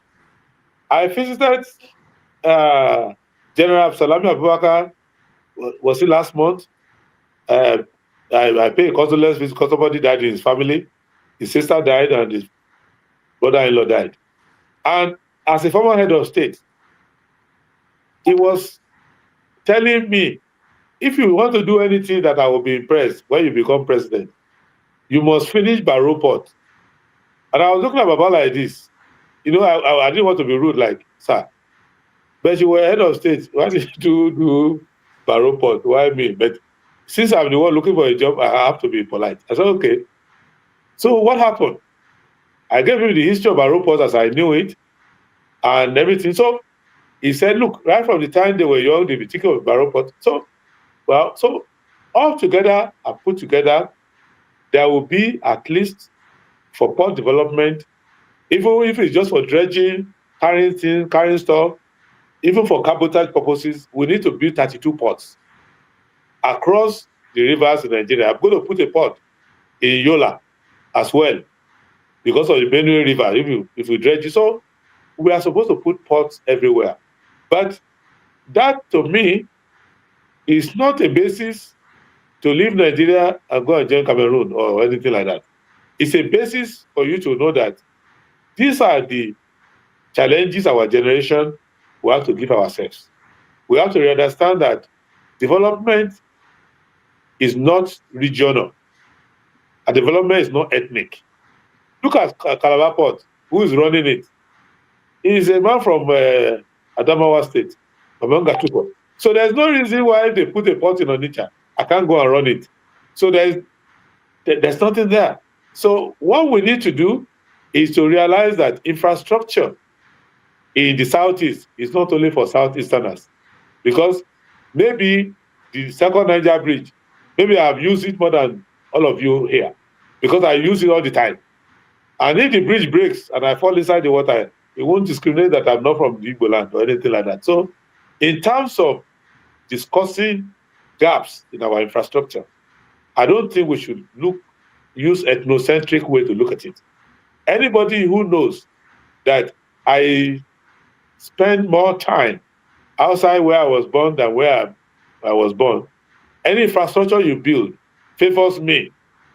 So if you go now and dualize Lagos to Calabar, we dualize Port Harcourt back to Enugu to join Onitsha, we build 5 more bridges between Abo and Ida. It will favor everybody. Everybody would use it to trade. Everybody will enjoy it. If you build 5 more ports in Lagos, everybody will enjoy it. So there's no need to say, don't build more here, go and build more. It doesn't matter. You will see people, when you ask them, where is your child going to school? They are going to school, Federal University will carry. In those days when my friend was Minister of Education and they were advising, Jonathan built 11 universities. Go and find out those who are going to school there. Go to Federal University, will carry. You will see that they are from Anambra, they are from Ondo, they are from everywhere. So our generation will change our language. What we need in our country is infrastructure across the land. If you look at Ethiopia River, which we used to call Olokun River, that river is a natural deep river. It's deeper than some ocean floor, sea floor in some places. we should have dredged that river. That's why they have, if you go to a place like in Delta State, if you go to Abraka, you will see that there's supposed to be a port in Abraka because the Ethiopian River is very deep, naturally deep. And if you are crossing it, if you pass Mosoga, you are crossing it, the Ethiopian River, you will see that it's also very overcurved. The bridge is overcurved. It's meant for ships to pass through. So there's no part of Nigeria. If you develop Nigeria very well, a ship will go as far as Sokoto, because Sokoto itself is named after a river called Sokoto River. And that river is a tributary of the Niger. So if we develop our country, you can put a port in Sokoto. There's no part of Nigeria there's no water. Yobe is the name of a river. Taraba is the name of a river. So what is special? Any part of Nigeria. So Southeast, I'm not glossing over it. I'm letting you know that the rain that beat the Southeasterner is the same rain that beat the Northeasterner. It's the same rain that beat everybody. Poor leadership across. But we can now start to change that by having a national conference on the infrastructural gap and how to fund them, where to build them, and things like that. Buhari that built Second Niger Bridge now, is he around to use it? No. But if you go to that bridge and you stop vehicles, check them randomly, people who have come from Yola to go and sell their cattle in Port Harcourt, they are using it to pass. Nobody asks them stop. Only people can pass that bridge. So if the Benin or express road is blocked, it will affect Southeast more than it will affect people in the Southwest, because they can pass through all their villages and go. So there is no issue. And if you look at the demography of Nigeria, our ethnic population is spread across. So if you go and throw a stone in Yobe State, you will hit the head of Okunko, who has come there to trade. And if you go and cause trouble in Aba, you'll find out that Salisu, your brother, who is working there, will be affected. So I don't want our generation to be talking in the language of, there's not this in my town, therefore I leave. Just let us take up the challenge, come together, and build these things. If you build it, when Adewole was establishing a university in Ife, who went there? OCG Okocha, Emeka Okwoza, different people went there. And my family members went to Nsukka. When Zeke was building Nsukka, he didn't come and collect money from Ondo. But Ondo people went to school in Nsukka.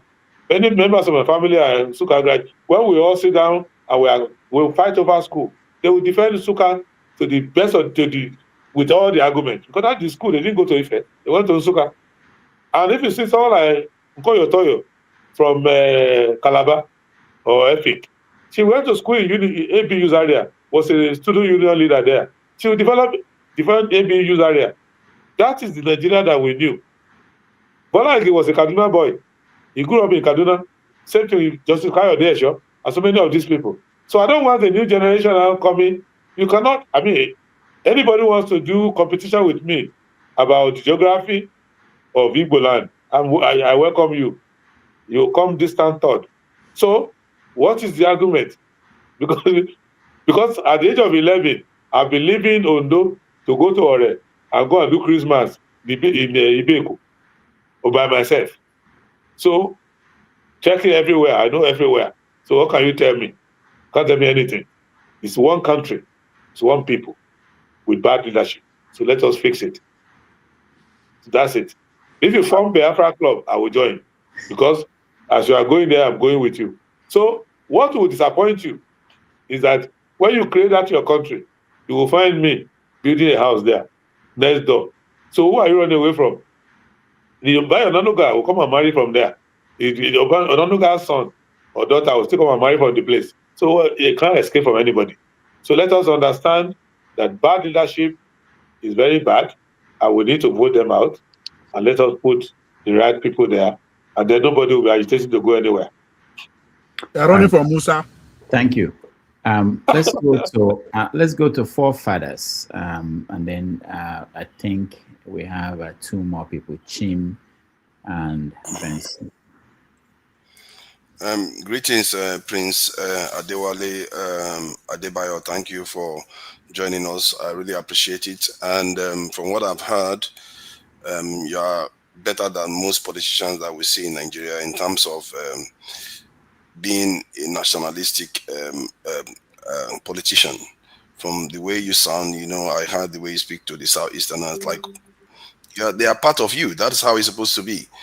But that said, your nationalistic approach seems to be social and maybe a little bit political, but not in the area of sovereignty or national security, which is a very, very serious issue because Nigeria has lost in excess of $1.5 trillion in the last 10 years alone due to insecurity, which means is the single most important aspect that has affected our fate and the direction we are going. And I heard you say that the Nigerian military can take care of the security, the insecurity that we face in Nigeria. And that really concerns me because it seems to imply you are not very much aware of the seriousness of the danger we face from terrorism. Because I've had a CIA official online talk about how they invest in all these terrorist groups, that they don't have to create them. Once they are emerged, then they use them to do whatever they want to do. And you are fully aware that the American senator revealed that they funded Boko Haram. And we also know in Syria, even after that, that the US worked with Al-Qaeda affiliates to remove the Syrian leader from office. So these are the level of danger that we face in our country. And I also heard you were going to London and maybe Washington to have conversations with them. I never heard you mention Russia or China, which means it implies that we are still under the yoke of these colonizers. The question I wanted to ask was, for one, the national security posture of Nigeria. Are you aware that we need more boots on the ground to ensure when villagers call that they are under attack, security forces arrive there within 5-10 minutes like they do in other parts of the world that you have traveled to? Because our security officers are not everywhere. And we come to Nigeria and we say the security forces can do it when you know they are not spirits. They cannot teleport themselves to where villagers are being burnt inside their own houses because they refuse to agree with terrorist groups. A terrorist group cannot operate for 10 hours. No security forces can be there. This is very, very serious. And if in the spirit of transparency, if you can share some of the conversations you have with these people when you go over to them, because I'm very curious, because you literally defended Tinubu for going overseas when Dr. Damages was trying to highlight that the level of trip that they have overseas is not normal. Officially, it's not normal. No nation does that, where their leaders travel overseas this much. And the only countries that do that is African countries. Why is that the case? Are they not governing the sovereign people? If they are not, tell us that truth. Then let's fight for our freedom, because we have a struggle to engage in. That was the point he was trying to raise, that Tinubu spent more time overseas in January than in Nigeria. No country, check the whole world right now, you will not find one nation that did that. You will not find that. And the same thing happens. And our former president died overseas too. So the point I'm trying to highlight there is that there's an unusualness with what is going on. And somehow you may be part of the establishment because you speak to these people. And I would like to hear some of the conversations you have with them when they go over there. Finally, in terms of the Sahel nations, what they've done, they've accomplished something that when you were here the last time I asked you about, why is it that West African nations have not formed an alliance, a military alliance to protect themselves? Why is it ECOWAS hasn't done that? You said something about the French interfering with it, which is a kind of valid reason for that lack of unity between ECOWAS nations in terms of security. But the Sahel has accomplished it. Do you think West Africa, given what has happened to us right now, we need to be looking into that? Because the whole world is forming bigger and bigger alliances, and there's danger out there. And we as a people, our leaders are not letting us know that. And I really wish, because you are relatively young compared to the other leaders we have in Nigeria, I really wish you focus more on national security, because we are losing a lot due to national security. It's a serious issue that seriously needs to be addressed, and we need boots on the ground to do the job. At least 1 million in the military and 1 million in the other security forces. Right now, we are not adequately postured to deal with it. Let me just make this, I know I've gone on too long. Terrorism has never been defeated by just bombing them and expecting them to go away. The way you do it is by denying them space to operate. That has been demonstrated in Israel, and been demonstrated in America. That is the only way to deal with it. Why is it that we are not pushing forward for that? And I would like to thank you for the work you are doing in terms of, transmission of results. That too is also important. Thank you. All right. Okay. Let me put something clear. Nigerian military is configured, is capable of wiping out these terrorists very rapidly. And if you want to know, have conversations with Nigerian military middle-level officers, understand their frustration, know where their formations are, what they're capable of doing. Number one, Nigerian military don't have a problem covering the territories that you have. The way our military is supposed to work, the way it's designed, they don't need to be told that terrorists are operating for 2 hours, 3 hours, 10 hours. Once you hear that, go to the int officer in the barracks or brigade close to the place. Ask him questions.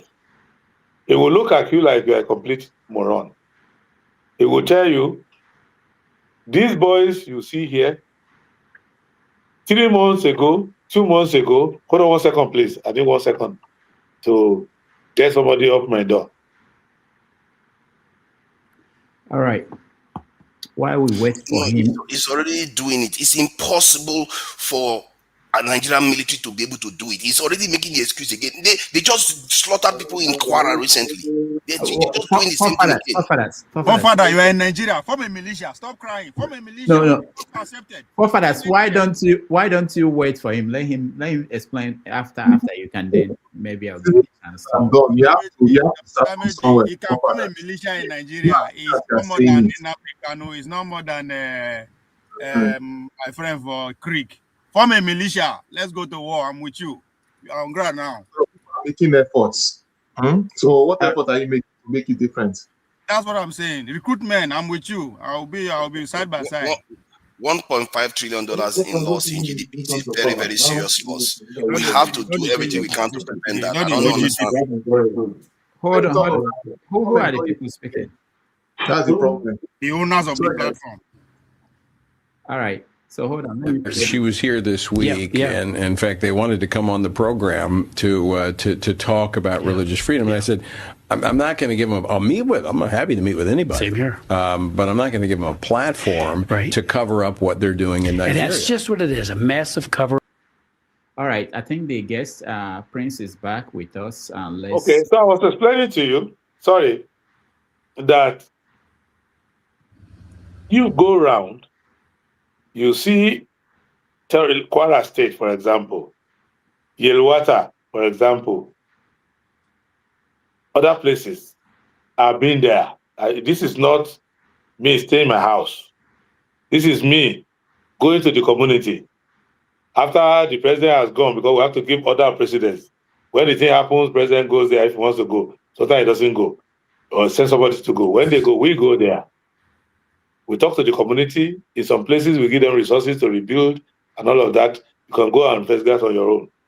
Then we talk with the people there, military. Military officer, the IT officer, the intelligence officer, tells you, what are you telling me? 3 months ago, when they were training in so and so place, I wrote my intelligence report. I sent it to the brigade headquarters. I said, these people are training and this and so and so and so.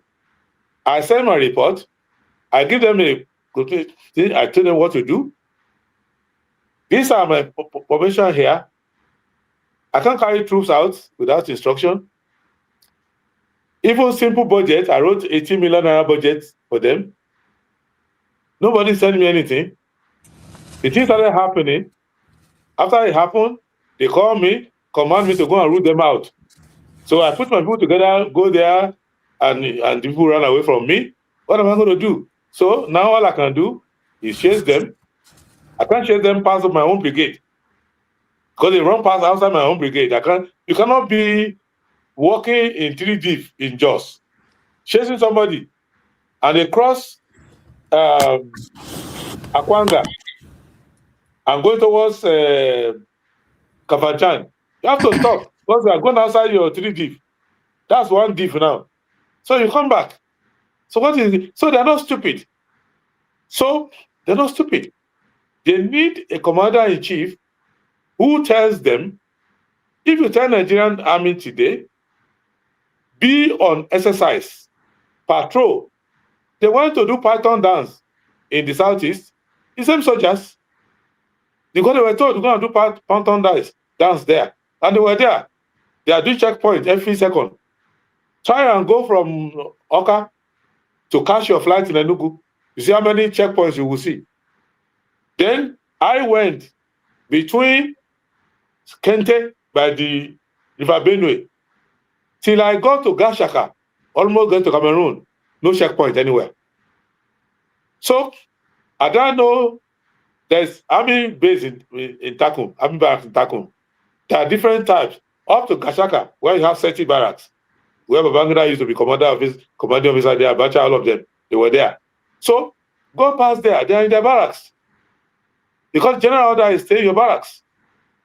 So you want a soldier to come and give you an interview on television? What is he going to do?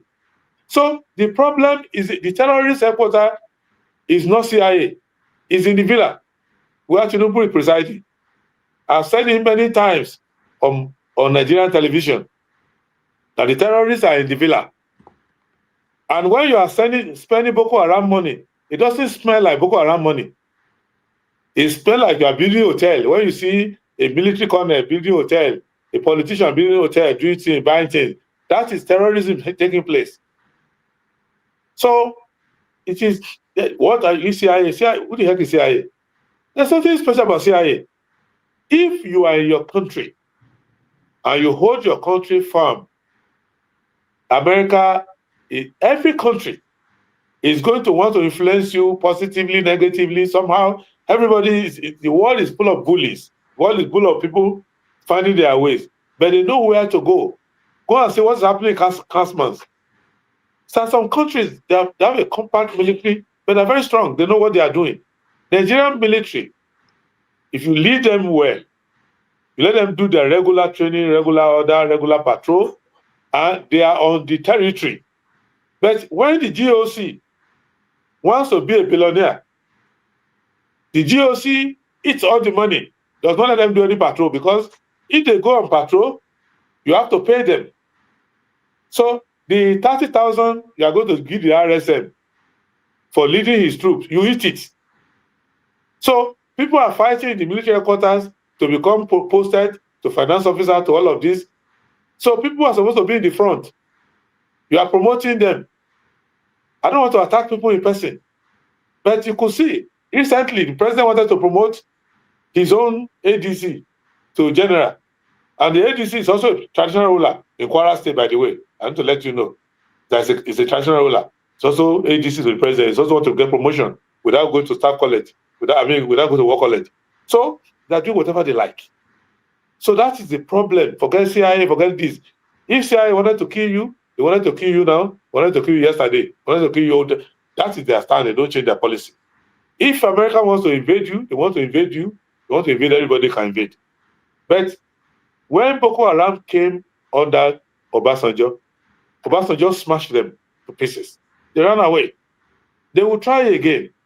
When I become president, I will smash them, send them packing.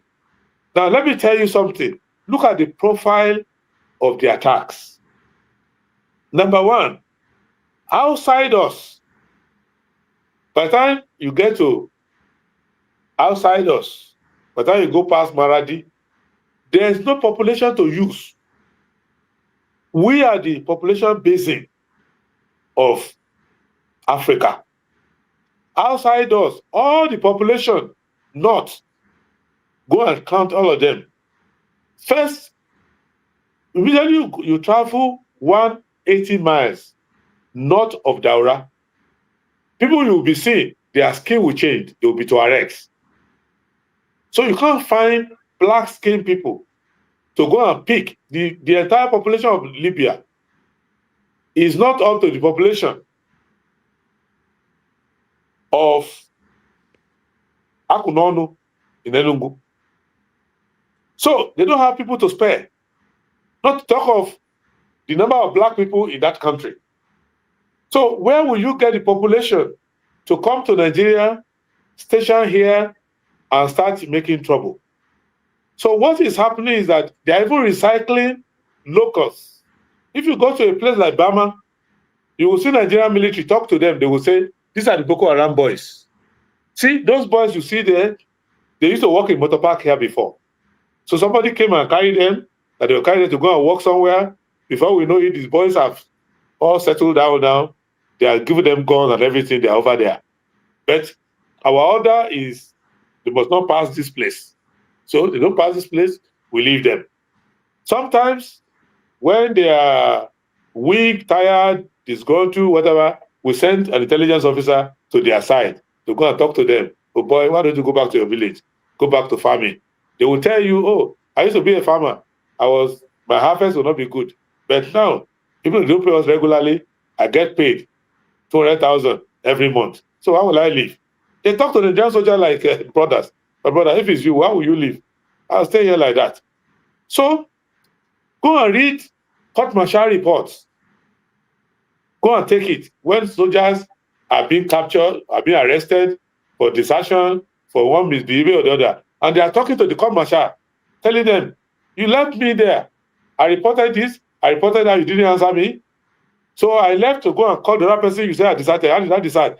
So what are you telling me? So I know these troops. I just that as a politician, I cannot be using people who are telling me their problem to campaign so that I can win an election and they can lose their lives. So the key issue is that you need to go granular, understand. I can tell you, there's nowhere I see Nigerian soldiers that I don't salute them. These are young boys who were in the Polytechnic, Nekede, or somewhere, and they say, oh, come and join the army. They joined the army. They are now warriors. They improvise. I will tell you, one boy told me his story, that they were in their barracks. They were told to go to Maiduguri, and they were told exactly by their commanding officer what time they should leave, where they should pass. They look at the order. This is the stupidest order anybody can give us. So they kept quiet and took a diversion. The driver told them, why are we passing here? They said, well, that's what the order says. They forget about the order. So they dodged and passed another route. They got to the barracks in Maiduguri. And they said, the radio back, we have arrived in Maiduguri. Their commanding officer who sent them said, you're in Maiduguri already? Say, yes, sir. No incident, no incident. He said, okay, come back immediately. No work, no mission, nothing. They started coming back. And he told them, did you pass so and so place? They had to tell them, no, we took a shortcut. He said, no. Go back past where I asked you to pass and come back. When they came back, they were getting to Baga and started hearing firing. They were exchanging fire. Then one of them told them, wait, listen to this fire. This is how our boys shoot. This is our system of firing now. Stop firing. Stop. Listen to them. So they stopped. They now listen. They say, this is how our boys firing now. So they crawl under to under the fire. To the other side to say, hey, Swiss, we are the one. Say, you people who were told from the headquarters that Boko Haram was coming from Maiduguri. How are we Boko Haram? How are we Boko Haram? They said, we were in our barracks, we were told to go to Maiduguri. He said they told us that Boko Haram was going to Maiduguri. We should station and wait for them. They said, we are the Boko Haram. They sent us to go to Maiduguri. Then we didn't pass. We took the other side through Bill and cross and Cape. And then we said we should come back. The boys started crying. They were holding each other, treating the wounded, and they were crying. That was why they shot their GOC. They arrested the boys for being unruly, for trying to kill their GOC. They all come for a meeting, went to their officers, and the officer was surprised. So they said the GOC come and explain.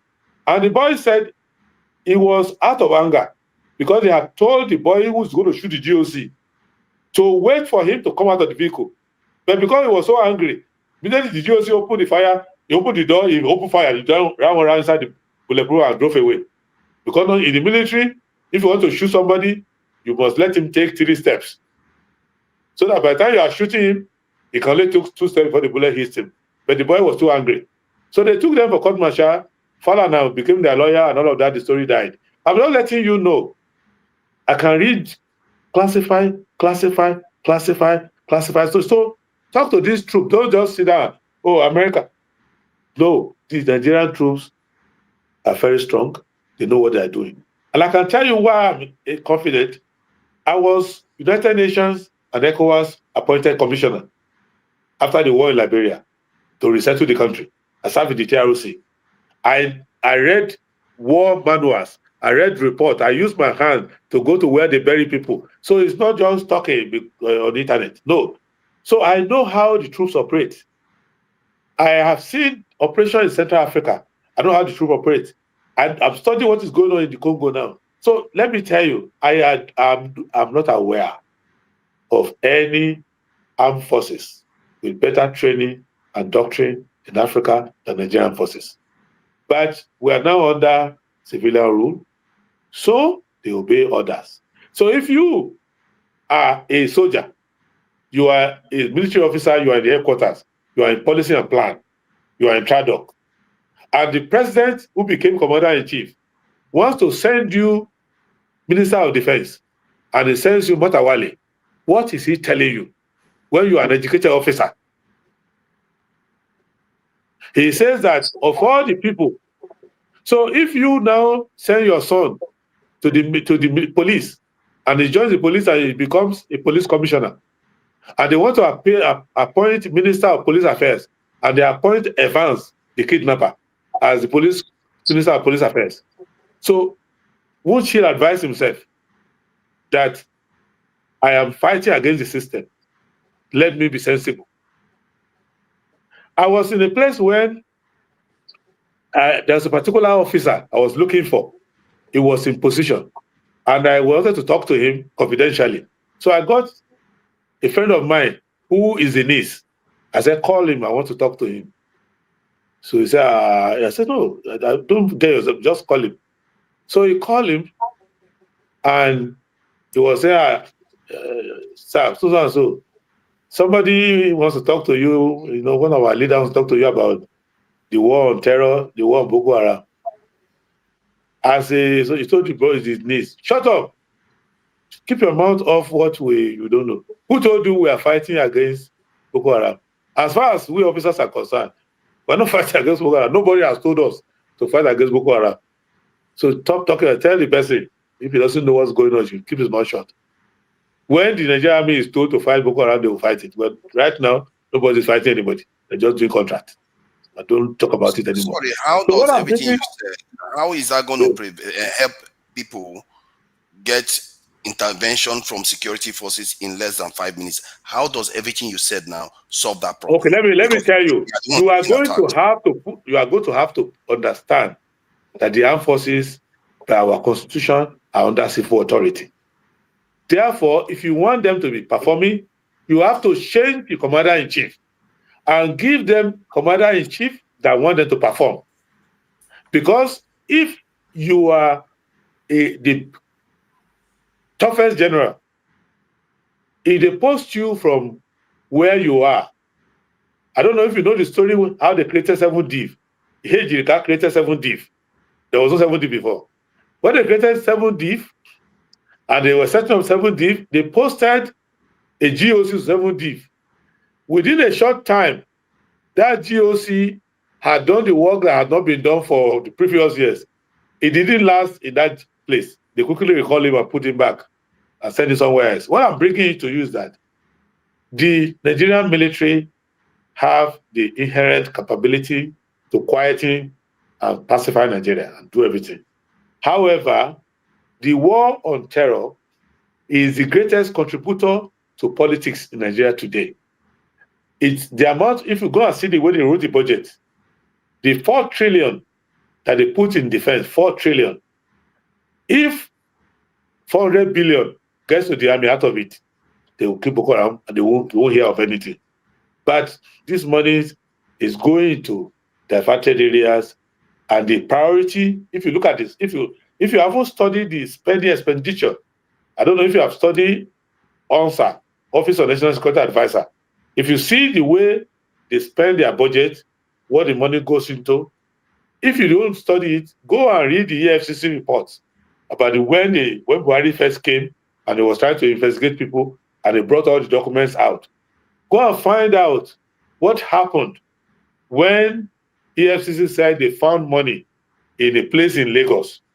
That one money was meant to be money to be used to fight insurgency. That money was found in some flat in Ikoyi. If you must have heard of that story, if you haven't asked nosy journalists like Rudolph, they will tell you. Those people who are involved in that drama, they are now ambassador, extraordinary, plenipotentiary, now cleared by the Senate, cleared by everybody. So in conclusion, Nigerian people will have to elect a commander-in-chief that wants to stop terror. That commander-in-chief will stop terror. The same reason how are they supposed to be there in less than 5 minutes? Money is not going to travel there. Physically, have you checked the numbers? If you have been listening to me, I'm letting you know that normally they have exercises. Nigerian military don't inherently. If you have a division, a battalion, let's say you go to, if you go to 3D in Jos, they are the one controlling up to Meduguri, or to Seti, or to those places. And they have different departments of the army. You have the armor corps, they are the one taking care of the armor tank and all of that. You have the signal people, they will make sure that you can communicate across that division. You have the infantry. They will place small, you will see them in small barracks like that. They put them there so that within a short time they can get there. Then they have the int officers, who are military officers, but some of them will dress like national ruler, some of them are cattle rearers, they go to market, some of them are taxi drivers, they are military intelligence. So they are not leaving the territory at all. They don't leave it. But you keep them stationed there and they keep patrolling, going around, going quietly. But what I'm telling you, that if you speak to these officers, they will tell you this standard operating procedure is no longer being followed. So, and they rotate them and do everything like that. So once you go back to that regular order, you will not need to call them. They will be there. Because already when you are recruited into the army, whether through the depot or you graduate from the NDA, they spread them across the country. If you are in the Navy, they have the Eastern Command and the Western Command. Western Command is Apapa, Eastern Command is in Port Harcourt. Then inside, NNS Oloku is somewhere seen over Delta.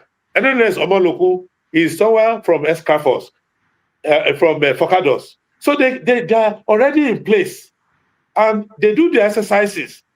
They say, oh, if somebody enters Nigeria through Escafos, how long will it take you to get there? They do all the exercises on their own. They do war games on their own. So a commander-in-chief has to free them, release the budget to them, let them do it. I was talking to somebody, I don't want to talk too deeply, who was manning one of our ships. It's a young lady of about 28 years, is in charge of two of our ships. I was asking her, this particular ship, how far? He started laughing.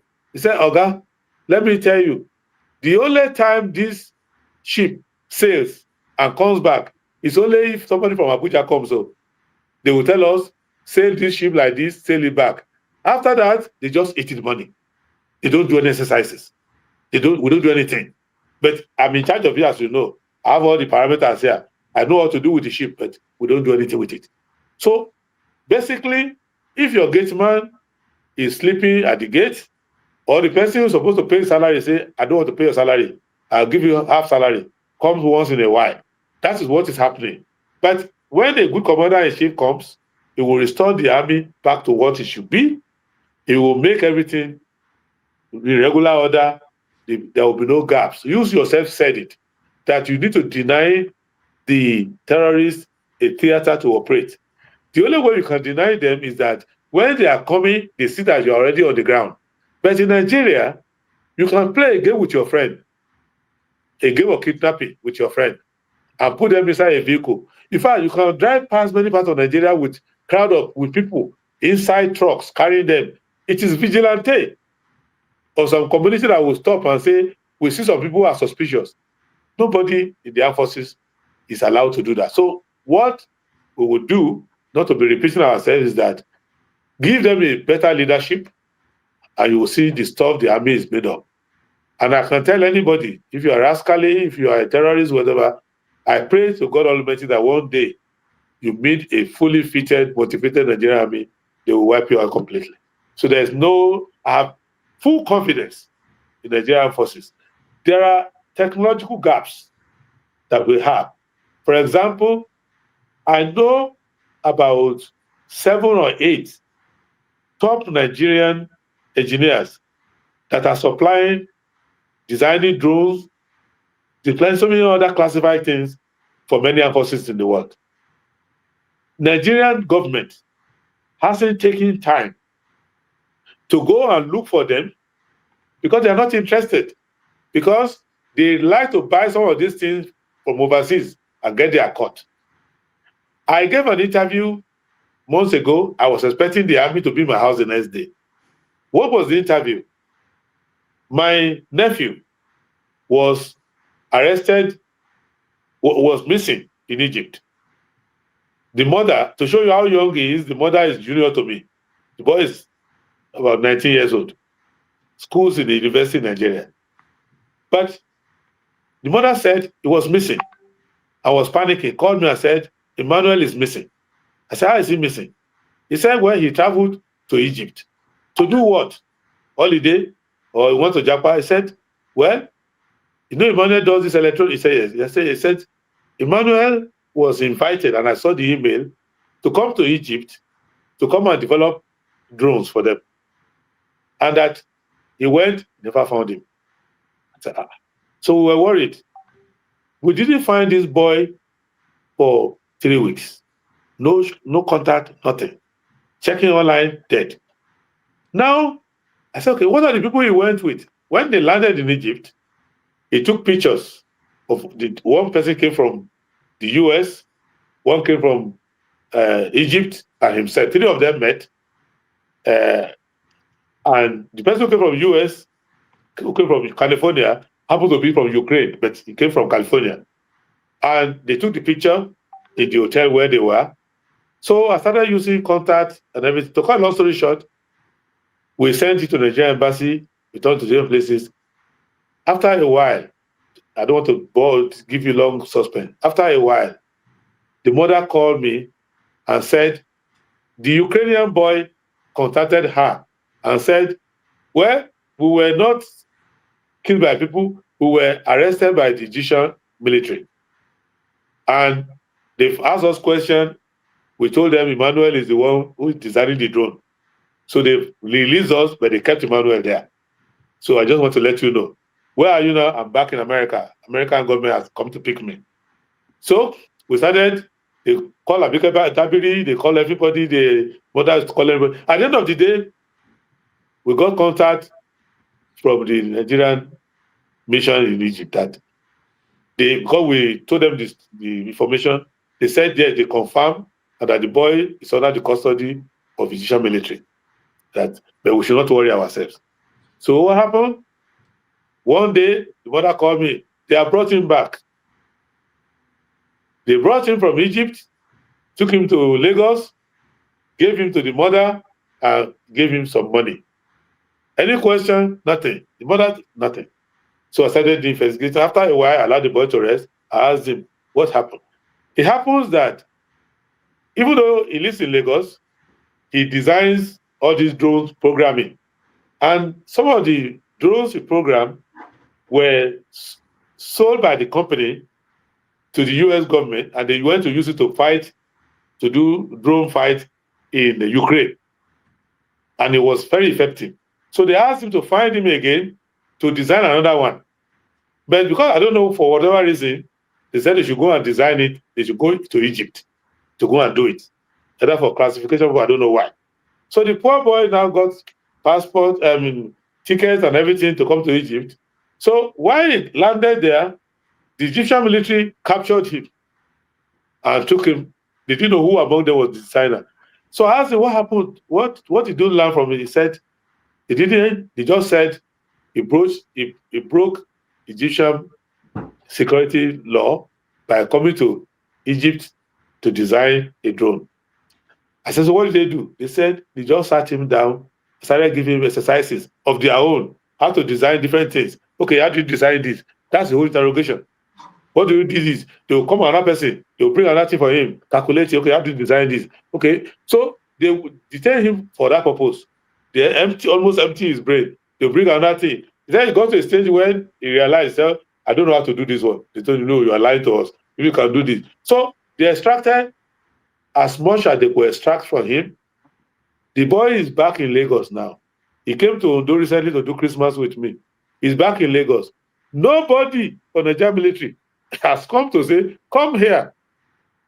You were arrested in Egypt for designing drone for America to go and fight in Ukraine. Come on and tell us, how did you, nobody talking to him?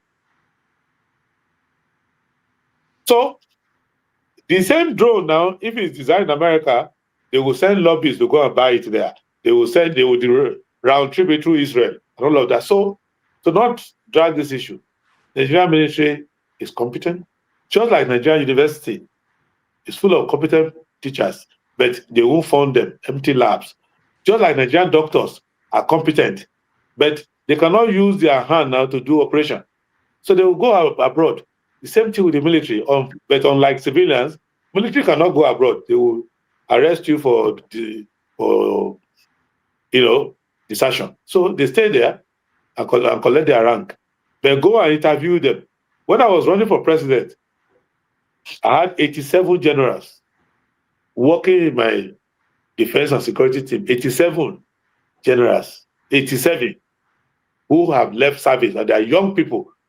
That because they are just turning them out, 87 of them. And besides that, I still talk to many people, even Chief of Defense Staff, General Irabo. You can go ask him. If I had any issue, because I didn't want to politicize the politics, if I had any issue, I won't criticize the military. I will ask them questions. I will say, what is this about? Why are you not doing this? Why are you not doing that? So you need to understand what is happening on the ground before you talk about security in Nigeria. All right. Thank you so much. This is the kind of in-depth insights that you don't see on Arise TV or channels. And I always want to make sure that people have opportunities to hear from people who go on the ground and talk to people, real life people, and not just what we read in the papers. Let me go to Ovie. We're rounding up. I have Ovie. Ovie or Chim? Yeah. Oh, no, Ovie. I don't think Ovie has. No, you. Sorry, wait. Chim, hold on. Not, I think it's me. I'm moderating. Chim, hold on. When I called Ovie, his internet was not good, so that was the first time. So Ovie, go ahead. To our esteemed guests in the house, Prince Adewole Adebayo, you're highly welcome. To Thank our you. erudite host, Rudolph, thank you once again. And ladies and gentlemen of the panelists, I say thank you for giving me this opportunity again to audition for the second time. But this time around is publicly, and I'm employing the fans, the comment section to join me.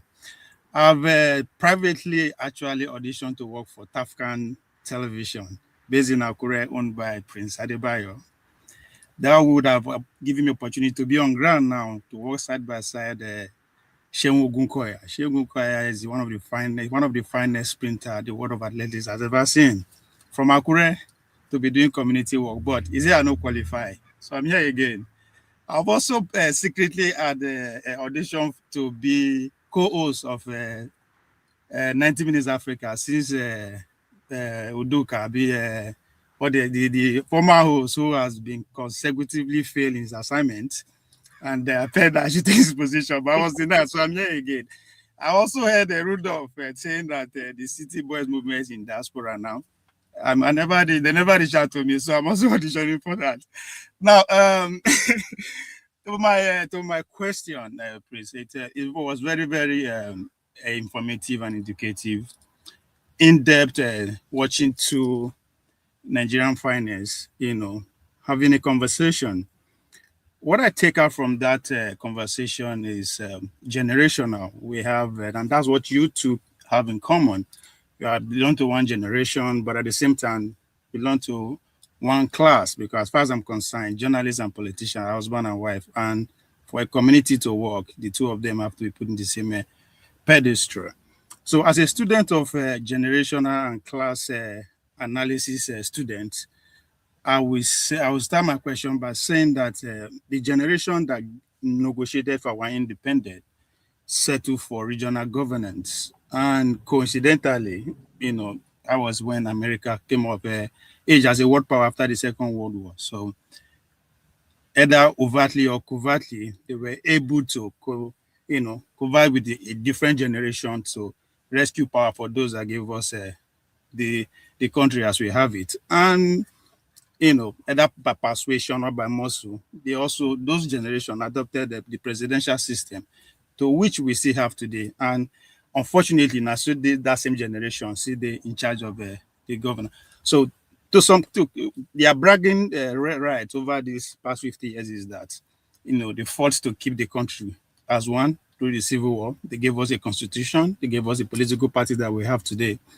For what it's worth.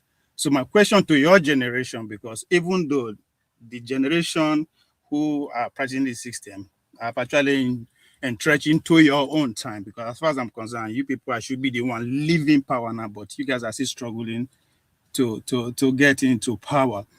But under their watch, we have about a generation that all they know as a Nigerian is that Nigeria started with terrorism. Under their watch, secessionists become very naked in my generation. The tribal rivalry that's bettered the country become very naked under their watch.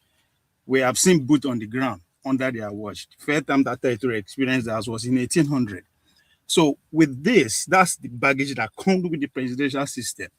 If your generation eventually get to power, are you guys going to continue the same system, believing that it will work better than it is now, or there is a different structure or system that you guys have in mind? That's where my question lies. Okay, thank you. The answer to it is simple. The quality of leadership will make any system work better than as designed. The presidential system of government that we have now can work if you have a good commander-in-chief. It's a lottery through election. If you have a good commander-in-chief, the system will work perfectly. It will lead the country because the powers of the presidency are enormous.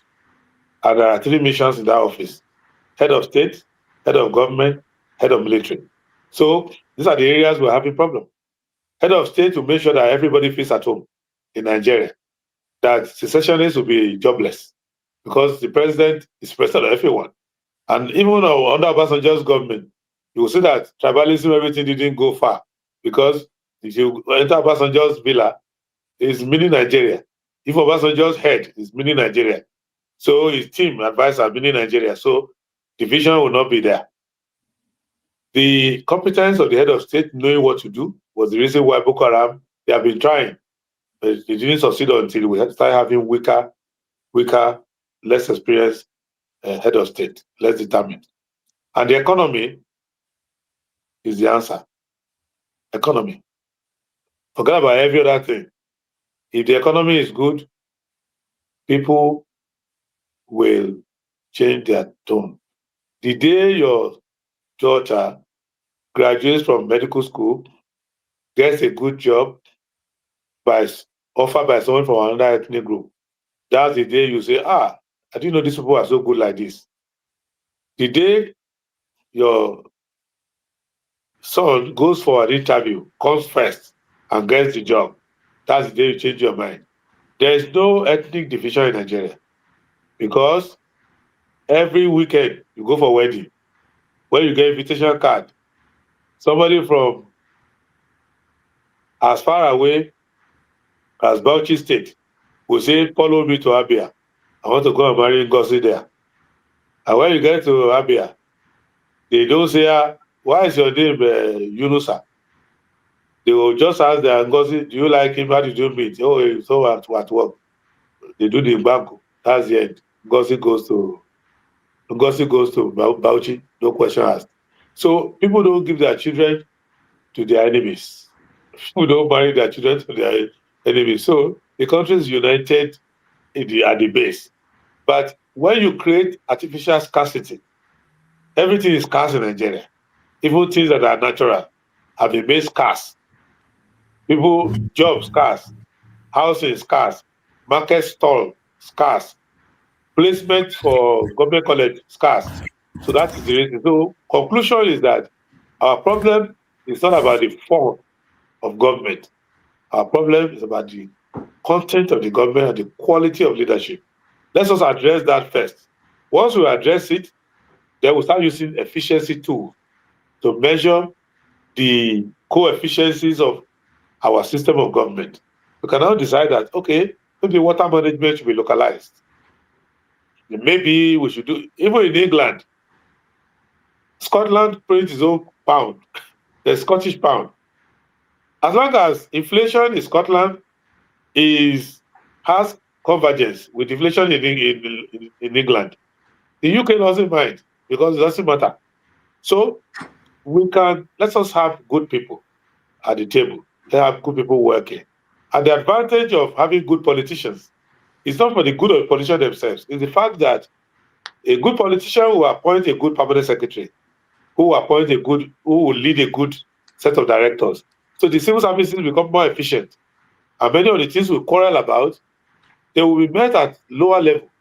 That's why you live in America. Most of your problems will end with your county. Everything you need to succeed ends with your county. If you live in England, it's your city council that will answer your needs. So you don't worry too much about many people who are intelligent.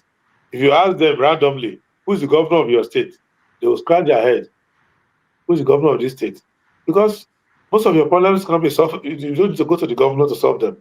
So this is when the government penetrates enough, so we will know what to do. So I don't really worry about whether it's parliamentary, presidential, regional.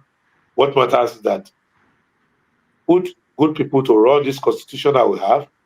Let's run it for 10 years and see if it will show some weaknesses, which we'll now go and amend. That's my philosophy.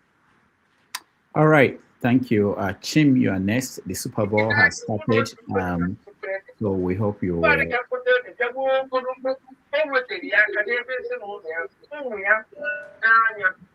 Sorry, guys. I'm trying to. It's Benson. That was Benson. So I've.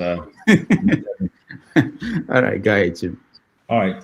Thank you, Rudolph, for having me, and good day, Prince Adewole. Yeah. So I listened to you at the beginning, and I actually wanted to ask. My question is more on the issue of opposition leaders. But before I say that, I want to quote something. Somebody we all know. For many years, kept telling us that power is not served a la carte, that power is not given, the power is taken. But I listened to Majid Dalha, I think is it Dalha Majid, the guy who is a PR commentator on most Nigerian TV stations, especially on AIT. And he was analyzing something, and he said something that's very interesting. He said that sometimes Nigerians, we don't question a lot of things. We hear some cliches politicians tell us, and we just run with it. And for the first time, he got me thinking, because he said power is not taken, power is actually given. And any responsible politician would not take power. You would go ask for it, because taking power is what our military governments have been doing over the years. And interestingly, one of the men who has constantly tried to tell us that he is a Democrat became a military man in Agbada, and he ran with it. Now, but that brings me to a few of his antecedents that has helped him get to where he is, whether we like it or not. So during the Abacha days, most of the people in office today, ACN, CPC, and the disgruntled PDP, who formed what we know today as APC, they held rallies, they demonstrated on the streets. Buhari demonstrated, Tinubu demonstrated. People held events at Ojota to oppose Jonathan's government. Now, those people who were very effective as opposition today are in office. So it looks like the people who are now the opposition are laid back. People like you, I'm sorry to say. You people are speaking grammar and coming on Dr. Damage's show, which is good. We want to hear from you. But none of you, including Peter Obi, wants to do the hard work that Tinubu did with Buhari to pull power away from PDP. You guys are intellectual. That's good. We want to hear your intellectuality. I want to see someone like you sit in Aso Rock. I mean it. But you're not willing to do what Tinubu did in terms of, now we're at a critical juncture. We've had accusations of a tax law that was forged. I haven't seen any opposition go on the streets to demonstrate and seek accountability. Force this government to be accountable. We have allowed them to go. They've ridden their way through it. That matter is now dead. We've moved on. Today, now we have another issue, which is the electoral bill. And we're seeing it, and it's strange that all of the people who want to be president are speaking. You, Peter Obi, Atiku, Kwankwaso, nobody is saying no. Let's collate. We need to make these guys accountable. Let's go and demonstrate, go to the street so that they will take us serious. Because by the time, it is not when Aisha Yusuf and Peter Aka go on the streets, but when they see you, they see Peter Obi, people they know that have voices that could have international implications, come on the streets, protest to them, institute maybe a court action against them, then they will sit up. I think Tinubu knows that he is the opposition as well as the government, that none of you can do what kind of things he has done. And so he's getting away with it. He just laughs. So we keep hearing opposition, but you're in opposition. So please, sir, respectfully, please tell me what you are doing. You're doing to prove to Nigerians that when rubber meets the road, that you can be trusted. Intellectually, we don't doubt you. We know you have it. But where is that little bit of holding government accountable? To what extent have you held government accountable between 2023 and today? Respectfully, I ask that question, sir. Thank you. Now, I appreciate your historical perspective. What is clear is that everyone is God, his objective, his values, his methodologies.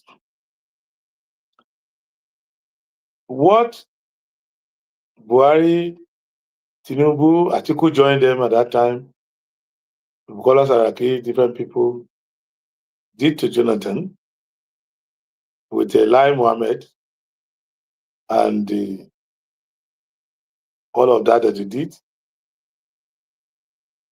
is not something to be copied, even though they succeeded in it.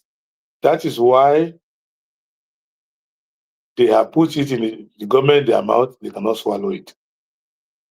Sir, please, forget about what they did. So the evil they are doing now, how do you hold them Do accountable? you want to answer your own question by yourself? I'm asking, and let's not talk about the other ones. Let's talk about the You ones are the they've one done who today. mentioned their name. You are the reference point, and I have to answer the question because I like to pass my exam. You have to answer the question according to the marking scheme. You were using their unpatriotic, hypocritical, destructive methodology that they used to chase Jonathan out of power. They did many things which we can't do as patriots, including working with Barack Obama's government and lobbying some senators in America, like Leahy and Co., to ban the Nigerian military from buying platforms in America. So that even when they had plans on how to deal with Boko Haram, nobody will sell anything to them. And they will tell the other country, don't sell to them. So they did that because they were hungry and desperate for power. And they were causing division and all sorts of problems in the country. And they were sabotaging the government. We don't think we need to do that. They did that because they are power mongers. They want to get power at all costs. What we are doing now is to ensure that we wake Nigerians up consciously, talk to them about the country, and lay out a positive plan of what we want to do. And without going to collaborate with foreigners, without any of the sharp practices, take over government legitimately from Nigerian people, and free and fair election is what will guarantee that. And the system that they used, which appeared to have worked for them, has backfired. Because anywhere you go in Nigeria today, uniformly, Nigerians don't want anything to do with them. Now, we go on the street. Going on the street to demonstrate is not difficult. There are some elements in the opposition, like Showore and other people, who are always on the street, fighting one cause or the other.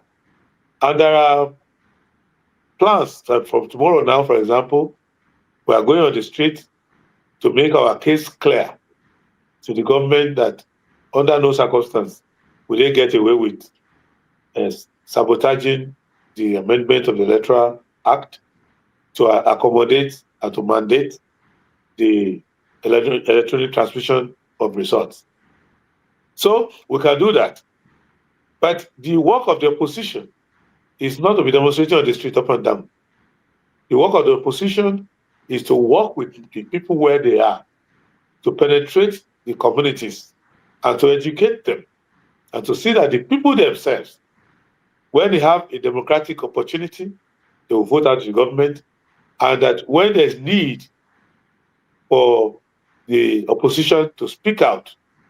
And if you look at the end bad government protest that happened recently, the government will tell you the role, because the government has the DSS, they know the role everybody played along that line.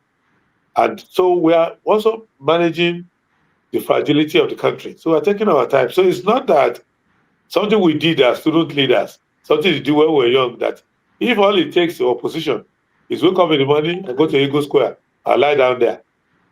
That's we don't think from our experience that is going to change the government. But where non-political issues come up, like issues that are not partisan, like let us have free and fair election, we can go on the street, we can demonstrate with the people. But when it comes to government having a wrong policy, they mismanage the budget, those things are ideological issues. We will go and meet the people and say, see what your government has done. Vote for us, we're going to get them out. So as time goes on, you will see us responding. It is where we need to be on the street, we'll be on the street. We have nothing to lose. We will be on the street. We will go there and challenge them. When it's something that we need to go and canvass the people, we'll go and canvass the people. It's a combination of both that we'll do. And you're asking me specifically, what have I done to challenge the government? You're going to raise the law reports all the way to Supreme Court. We sue them to court when we need to sue them to court. When they were destroying political parties, recently we went to court and got Supreme Court decision that has free political parties. That is why you see Labour, this one, that one, Action Alliance, INEC is now letting everybody be. Until then, they were the trajectory of destroying every political party and letting only be APC. I argue that case in Supreme Court by myself. I argue it in the Court of Appeal by myself. So I don't need to praise myself here. But I'm not an activist. I am a politician who wants to take over power. I'm not an activist trying to win a Nobel Prize. I am a politician who has to go to the grassroots, talk to people, persuade them, do the politics. Because Tinubu, APC, they have a right to do their own politics. They have the right to go and talk to the people. They have the right to deceive the people if the people can be deceived. Either their method. I have a right to go and debunk their lies. I have to go to the communities where the people are. I have to do the work. I have to do the work that will make people to know that if you join the SDP, if you support the SDP, if you donate to the SDP, if you vote for the SDP, if you mobilize for the SDP, you will solve the problem. Why do I need to demonstrate and protest in front of my opponent? When I can defeat him, I come and rule and do it properly. So that is our approach. But we are not against people. We support people. We go out when there's need to go out and demonstrate. And a lot of networks are going on in Nigeria. And there's an element which will limit our answer. It's an element of surprise. If you want to come to power, you cannot telegraph all everything you are going to do. The man you are dealing with is a well-seasoned political operator. So we need to get to a point where we ourselves can do something. They will say, what? I thought these people were dead. I thought they didn't have any idea. So I'm not the only wise man in Nigeria. You need to do something like that. And we're working together, working closely on that. But we're not going to say, oh, in 2 weeks' time, we're going to do this. In 6 months' time, we're going to do this. The man is going to plan. We are going to show you, and the day it happens, you have serious confidence that Nigerians know how to do opposition after all. All right. Last person, Benson Emmanuel. Hello, everyone. Are you hearing me? Yes. Yes, sir. Okay, good evening. Good evening, Dr. Damages. And good evening, Dr. The Prince. May the good Lord bless everybody. Amen. You see, like what Mr. Chin said, I think the opposition are not doing much. Because, for example, during the time Mugabe was ruling Zimbabwe, when Mugabe started having issues, when he start falling down like Tinubu now, Tinubu fall more than him even. Even if Biden here, when he was falling, he was sick and everything. The opposition was calling for him to resign. Everybody come together to say that he must resign. In Zimbabwe, the same thing. They did everything to see that they remove him from office. The way Tinubu is falling is the way Nigeria is falling. And the opposition is like they're compromised. They don't want to do much. Because if we have a good opposition, as that man, even before he became a president, he was falling, he was sick. Everybody knows that he's sick. Not only that he's sick, he's very old. For such a man to manage a country of almost 150 million or so, that shows that we don't have opposition in Nigeria. Or either that the opposition are cost or they are compromised. That is one. Two, sir, will you really seriously say Nigeria will progress? Or this terrorism in Nigeria will stop? Yes. Because the way this, the kind of Muslim we have in Nigeria, it's not the kind of Muslim in Dubai, maybe Dubai, Saudi Arabia, and so on and so forth. No. the kind of Muslim we have in Nigeria is not the same type of Muslim we have that's in Kuwait and the progressive Muslim. The one we have here is not progressive. They are evil and deadly. No, I don't agree with you at all. Okay, recently, let me tell you. You see, this Boko Haram, even the Sultan of Sokoto and most of the emirs, they're supporting them. They're support of these people, and even some of them are saying that if the America also hit any of them or kill any of them, they will kill many Christians in Nigeria. And upon that, I see it in the this thing. Even the DSS are not arresting any of them. Who said that? Who said that? If you go to internet, you see there when these boys are saying it. Internet no, is not you see, because you see, let me tell you, if somebody in anywhere do something, you see the DSS will arrest that person. No, but you are this is saying something of national security. Somebody, excuse me, let me get it right, because we're trying to set things right. You said somebody said, or some people said. Not only one person. Not only one person said it. Can you name? In the internet, they are shouting that. Can you name the name of such persons? Is it Dr. Damage that said it? Because he made some statements sometimes when he wakes up in the morning. Who said it? Is it OBA? It's not OBA. Who said? Some of these Fulani guys that are saying the internet, they are saying it that if the Americans hit any of them, they're going to kill the Christians in Nigeria. They're going to kill more of the Christians. Okay. And what I'm saying is that why are the DSS not arresting them? And again, you said here that you know that the terrorists are in Abuja, in the capital, in Abuja. If the terrorists are in Abuja, if the government is the terrorist itself, why are the government, why the opposition are not coming for this one to step down? All right, thank you, Benson. Let's do issue of step down. And I'm happy that you mentioned Zimbabwe, another country I love so much. Number one, in Zimbabwe, what is the opposition gain with Mugabe stepping down? They put Nagwagwa there, who is another ZANU PF.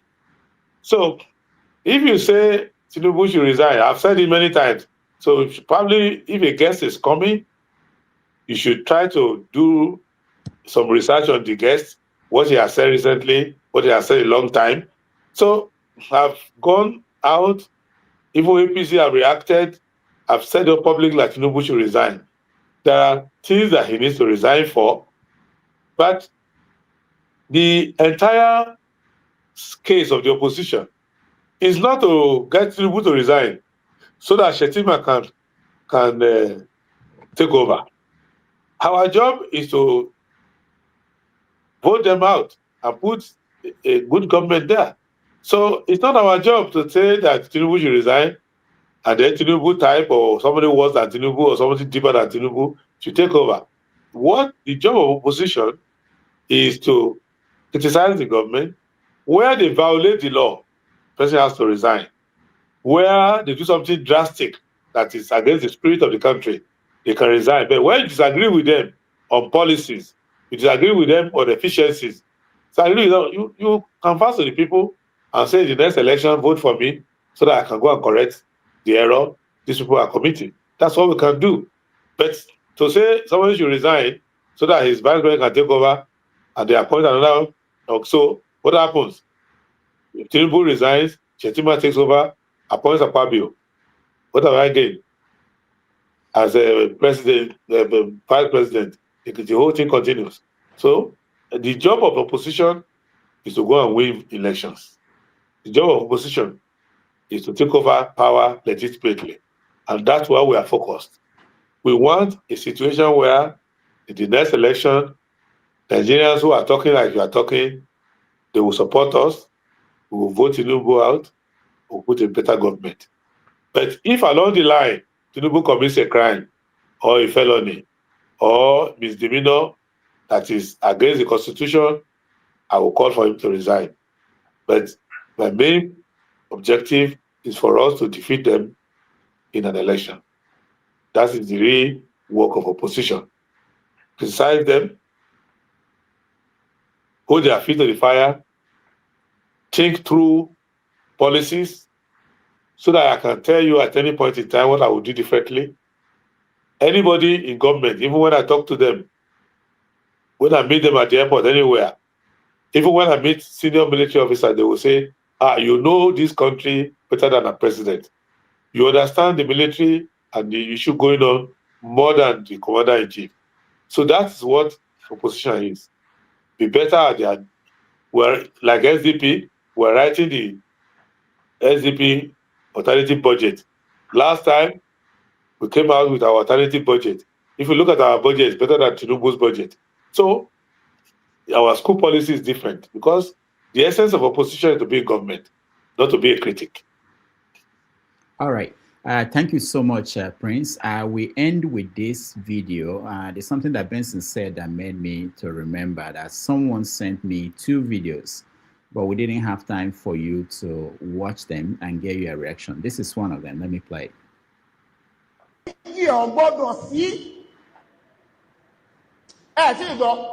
President General, Nigeria Supreme Council for Islamic Affairs, Sultan Sokoto nìkan. Owó nìkan ló lè declare àjọ tá a fẹ́ bẹ̀rẹ̀ àwẹ̀ Ramadan. Tẹ́lòmíì bá tún declare àjọ kan ní péjọba yìí la fẹ́ bẹ̀rẹ̀ àwẹ̀ Ramadan.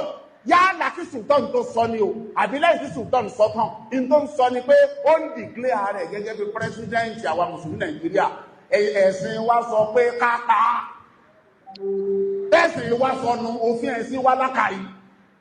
Má wàá wò pé sìn wa ló lè lo Amẹ́ríkà sọ pé wọ́n ní president Amẹ́ríkà má tiẹ̀ lo Amẹ́ríkà ṣe press conference ní níwájú ìta yín kò ní ìdí láti lọ orí television social media náà dá kan péèjì kan sí rẹ lójú declare yourself as the president of the United States of America. Ọmọ sòtórí ẹ̀ ní ìníkẹ́ ẹ lọ pa ilẹ̀ kankan o. Ẹ má ṣe pa ẹnì kankan a kàn sọ òfin ẹ̀sìn wa fún wa ni aqulu qawli hadha. Okay, for those who do not understand Yoruba, the preacher was saying that anybody who should declare the start date of Ramadan before or after the Sultan of Sokoto, that given instruction that the person should be killed, that you can declare that yourself the president of the United States, so don't compete with the Sultan of Sokoto. So the person that sent the video wanted to know if you were president and somebody is preaching something like this, what would be your reaction? I will tell the person I will immediately call the Minister of Health to take the person for psychological and psychiatric evaluation. But I know too well there's a lot of quackery going on in Nigeria. And a lot of people, because of freedom of religion in Nigeria, and even as a Christian, if you listen to some people preach, you wonder whether they went to theological school at all. There's no regulation as to what you can say in religion. So people say what they like. So what I would do as head of state is to try to get the Sultan of Sokoto himself to speak and say our religion is not like that, because there's no such thing in any part of the Quran or the Hadith that says that if somebody says this is the day we are going to start fasting, that you should go and kill the person. No. The only thing that he said was that if you sight the moon, go and tell the religious leader in your community. Not to go far away to Sokoto, go and tell Sultan. You tell the religious leader in your community, he knows who to tell. So, and the reason in those days was that the moon could be ephemeral. Somebody who is just lazy, hungry, tired of fasting, can say, I've seen the moon, I've seen the moon. And it will mislead the Ummah, the believers, and they will stop fasting, only to discover that the guy doesn't see the moon at all. So, just like in Islam, if you say, I saw somebody committing adultery, they will not believe you. You have to go and report to somebody, and they have to call them. They have to be 2 good Muslim male in good standing, who are reputable society. So, that thing he's saying is equivalent to any preacher sitting down somewhere and saying that Jesus told me this and that. it's a country where the freedom of religion allows people to come out and say whatever they like. And DSS has a duty to call someone like that, counsel him, talk to him, warn him, and ask him to go out and clarify himself. And then he will talk to the women, because they have all this association of clerics who they have a kind of, they're not just, they will find out who is this guy, where did he learn his Islamic scholarship, who is his imam. They will reach out to them, and those one will clarify and say, don't do that, don't say that, that's not correct. So, but it's a country that has free speech. So you have to find a way to, in a plural society like that, to control it, to talk about it, and that's why a president will have a political advisor. It's his job to make sure, oh, sir, I know what, if it's brought to your attention, even the governor of the state, anybody brings to your attention, you immediately know who to talk to. And when the Sultan himself counters him, that's the end. Nobody will believe him. So, but you cannot stop people. You cannot rule out that there will be a lot of people, maybe just seeking for attention, maybe seeking for sponsorship, maybe it's not even an Islamic scholar at all. Just one guy who is retired and doesn't know what to do with his time. But now that I've seen it, I will collect the tape from you, and I will find out from the various Islamic sects, Nasaruddin, a lot of them. I'll find out who the person is because I don't see the name. But I can guarantee you, don't even wait for me to be president. I'll find out who he is, which mosque does he pray, who is the king of the town, where he is, who are the people sponsoring them, So I'll find out, and we'll make sure that this kind of statement does not go unanswered. But it's the job of the government to see that society is kept calm and there are no divisions. Thank you. One more small video from the north. This is an older one, but I wanted to know. Allah Sakkwato ya yi rubutu ga Facebook. Ya faɗi ganganun da ba su da daɗin faɗi game da annabin rahama. Kuma jin Sakkwato nace a maka yayi kure. Ai ba Sakkwato ake da wannan shiga taka. Mu kashewa mu kai. Mu akan manzon Allah iya kan mu kashe. Don haka ba Kano bace, Kano ƴan kasuwa ne. Shi yasa kaga an ce ma manzon Allah dan luwadi an tsaya ana jayayya, an ce ma manzon Allah kwarto an tsaya ana mu na kashewa muka yi. Wallahi kwadda ma manzon Allah mu iya kamar da shi mu kashe. Allah ya gafarta mu wani yaro, naga wani bawan Allah jiya ga Facebook yace wai an ce mahaukaci ne, yace to ai mu ma mahaukata ne. Ai iyaka hankalin mu kai a taba annabi, ana taba annabi mun zama mahaukata. Wagga ita ce magana ta gaskiya. Allah shi muku albarka Sakkwatawan shehu. Duk wanda ya kalli Facebook da sauran social media da irin wanda an ka hito kwarta an ka ta gidan sarkin musulmi ya nuna Sakkwata suna nan bisa tarbiyyar da dan hodiyo yayi musu. Don haka Allah shi muku albarka. Da an sakai ku kashe shi. Magana bai da hankali bata taso ba. To bai da hankali duk bai da wanda yaka zagi sai manzon Allah. Mu ma bamu da hankali an taba annabi. Don haka bai da mu bai da hankali bamu da. Da an sakai ku kashe shi. Kuma ba shi da duk wanda ya taba manzon Allah ku kashe shi. Bai da hukunci ko belle ya bai taba manzon Allah bai da hukunci illa kisa. Musulmi in ya zagi manzon Allah ko ya ce ya tuba, wannan tuba ta kani ne da Allah amma dai sai mun kashe shi. Bai da hankali ya sanya ta ya sau waya, bai da hankali ya sanya sau data, bai da hankali ya sanya buɗe shahin Facebook, bai da hankali ya sanya an kayo mai caya goge. Don mahaukaci ka waɗanga abuwa da kun gane ku kashe shi, an sa kai ku kashe shi. Kun ba shi ɗaya ba, ku manzo Allah ku kashe shi.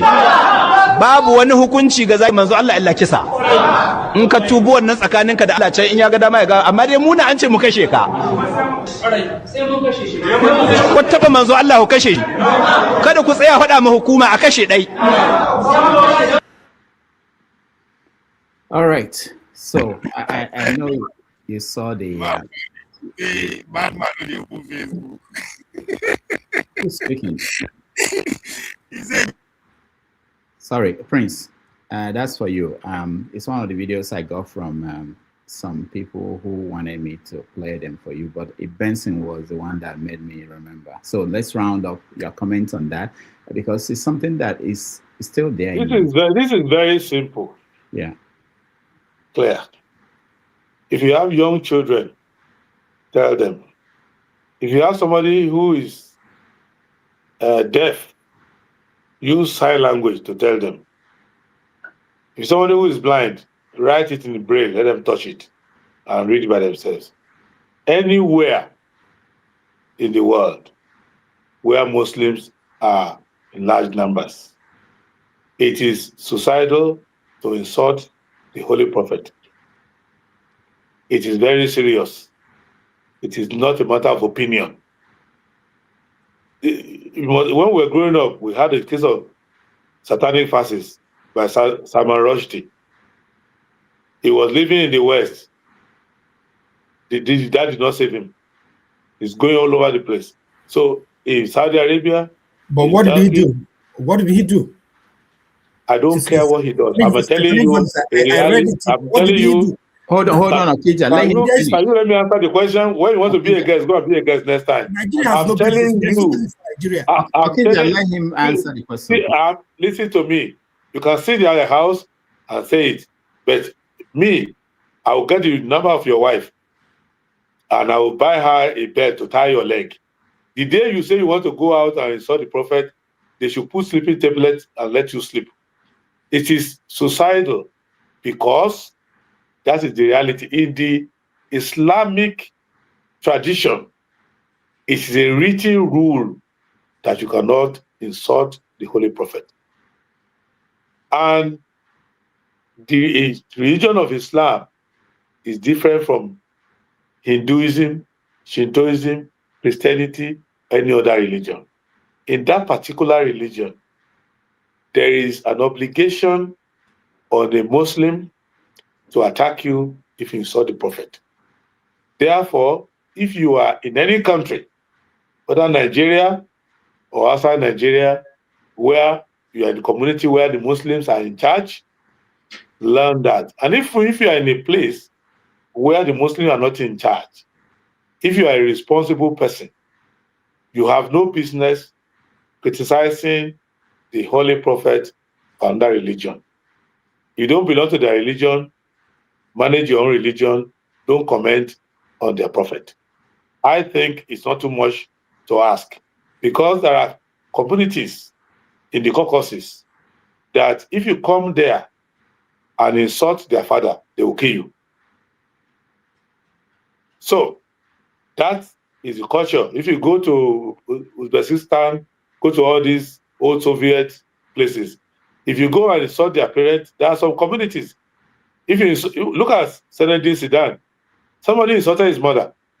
He doesn't care that he's on world television and they are doing valedictory match for him. He went and attacked the person. And they asked him, why did you do that on your last day, your glorious day? Said the person insulted his mother. So, I'm from Ondo. There are some jokes you can do, nobody cares. But there are some things in Ondo you cannot do. You will not come out alive if you do it, because it's holy to them. If you go to Benin and insult the Oba of Benin, even a professor of gentle studies in Benin, a professor of civilization studies, a guardian and counselor professor will lose his temper if they see you insulting the Oba of Benin. So what we need to understand as we are living in this world, freedom is not free. When you go to a community, look at their values. Look at what they hold dear. Look at what is important to them. Then you respect it. And that's not too much. It doesn't stop you from developing technology, from tying your roads, from being the best you want to be in the world. So I have zero sympathy for anybody who goes out of their way to insult the Holy Prophet of Islam. If they attack you, you are responsible. You are not supposed to do so. But where I have concern are the areas where they used to lie against people, where some charlatans just don't like you, and they go and tell the Ummah or tell anybody who's in religious position and say, my neighbor, maybe they have a dispute with you, they have an argument with you, they are jealous of you, they have issues with you, and they just go and tell them that, oh, I was passing by his house and he was insulting the prophet. And people just come as a mob and attack you. That is not proper. It's punished under the law of Nigeria. You cannot, so I cannot be in government and you say, well, somebody insulted the prophet and will kill him. That is not how it is written in the book. You will have to get somebody, they will take him to court, they will try him. And you will see that it is true. Because a lot of innocent people can just lose their life. It can happen to anybody. So they need to know that. That's the balance. But for anybody who happens to not be a Muslim, or you are not impressed with the theology of that religion, or you don't appreciate their practices, and you think, okay, I can provoke them, I can annoy them, I can tell them some characters, I think in France, who like to sell their papers by saying they are making cartoon of the Holy Prophet, and then cause tension all over the place. I will hold them to be irresponsible. There's no need for that. So every religion evolves over time. And 1,000 years from now, it might be the Muslims themselves that will say, what are we talking about? And they will change. Who could tell you that they will allow people to drink alcohol in Saudi Arabia? When I was growing up, you can't even mention it. But now in Saudi Arabia, they allow you to, women can drive, things are changing. So give people their time. Let them sort themselves out. But it's not your job to go and disrupt and cause problems in the community. Because the person who goes to insult the prophet or runs away might not be the one who will suffer it. It might be an innocent person who is just passing by. So generally, if there are young people listening to us, we need to let them know. I raise children, and they are not Muslims, but I let them know that this is this community. You cannot have a Sikh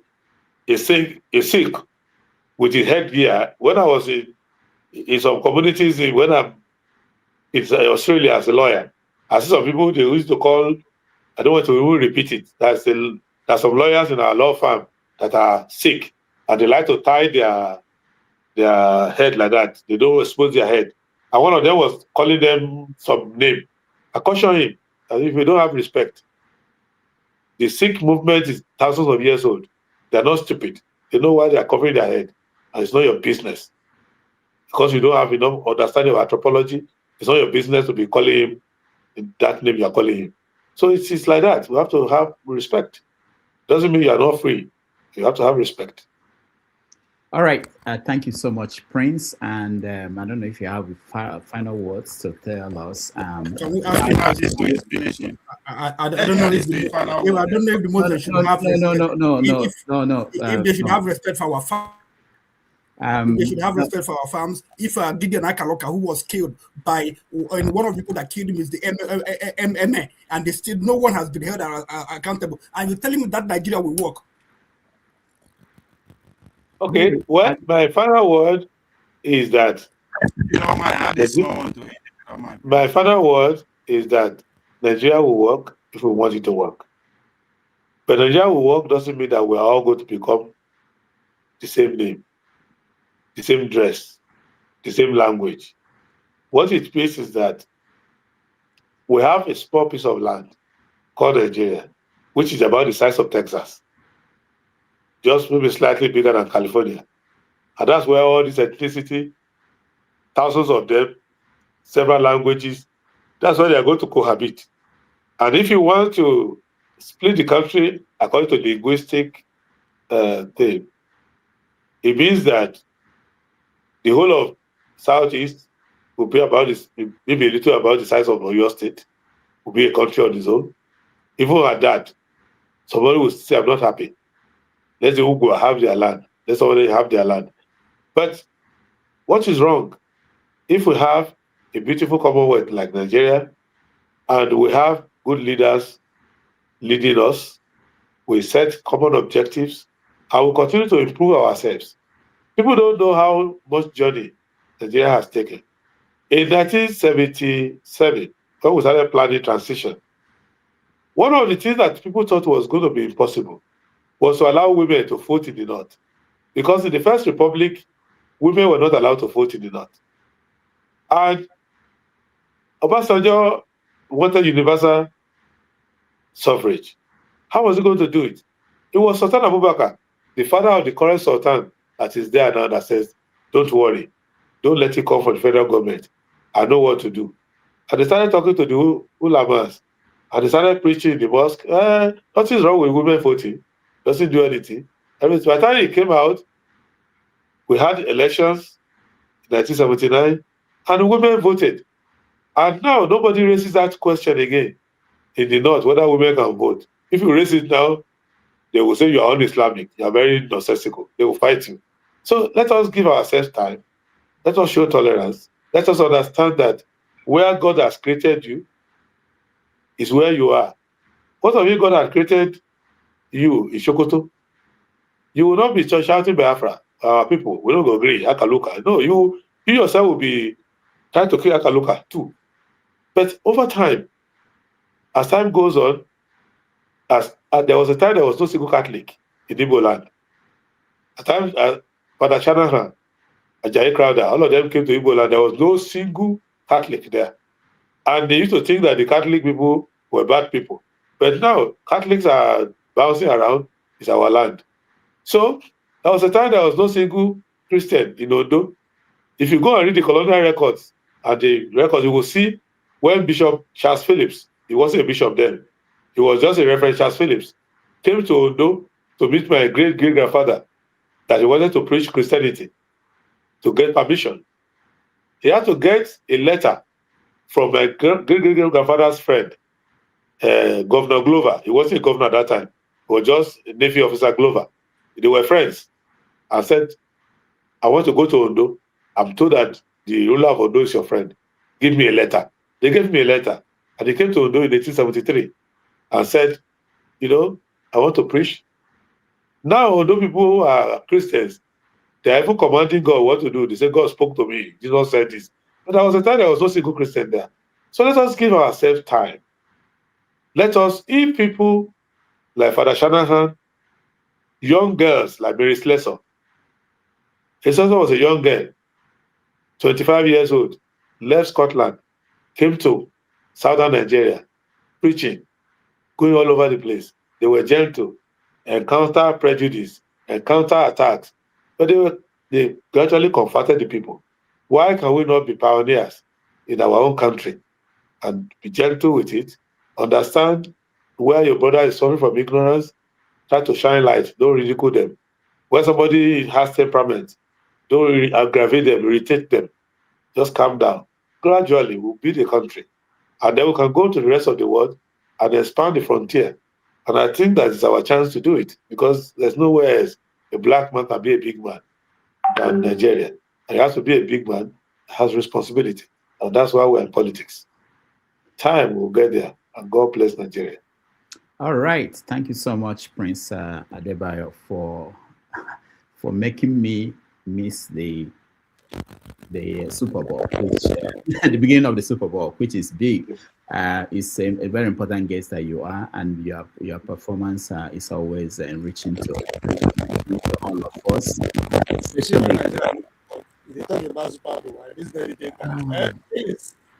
especially the insights that you bring, which is very important to me. I traveled from, when you were talking about your experience in Benue, I traveled to Benue through Otukpo and all those places last year. And what I saw there was something that I wish I could find a way to share with people who are on this platform when they talk about issues in Benue and issues of governance. But I am always happy to have a guest like you come here with real life experience and share with our people. Thank you again, and hopefully we'll call you again for another opportunity to come and enlighten us. I will see you next time. Thank you so much. We'll take a break, and then Thank you. I will say goodbye to everybody after the break. Thank you so much. Thank you. Yeah.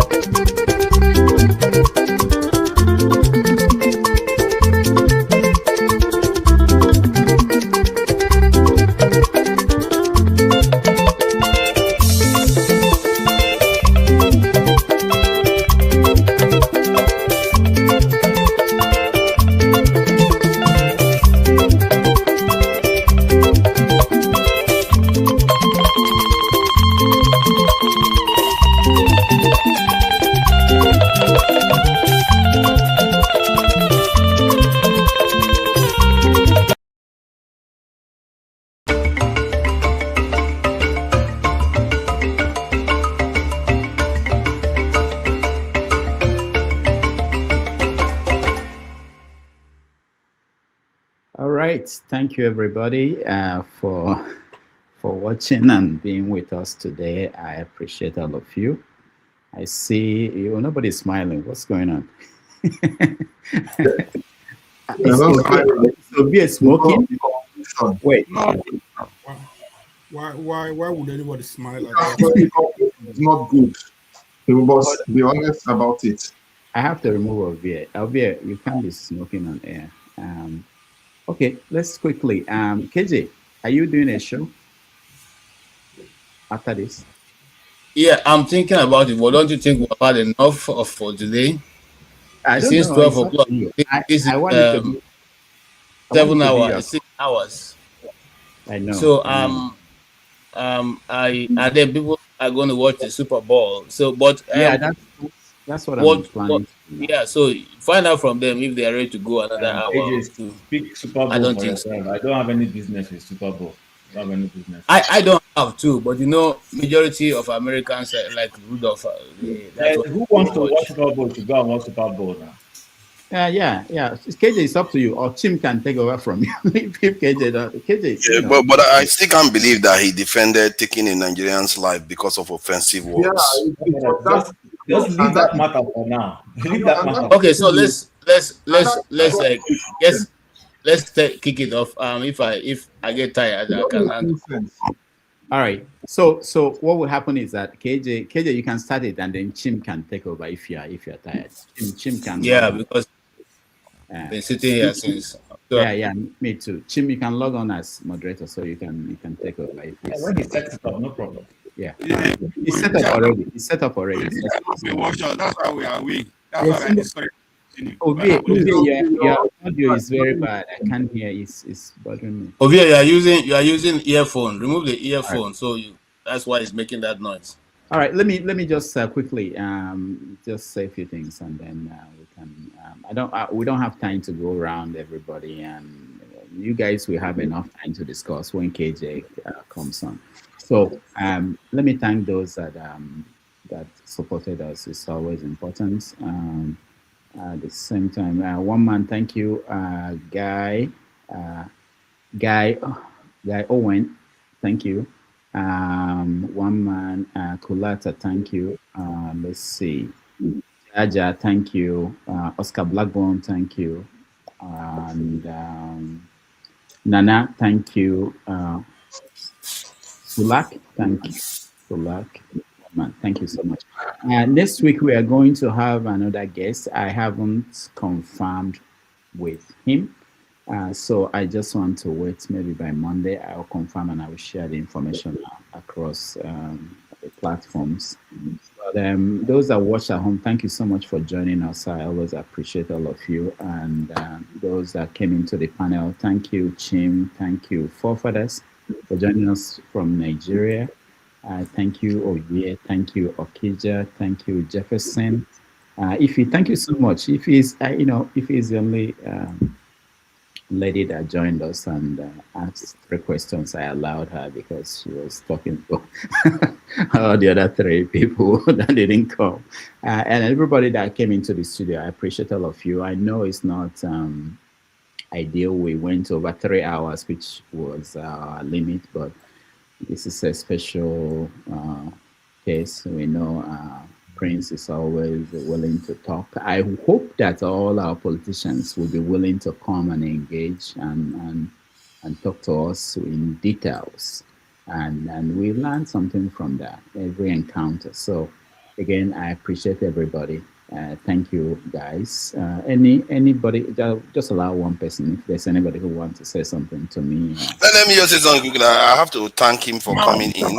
No, hey, I was thinking about it when he said, because I have to thank him for coming in, because there are not a lot of politicians that come here, spend 6 hours with Nigerians talking to us about issues, and it's quite patient too. Even if today, to me, was a disaster in many ways. But he should take heart from the fact that we appreciate that he comes in at least to make himself available to people. I hope he learns. He gets feedback from what we've said too. All right. Thank you. Ovie, your connection is not good, so we can't hear you very well. Okija, you want to say something? Yeah, I I like Prince Adewole, but to be honest with you, if he becomes Nigeria president and wants me to work with him, I'll work with him to make sure Nigeria stop existing. Because I don't understand why he should be. I mean, there are so many things he said today that just that prick me the wrong way from the marginalization of the Igbos, things that are obvious there. And then he came out talking about these people killing people just because of their religion. I mean, we have our farms, they go into our farms and kill people. Our farms, are they not sacred? Just like as they have something sacred to them. Our farms are sacred to us. That's where we eat. But they march into their farms and do whatever they want to do. They take over people's land and do whatever they want to do. Nobody knows anything. But then he can start preaching to us, that if Adewole was among the justice that sentenced this guy to death, he would, he would join them to sentence him to death. The guy, what's his name? The guy that was sentenced to death in Adamawa. So that's what I've seen from what he said today. He's one of those people, that's that kind of mentality. That's what's holding Nigeria down. So you have to whatever you believe in. Other people, they have the right to believe the contrary. They have the right to say whatever they want to say. You can't just kill them. There have been incidents of because of people like him. People have been killed over the years.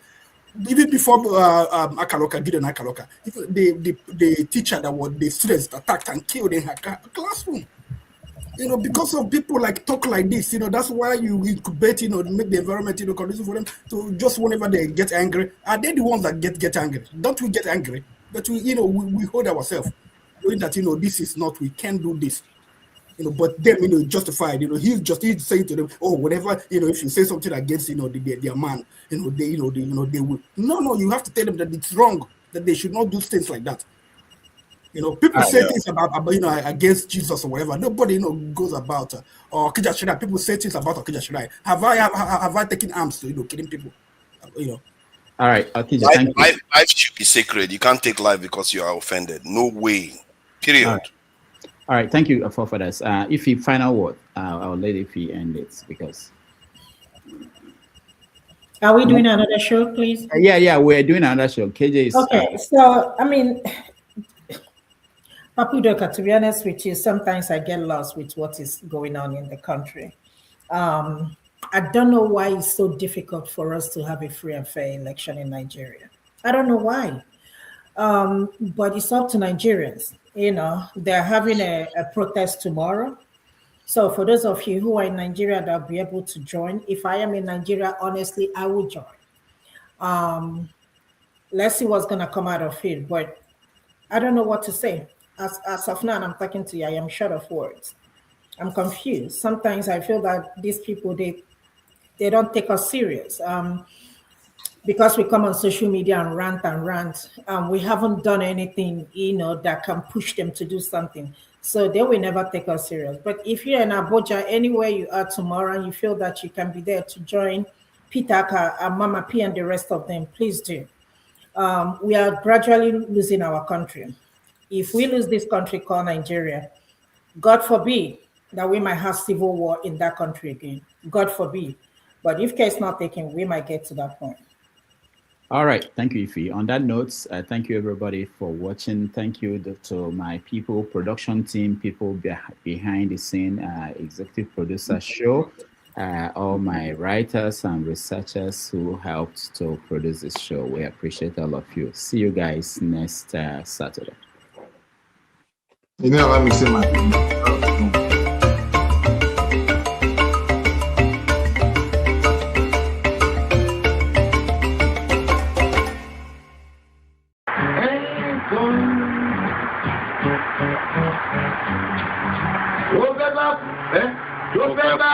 tó fẹ́ kú torí ẹ̀ o.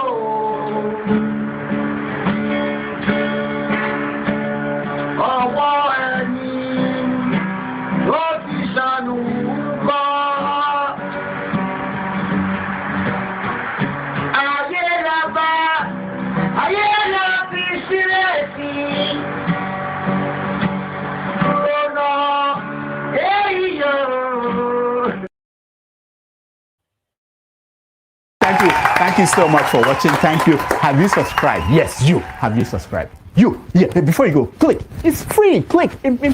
Just that's it. Have you subscribed? You're laughing. Have you subscribed? Have you subscribed? Thank you. Thank you. Thank you. Hey, madam, thank you so much. I can see you. I can see you. We have to get to 100,000 subscribers. This by the end of the year. How are we going to do that if you don't subscribe? Yes, you. Yes, you're about to click off. Why? Have you subscribed? It's free. If you don't, ask your son. Ask your daughter. How to? Just one click. Thank you. Thank you. I see you. Aha. Thank you very much. Thank you very much. I'll see you.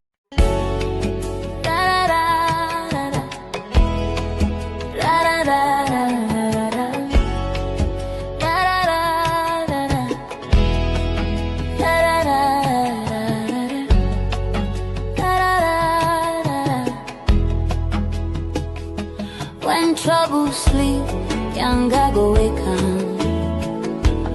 Waiting he dey find. Palava, he dey find. Palava, he go get to. Palava, he go get. Palava. When cat sleep, rat go bite him tail. Waiting he dey him sit down for half.